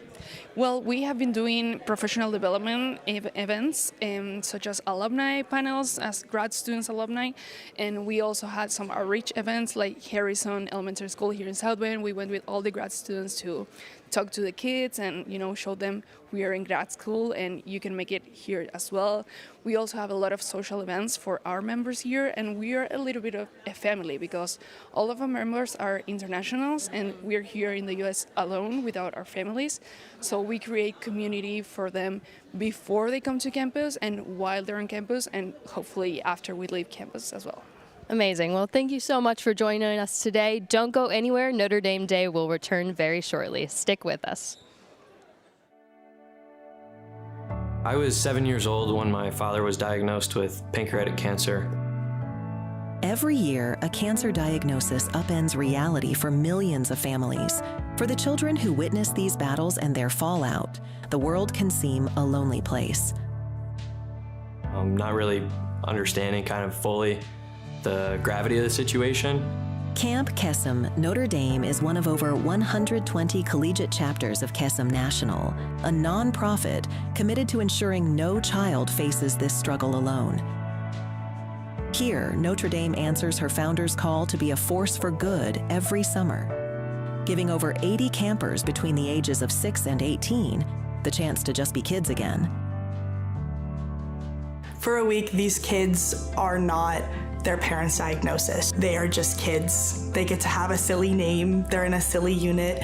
They're singing their favorite songs, playing their favorite game, swimming in the lake.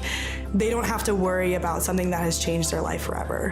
Whether providing a cost-free week of camp or year-round support through resources and engagement, Camp Kesem Notre Dame is successfully run by students dedicated to being the fundraisers, counselors, and friends these children deserve. As a counselor at Camp Kesem, I have learned what true strength and bravery looks like. I've learned that it's most important to share your struggles with everybody. Having a very strong support network makes everything that you're going through much easier. I think about the kids I've met through Camp Kesem and how they can be so kind, so compassionate, so empathetic after all they've been through. It just puts everything in perspective. It's what keeps me going. It's what inspires me on a day-to-day basis. Thanks to your generosity on Notre Dame Day, we're able to cover nearly half of our costs, including the annual cost to rent our campground. Thanks to you, we're able to keep going and keep the Camp Kesem experience magic. Thank you for your continued support and helping us be a child's friend through and beyond their parents' cancer.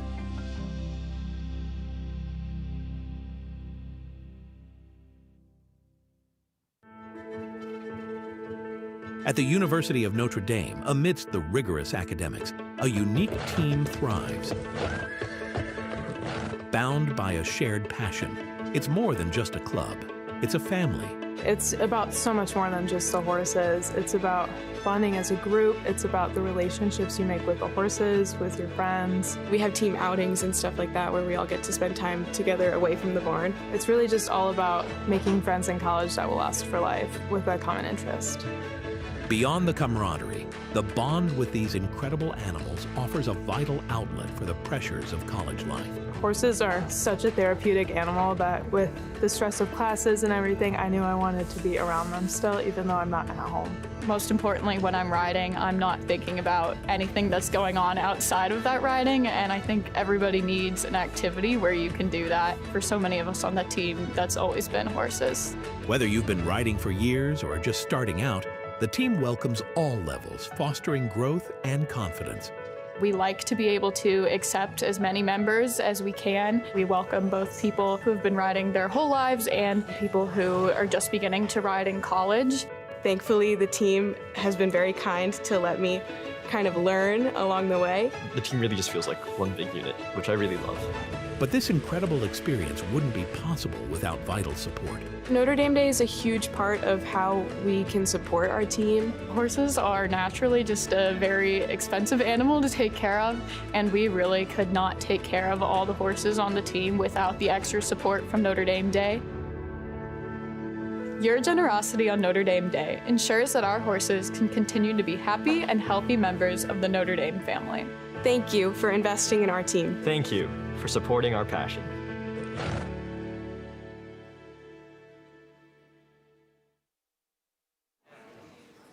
Welcome back to Notre Dame Day. I am Ben Rohr, and please welcome to the performance stage, Notre Dame's own Unchained Melodies.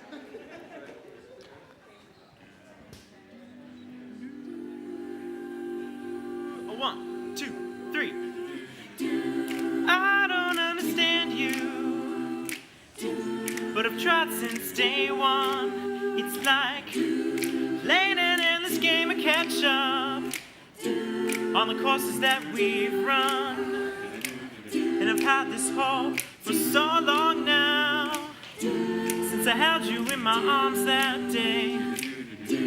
But each step closer that I take to you seems a little bit closer to harm's way. You got me crying in a whisper, yelling out loud, talking to myself in the middle of a crowd, running round in circles cause I don't know where we stand, pacing like a little boy who wants to be your man. Seems like everybody wants you, yeah.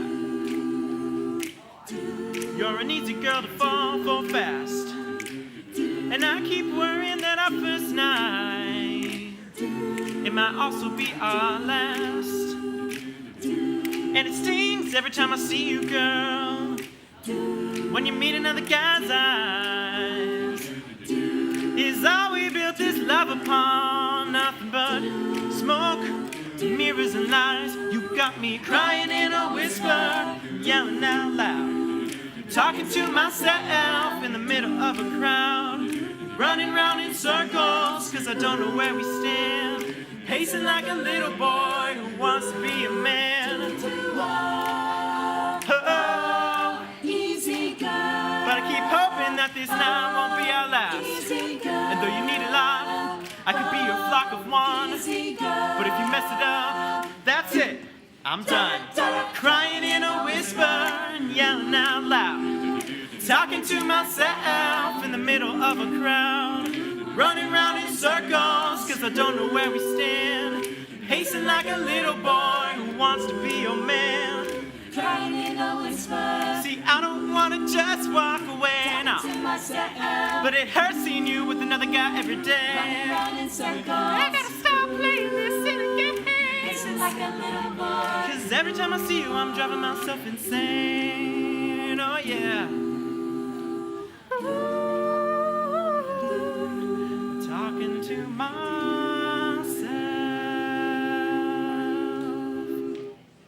It's gonna be great. Woo!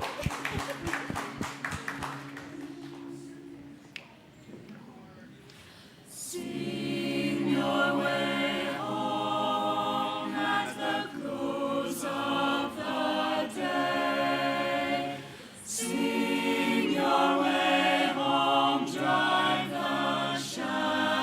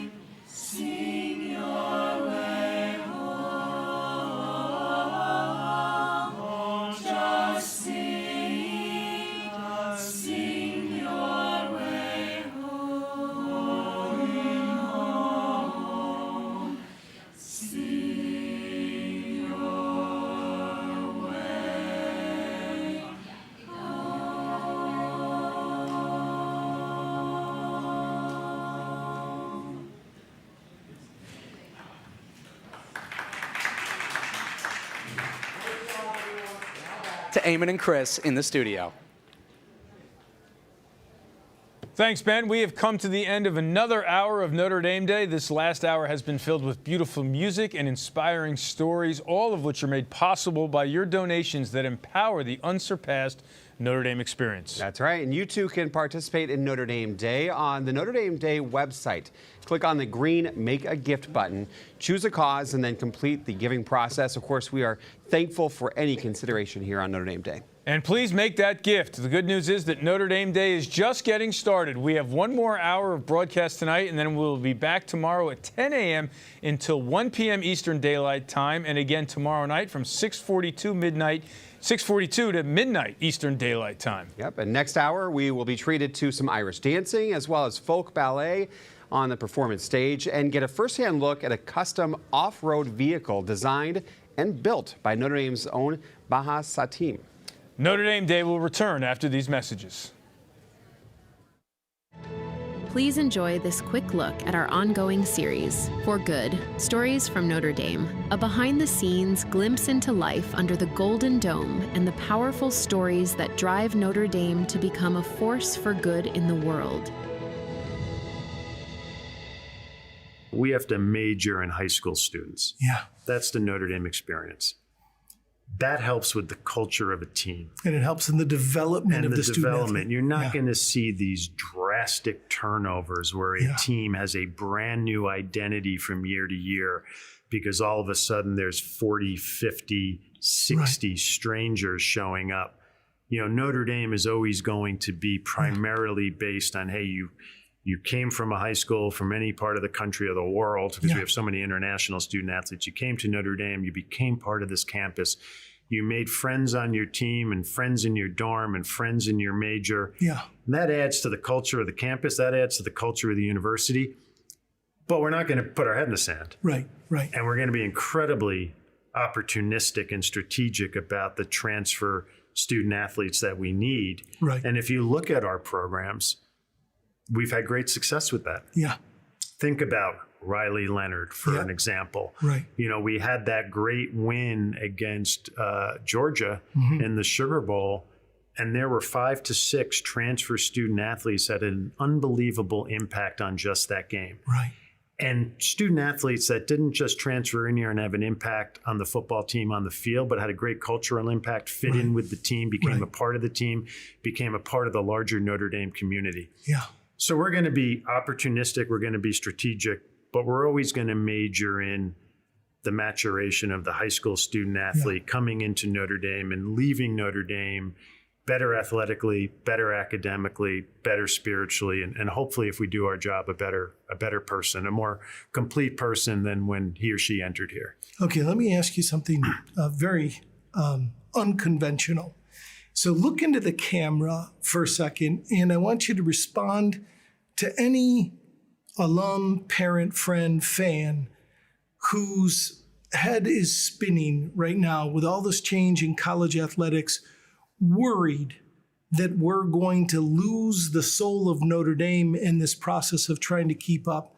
Don't be alarmed that your head is spinning, because most people's heads are spinning, but we're going to figure this out. And I'll go back to the fact that we're Notre Dame. We know our North Star. We know our mission. We know that we are going to maintain that student-athlete experience and maintain an incredibly integrated campus where when you're a student-athlete, you're part of your team, you're part of the athletic environment here, but you're part of the Notre Dame family, part of the Notre Dame community. And I don't think there was any better proof of that and very timely proof than what we did on the football field this season.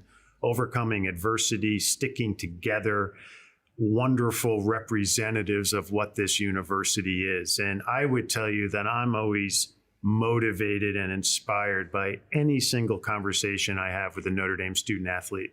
When a young man or woman comes into my office and talks to me, it's very rarely about athletics. It's about their campus experience, what Notre Dame has done for them, what they plan to do in the future, not just on the field or on the court, but in life. what Notre Dame is doing for these student athletes is working. It's going to continue to work. And I think it's going to be more important than it's ever been in terms of having student athletes come into Notre Dame and leave here as wonderful examples and ambassadors for this university. We're on top of it. We're going to do it smartly, strategically, and we're going to figure it out. I, for one, am sold. Stay tuned to the Notre Dame Day broadcast as we bring you more excerpts from the For Good series with a wide array of guests, all working to serve a world deeply in need.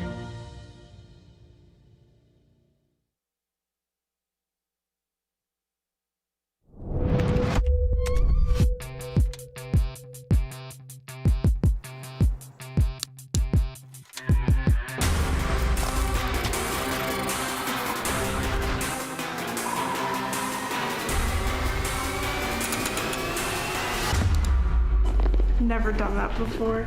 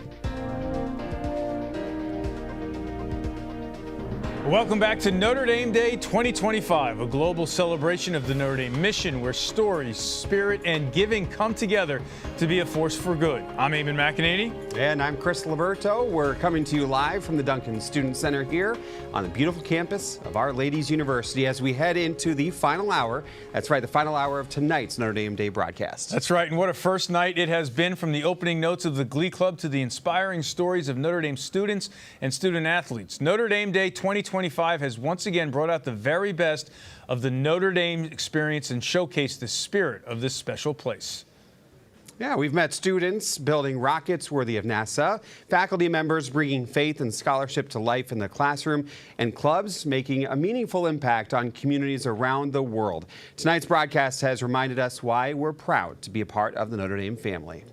And the good news is we're not done yet. Coming up in this hour, you'll meet two engineering students who built and raced their own off-road vehicle as part of the Baja SAA team.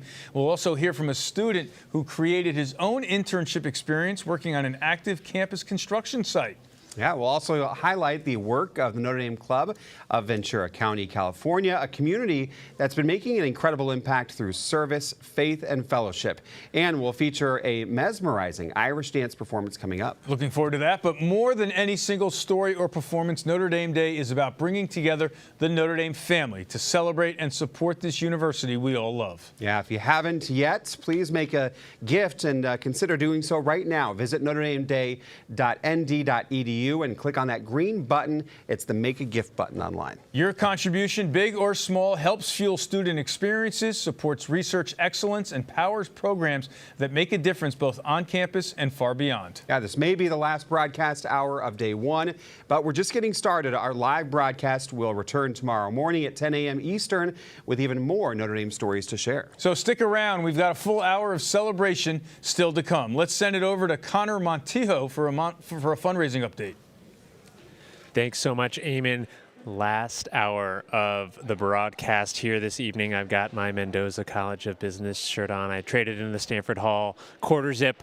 We are ready to rock and roll with another fundraising update for you. First and foremost, folks, we've gone over 800 different causes benefited thus far on Notre Dame Day, and again, we're still just in the last hour of the first broadcast day. Incredible work. I think we're creeping ever closer to our record. That's 814. So I know if we can't get it tonight, I'll be back reminding you tomorrow to make sure that we get past 814.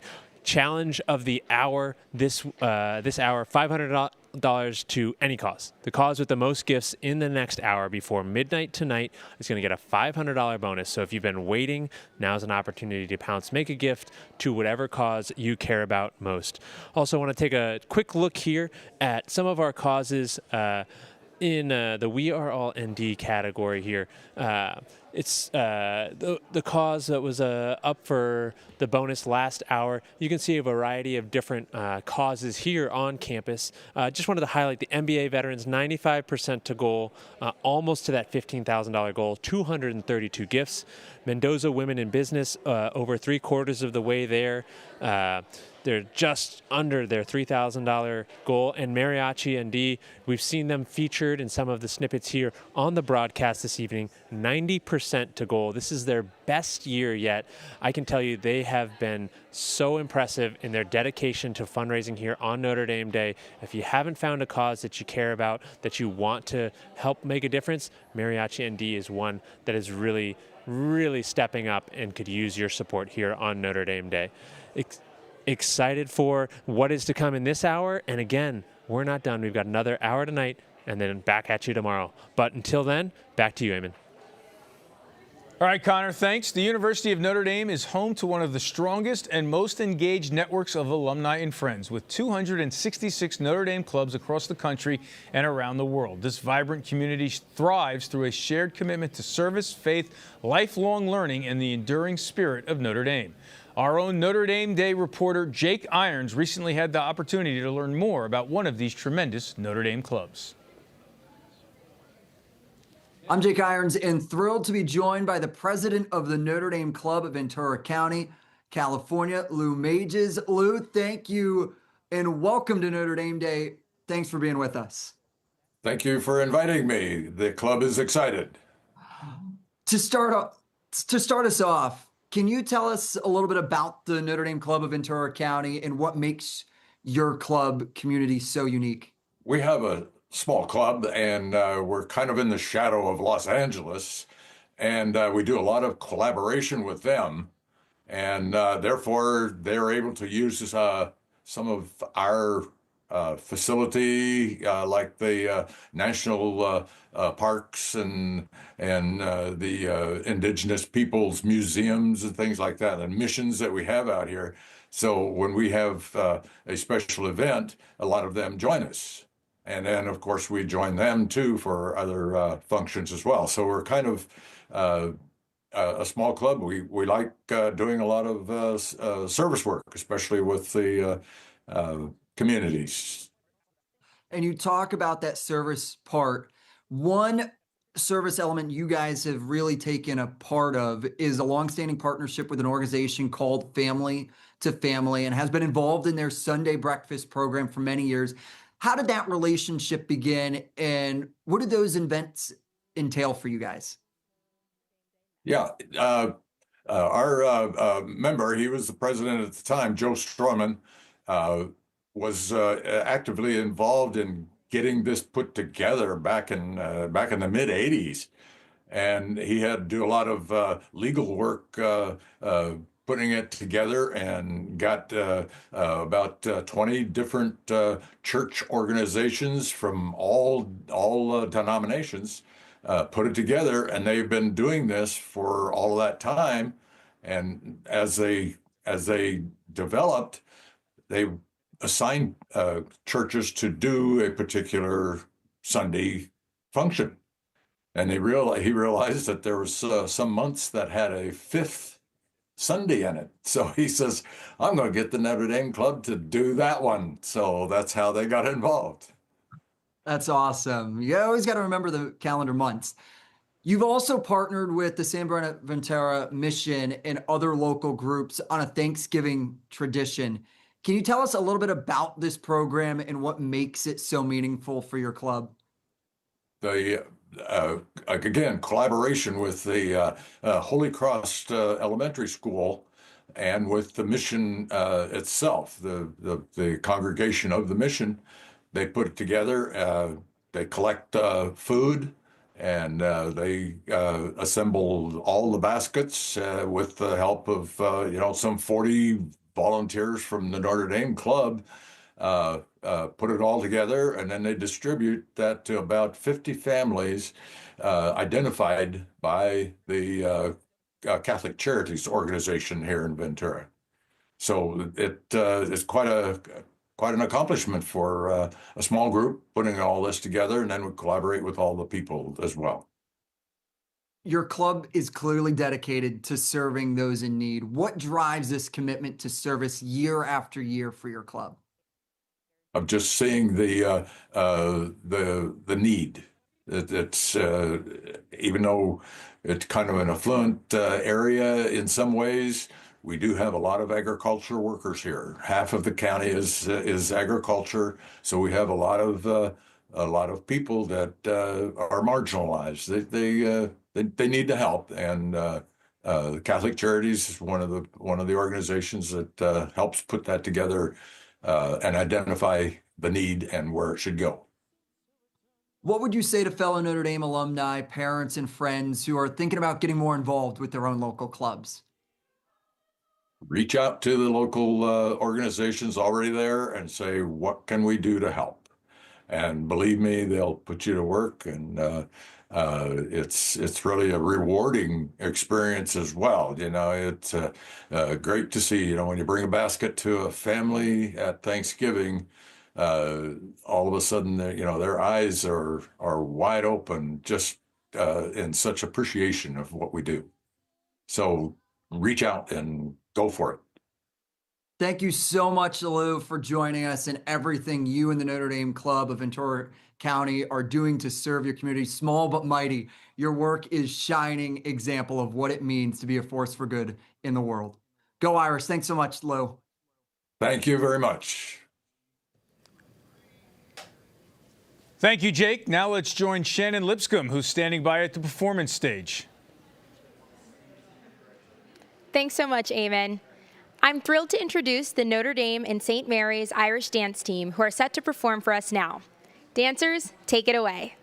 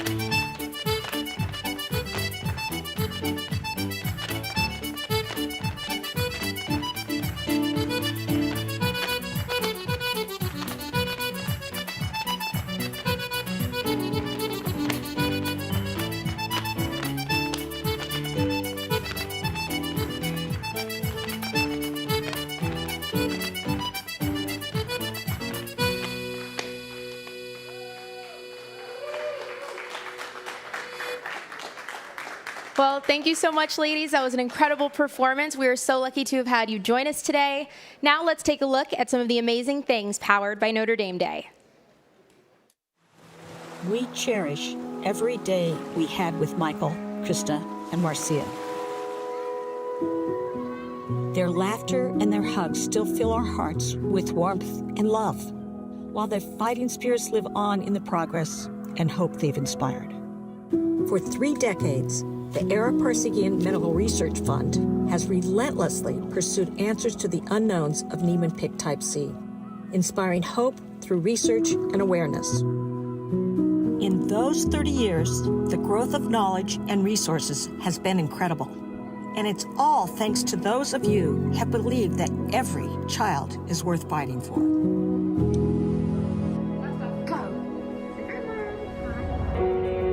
Since 1994, you have helped raise more than $60 million. Your selflessness helped discover a cause for the disease in 1997. Your generosity has grown the number of labs studying NPC to more than 100. Your belief is currently funding 21 NPC research projects around the world. And in 2024, your faith in our mission led to the first ever FDA-approved treatments for Niemann-Pick type C. A disease that once presented only decline now has medicines that offer children hope for a higher quality of life. We've come a long way in 30 years, but we still have a long way to go until we reach our ultimate goal, a cure. With your continued support, we will carry on the fighting spirit of Michael, Krista, Marcia, and every other child who has courageously battled this disease. Thank you for all of your years of giving on Notre Dame Day and beyond. Thank you for giving hundreds of families hope when they needed it most.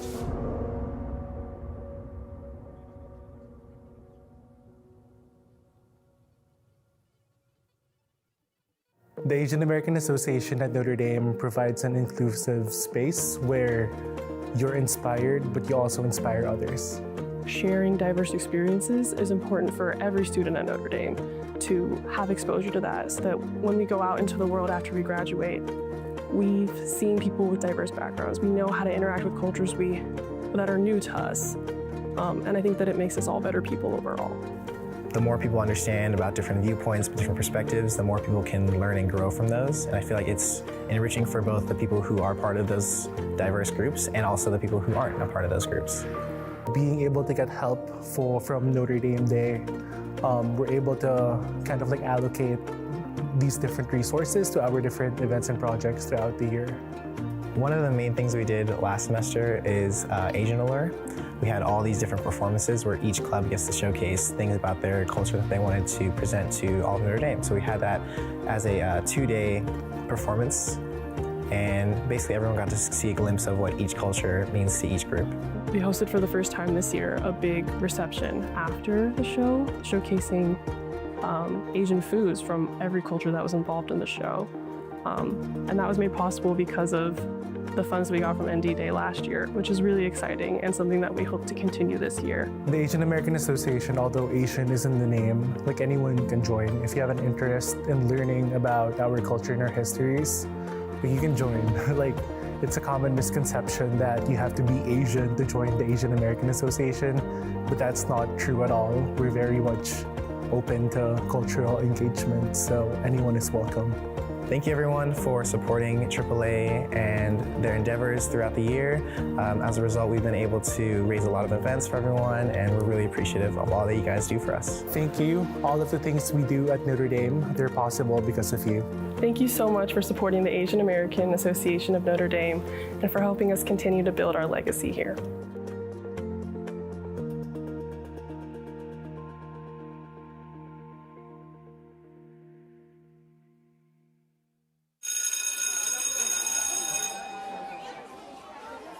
So the partnership started with a doorbell ringing. We asked who was at the door, and they announced they were from Notre Dame and the Program for Inclusive Education. They worked hard to get to know our teachers and what their needs were. And so we worked for the next 2 years to give them the tools to meet the needs of our children here. Since 1993, Notre Dame has formed more than 2,000 Catholic educators through its Alliance for Catholic Education, better known as ACE. Among a myriad of programs offered through ACE, the Program for Inclusive Education stands out as a critical resource for educators seeking to better serve students with learning differences. It is our mission to reach out to the local schools, to our neighbors, to provide the kind of support so that every child has a seat at the table. The partnership with Notre Dame and the Program for Inclusive Education and St. Jude School has been transformational for not just our students, but our teachers and our parents and staff. Gifts to ACE on Notre Dame Day help programs like the Program for Inclusive Education grow into true forces for good in South Bend and beyond. Thank you for advancing Catholic education's mission of inclusion. Thank you for helping St. Jude welcome, serve, and celebrate all students inclusively.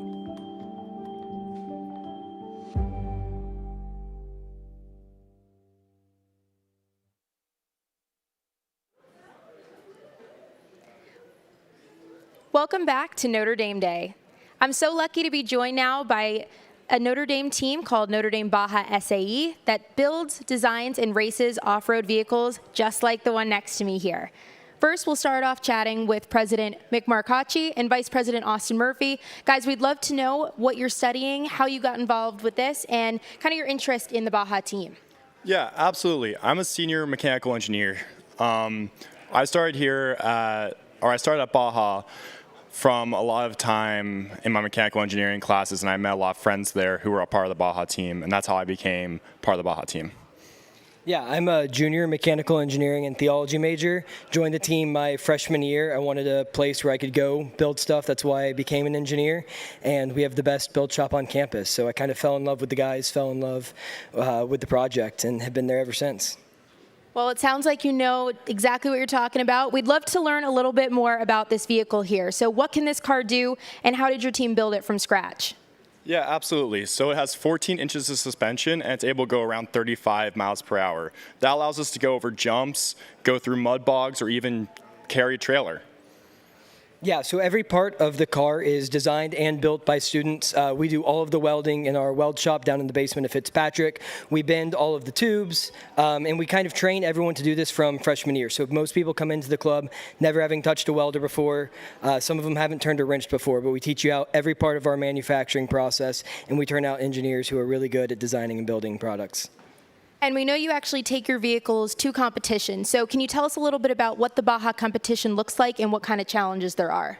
Yeah, absolutely. So there are 5 challenges in the Baja competition. First, you have a brakes test. You have something similar to a 40-meter dash where you accelerate. You have a sled pull. Then you have a 4-hour endurance test along with a agility race. So the 4-hour endurance test is the main competition in the Baja SAE competition, and that's meant to try to break your car as hard as possible. So if you last for those 4 hours, you're doing very, very well. Now, what's it like working on a project this complex with your peers, and what have you guys learned from it? Because if you can see behind me here, there's a whole team. It's not just Mick and Austin, but a lot of people who work on this. So we'd love to know what the team camaraderie is like. Absolutely. We've built a ton of friendships together through all the people that have joined. We've learned a lot about project management, especially between me and Austin, and a lot about working with different people and how to engage with those people in order to make them work best. Yeah, I mean, our biggest thing is figuring out kind of how to meet everyone where they are, no matter what you come into the club knowing, finding a spot to get everyone brought in, working on the car where they want to be and where they're able to be, and then kind of bringing in and building a community around that. And that's been something really powerful to watch, especially this year. And obviously Notre Dame Day is huge for clubs just like yours who maybe are not as well known to some of the students. So what can you say to students who are interested in joining Baja SAE? Come down to Fitzpatrick B27, and we'd love to have you. The more hands, the merrier. Yeah, just that. Let's build something. All right, you heard it here. I don't know who's racing in this car, but it looks like a well-designed team. We're very excited that you guys were able to join us today. We'll see you right on the other side of this break. To be a force for good in the world, you must first serve your own community. Notre Dame and South Bend are inextricably linked through a shared past, present, and future. This bond demands a partnership committed to both city and university thriving, an alliance dedicated to resolving our community's greatest challenges. Notre Dame's Institute for Social Concerns helps facilitate community problem solving through its groundbreaking Justice Labs. Justice Labs are interdisciplinary teams of faculty, postdoc, students, and community members who collaboratively address pressing community challenges and develop innovative, scalable solutions. Teams are led by faculty, but also operate as participatory spaces grounded in shared inquiry, intellectual rigor, and mutual respect. The Housing Lab is designed to bring students into conversation with community partners to consider housing as a human right and duty within society. While generating community-informed solutions, Justice Labs also provide both undergraduate and graduate students with a unique learning experience that they will take with them to communities around the world. I chose the Housing and the Common Good Lab because I saw a lot of connections between what I'm doing moving on forward in my career, and I thought it would be important for me to understand how the decisions I make affect those around me and how I can make decisions to help better the issue of homelessness and housing insecurity in our world. By making a gift to the Institute for Social Concerns on Notre Dame Day, you give students the opportunity to make a real difference in our community and beyond. Thank you for helping us serve the city of South Bend. Thank you for empowering us to be a force for good in the world.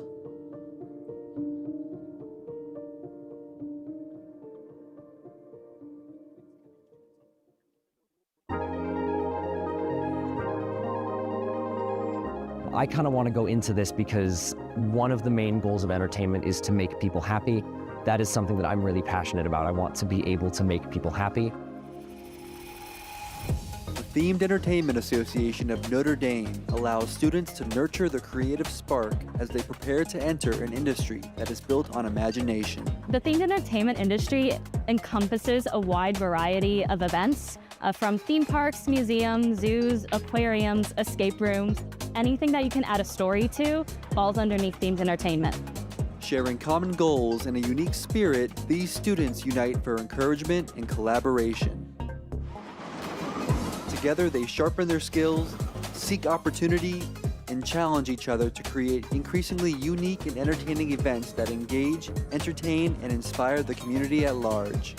It allows a different form of telling stories. It allows people to be more at the center of the story, interact with the story, be immersed in this story. As an engineering student, I want to be able to have the challenge to integrate storytelling into engineering.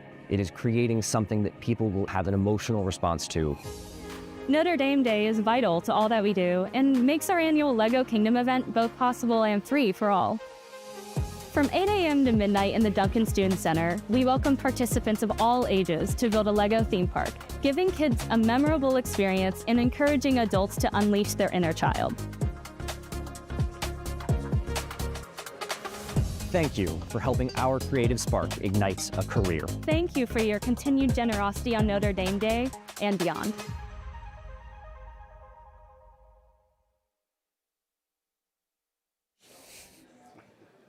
Welcome back to Notre Dame Day. Connor Montiel here, and really excited for you all to get a chance to meet Ray Frazier, MBA class of 2019 here for the Black Alumni of Notre Dame. Ray, I already stole a little bit of the first question and introduced you, but tell us a little bit about the cause here that you're representing tonight. Thank you so much for having me. So what I'm here representing today is the Black Alumni of Notre Dame, where I sit as Student Relations Director.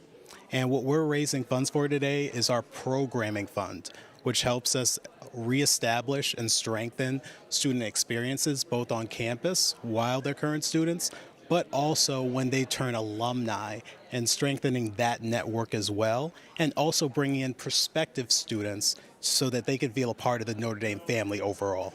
So you really wrap around coverage here from before they get here, encouraging them to join us here and join the Notre Dame family, making sure they're fully supported here and integrated into the Notre Dame community in their own special and beautiful way, and then connecting them and staying together as that community into their future careers. What a wonderful organization and effort you're doing here for Notre Dame. So tell me a little bit more about some of these engagement opportunities that you have, and about how many people are kind of active and engaged with the organization. Yeah, great. So in addition to our board, we're proud to say that there are over 5,000 Black alumni of Notre Dame. And when it comes to student organizations, catered around the Black community, we're proud to say that there are over 15 student organizations that specialize in everything from engineering to law, and even from the cultural side, from BSA, Shades of Ebony. And what we try to do is co-sponsor events with them, from a Black Excellence Dinner that we host every January. And our goal is to basically raise funding to support these initiatives and to get the stories out of the great work that both students and alumni are doing for the Notre Dame broader community. That's awesome. Can you tell me a little bit, in your time as a student here, did you have any engagement with Black alumni, and how did that help you feel part of the Notre Dame family and kind of have an impact on your experience? Yes, one of the things that was very helpful for me was I always knew that I wanted to get into entrepreneurship, and I also knew that I also wanted to get into venture capital.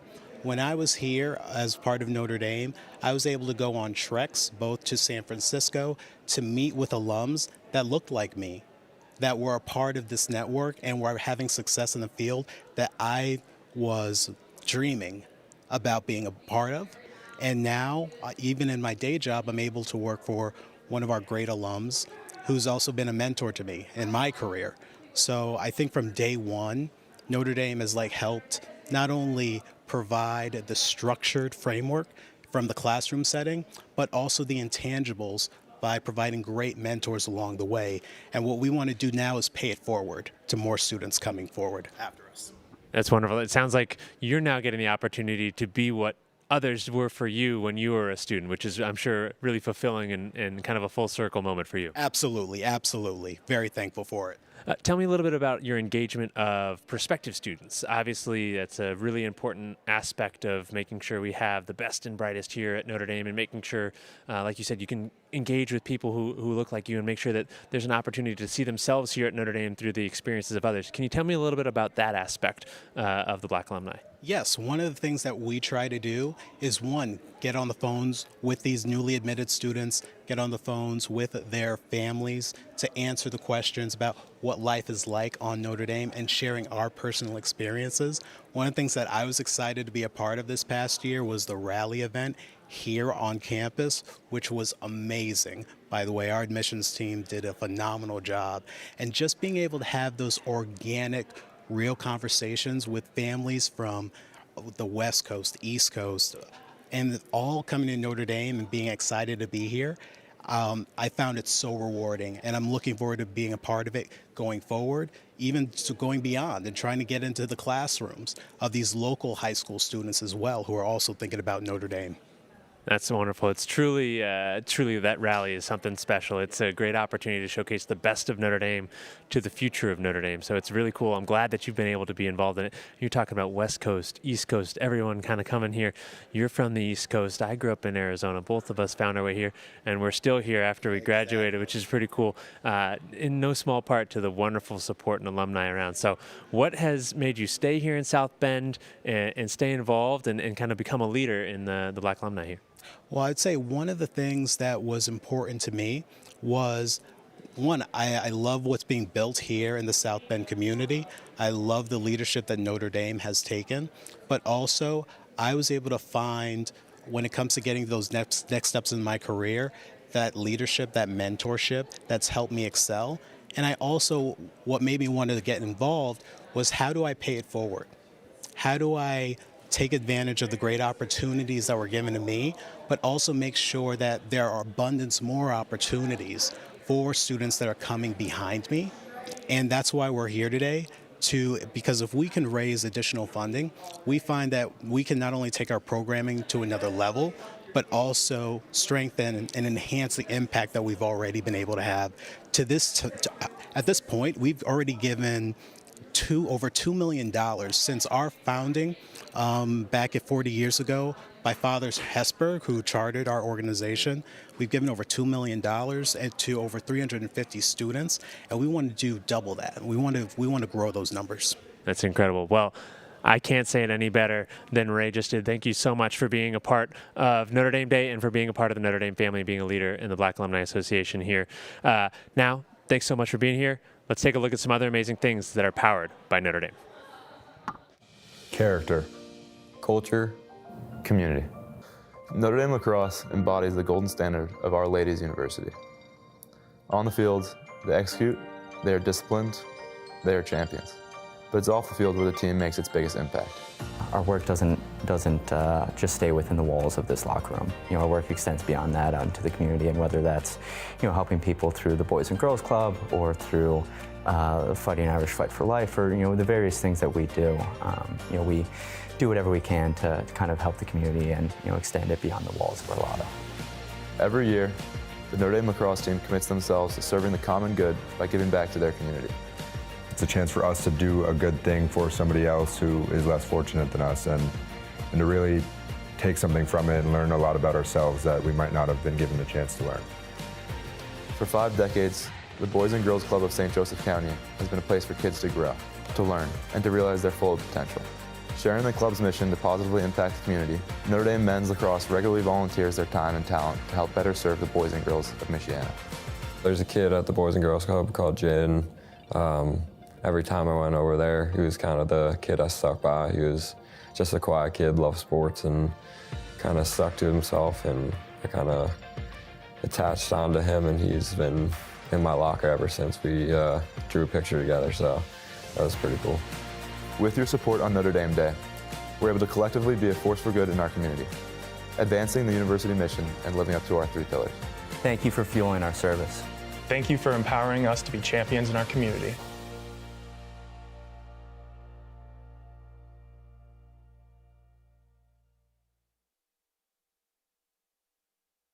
So what Solas has provided me with is a space where I can come in and find people who look like me and think like me and have the same goals as me. We help each other as a family and just become friends and make sure that each of us feels like we belong at Notre Dame. The Society of Latino Engineers and Scientists at Notre Dame, or SOLES, is a community of students striving for opportunity and seeking to contribute their unique voices to careers in STEM. As an international student from Colombia, I feel like every culture has a different way of approaching problems, and I think that's what I bring into STEM, a different angle and a different perspective to solve each situation.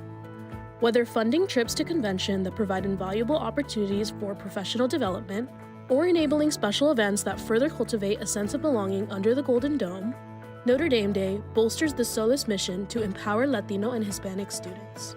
Together, we will realize our full potential. I will be a design engineer. I will be a tech consultant. I will be a roller coaster ride engineer. Gracias por apoyar a nuestra comunidad y ayudarnos a mantenernos unidos. Thank you for supporting SOLES and making sure that our familia continues to stay strong.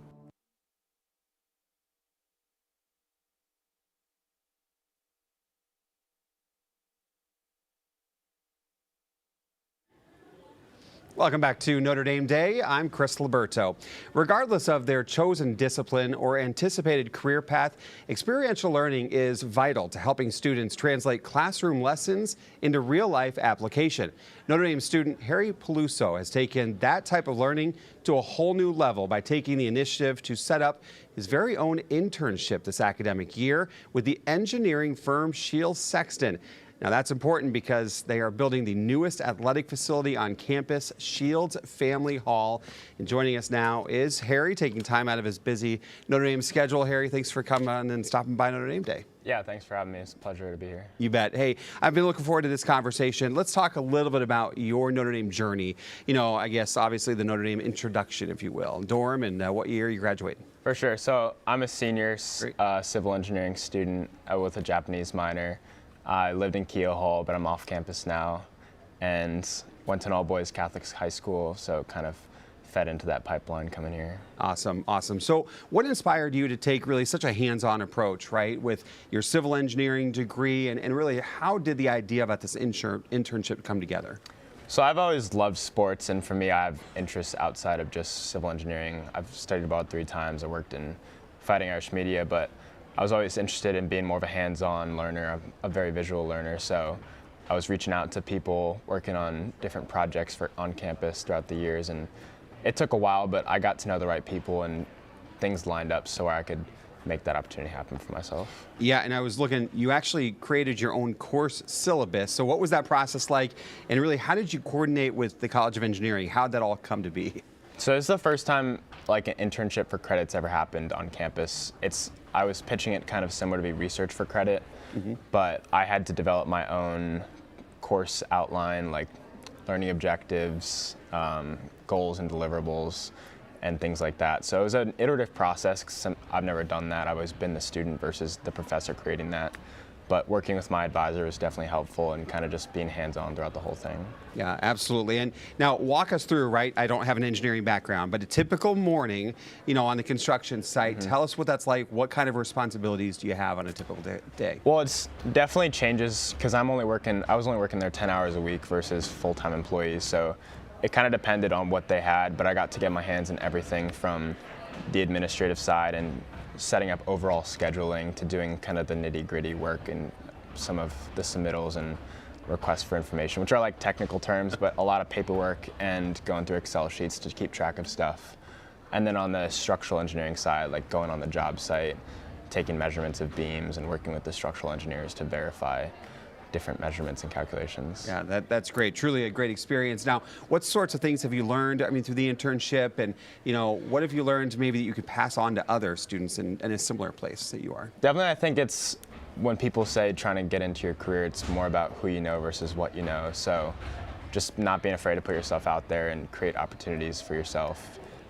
People may not always respond to you or have an opportunity for you, but you never know if you don't try. And I think just building that reputation and credibility is something important over time. Yeah, who you know is certainly important. So let's talk about that connection with Jack Shields, right? Obviously instrumental in the Shields Family Hall here. How did that come about? And tell me a little bit about that meeting and how that has really transformed your experience. For sure. So I was just posting on LinkedIn about my experience at the internship, and then someone from his philanthropic group noticed and asked to set up a time to meet when he was on campus. So it was really just sharing my work, not knowing who might see it or what would come of it, but just sharing my outcomes in the process, and people related to that and were willing to help out, which I'm extremely grateful for. Yeah, that's great. And I got a look at the building, and it's coming together quite nicely, so that's fantastic. Finally, what advice do you have for other students here at Notre Dame? Obviously, you're a senior, you're graduating in a few weeks, but what can you pass along to some of the students looking for these hands-on experiences? Yeah, I would just say, you can get a degree from Notre Dame, which is great, but amongst all the students from there, you still want to stand out. So just taking the extra step, sending follow-up emails, thank you messages, keeping people updated onto what you're doing, and just taking that step to, like I said, put yourself out there and show people your story. I think people will relate to that and will be willing to help you along the way if you show your eagerness and curiosity. That's great. And real quickly, what's next? Graduation, obviously, but then what's after graduation? So got into Cornell for my master's in structural engineering, but I'm going to take a gap year to pursue videography, and we'll see what happens. So. Very good. Well, look, Harry, I appreciate it. You've obviously done tremendous work. Thank you so much, and good luck to you the rest of the way. Thank you. Go Irish. All right. Well, now we're going to send things back down to Connor. He is standing by at the Cause Corner. Thanks so much, Chris. Notre Dame Day is an opportunity for student causes to get the word out about the impact they have here on campus and in the community. And we've got a great cause that I'm excited for more people to know about here at Notre Dame. It's unique, and I'm excited for you to meet this cause and our esteemed guests. Would you mind introducing yourself and revealing the mysterious cause that I haven't named until just now? Yes, well, I am Arjun Wasan, coming from the Jacques Maritain Center here at Notre Dame. I'm a junior from Duncan Hall studying philosophy. The Jacques Maritain Center is one of the oldest academic units on campus, founded by Father Ted Hesburgh back in 1958. And the namesake is Jacques Maritain, one of the most famous and influential Catholic intellectuals of the 20th century. He spent some time at Notre Dame along with some other excellent institutions, Princeton and University of Chicago. But we're very lucky that here at the university we have the center that is dedicated to him and continuing his spirit and his thought in research and in educational programming for our students.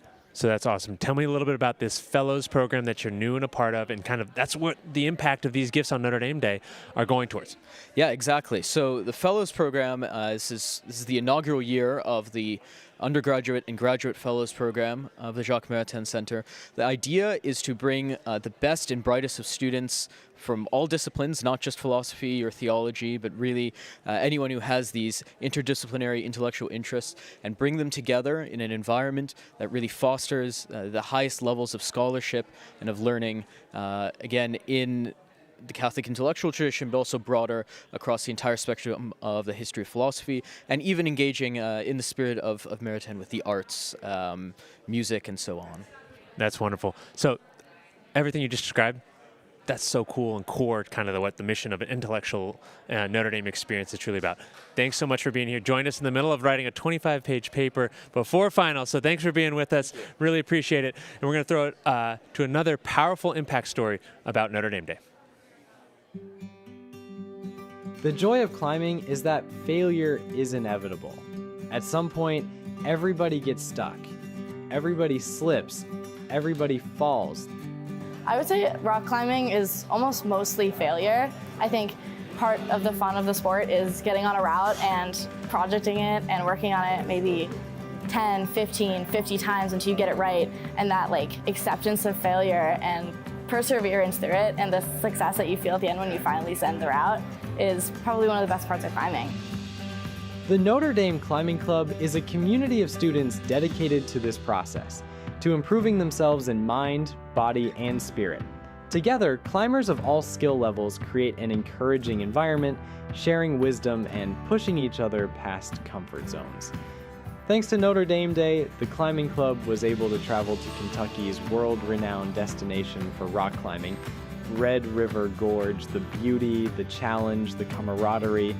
Every facet of the trip enriched students' lives, and none of it, however, would be possible without the most up-to-date gear, proper ropes, harnesses, helmets, and a litany of other devices are essential to climbing success. Thank you for giving us the tools that we need to safely push ourselves. Thank you for your continued support of our climbing family. 1, 2, 3, Irish!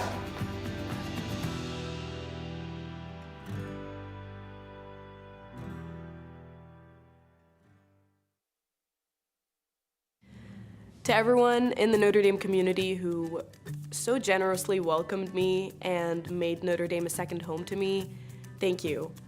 The greatest gift that anyone could ever give me is the chance to dream, and Notre Dame and all the donors have given that to me through the scholarship that I'm on, but also the financial aid and the mental and physical and academic support that I'm getting here at Notre Dame. So this has been one of the greatest 2 years ever, and I look forward to the rest of my life after Notre Dame. Every year, the University of Notre Dame successfully meets each student's demonstrated financial need in full, a feat that would be impossible without donors like you. Thank you very much. I'm so grateful to be able to have been a Notre Dame student and to grow as a student, as an athlete, as a person here. And thank you very much, and go Irish. Thank you so much for your kindness and generosity. Your support in me really is more than financial aid, but it's support for me to grow and feel as though I belong at Notre Dame. You made it possible for me to attend and possible for me to know all that Notre Dame has to offer and to love it. So I just can't say anything other than thank you. If it wasn't for Notre Dame, I would not be in any position to do that on my own. But this community has helped me out so much, and I want to thank everyone for doing that. By supporting financial aid, you help ensure that students from all walks of life continue to benefit from all that Notre Dame has to offer. Notre Dame is community. Opportunity. Life-changing. Family. Home. Freedom. The people. Community. Opportunity. Force for good. Notre Dame is home.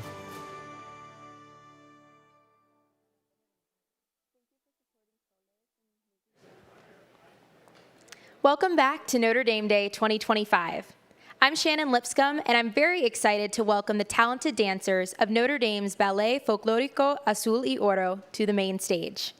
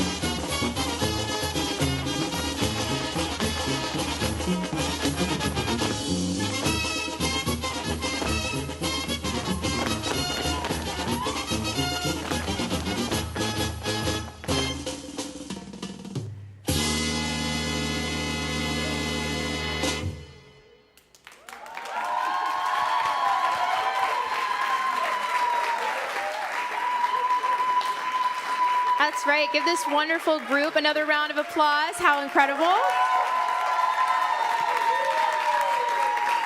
I'm lucky enough to be joined here by the beautiful Daniela. Que bonita.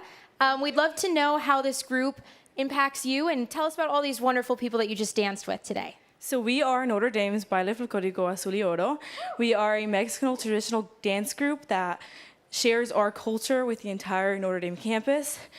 We perform at various performances. We've performed at basketball games, soccer games, but this is our way of showing our love for our culture. It's part of our identity and sharing our love for our culture with others. And we love the support. We love everybody that supports us. And we encourage you to join us, even if you don't do dance. We practice Thursdays and Sundays, so join us whenever you want. You can find us on Instagram, Facebook. Yeah. And you heard it right here. What an awesome group. Well, thank you all so much for joining us. We'll send it back to Eamon and Chris in the studio.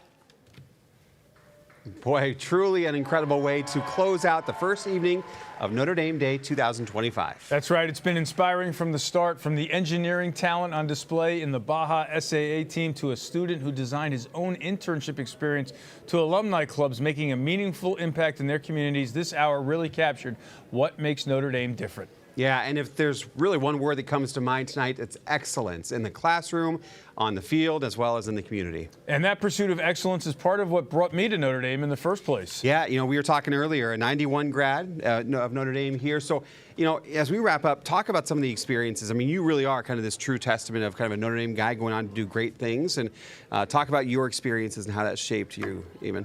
You know, it was an unbelievable opportunity. This was the school I always wanted to go to. I'm part of a Notre Dame family. My father and grandfather went here, and I also had the opportunity to play lacrosse. Kevin Corrigan taking over for Rich O'Leary. And, you know, I think the great thing is after graduating in 1991, I get together with my teammates now, and they were my best friends then, and they're still my best friends now. And now I get to brag about being a Notre Dame lacrosse player, and people say, hey, wow, that's really good because they win back-to-back championships. And I say, yeah, absolutely. I lie a little bit.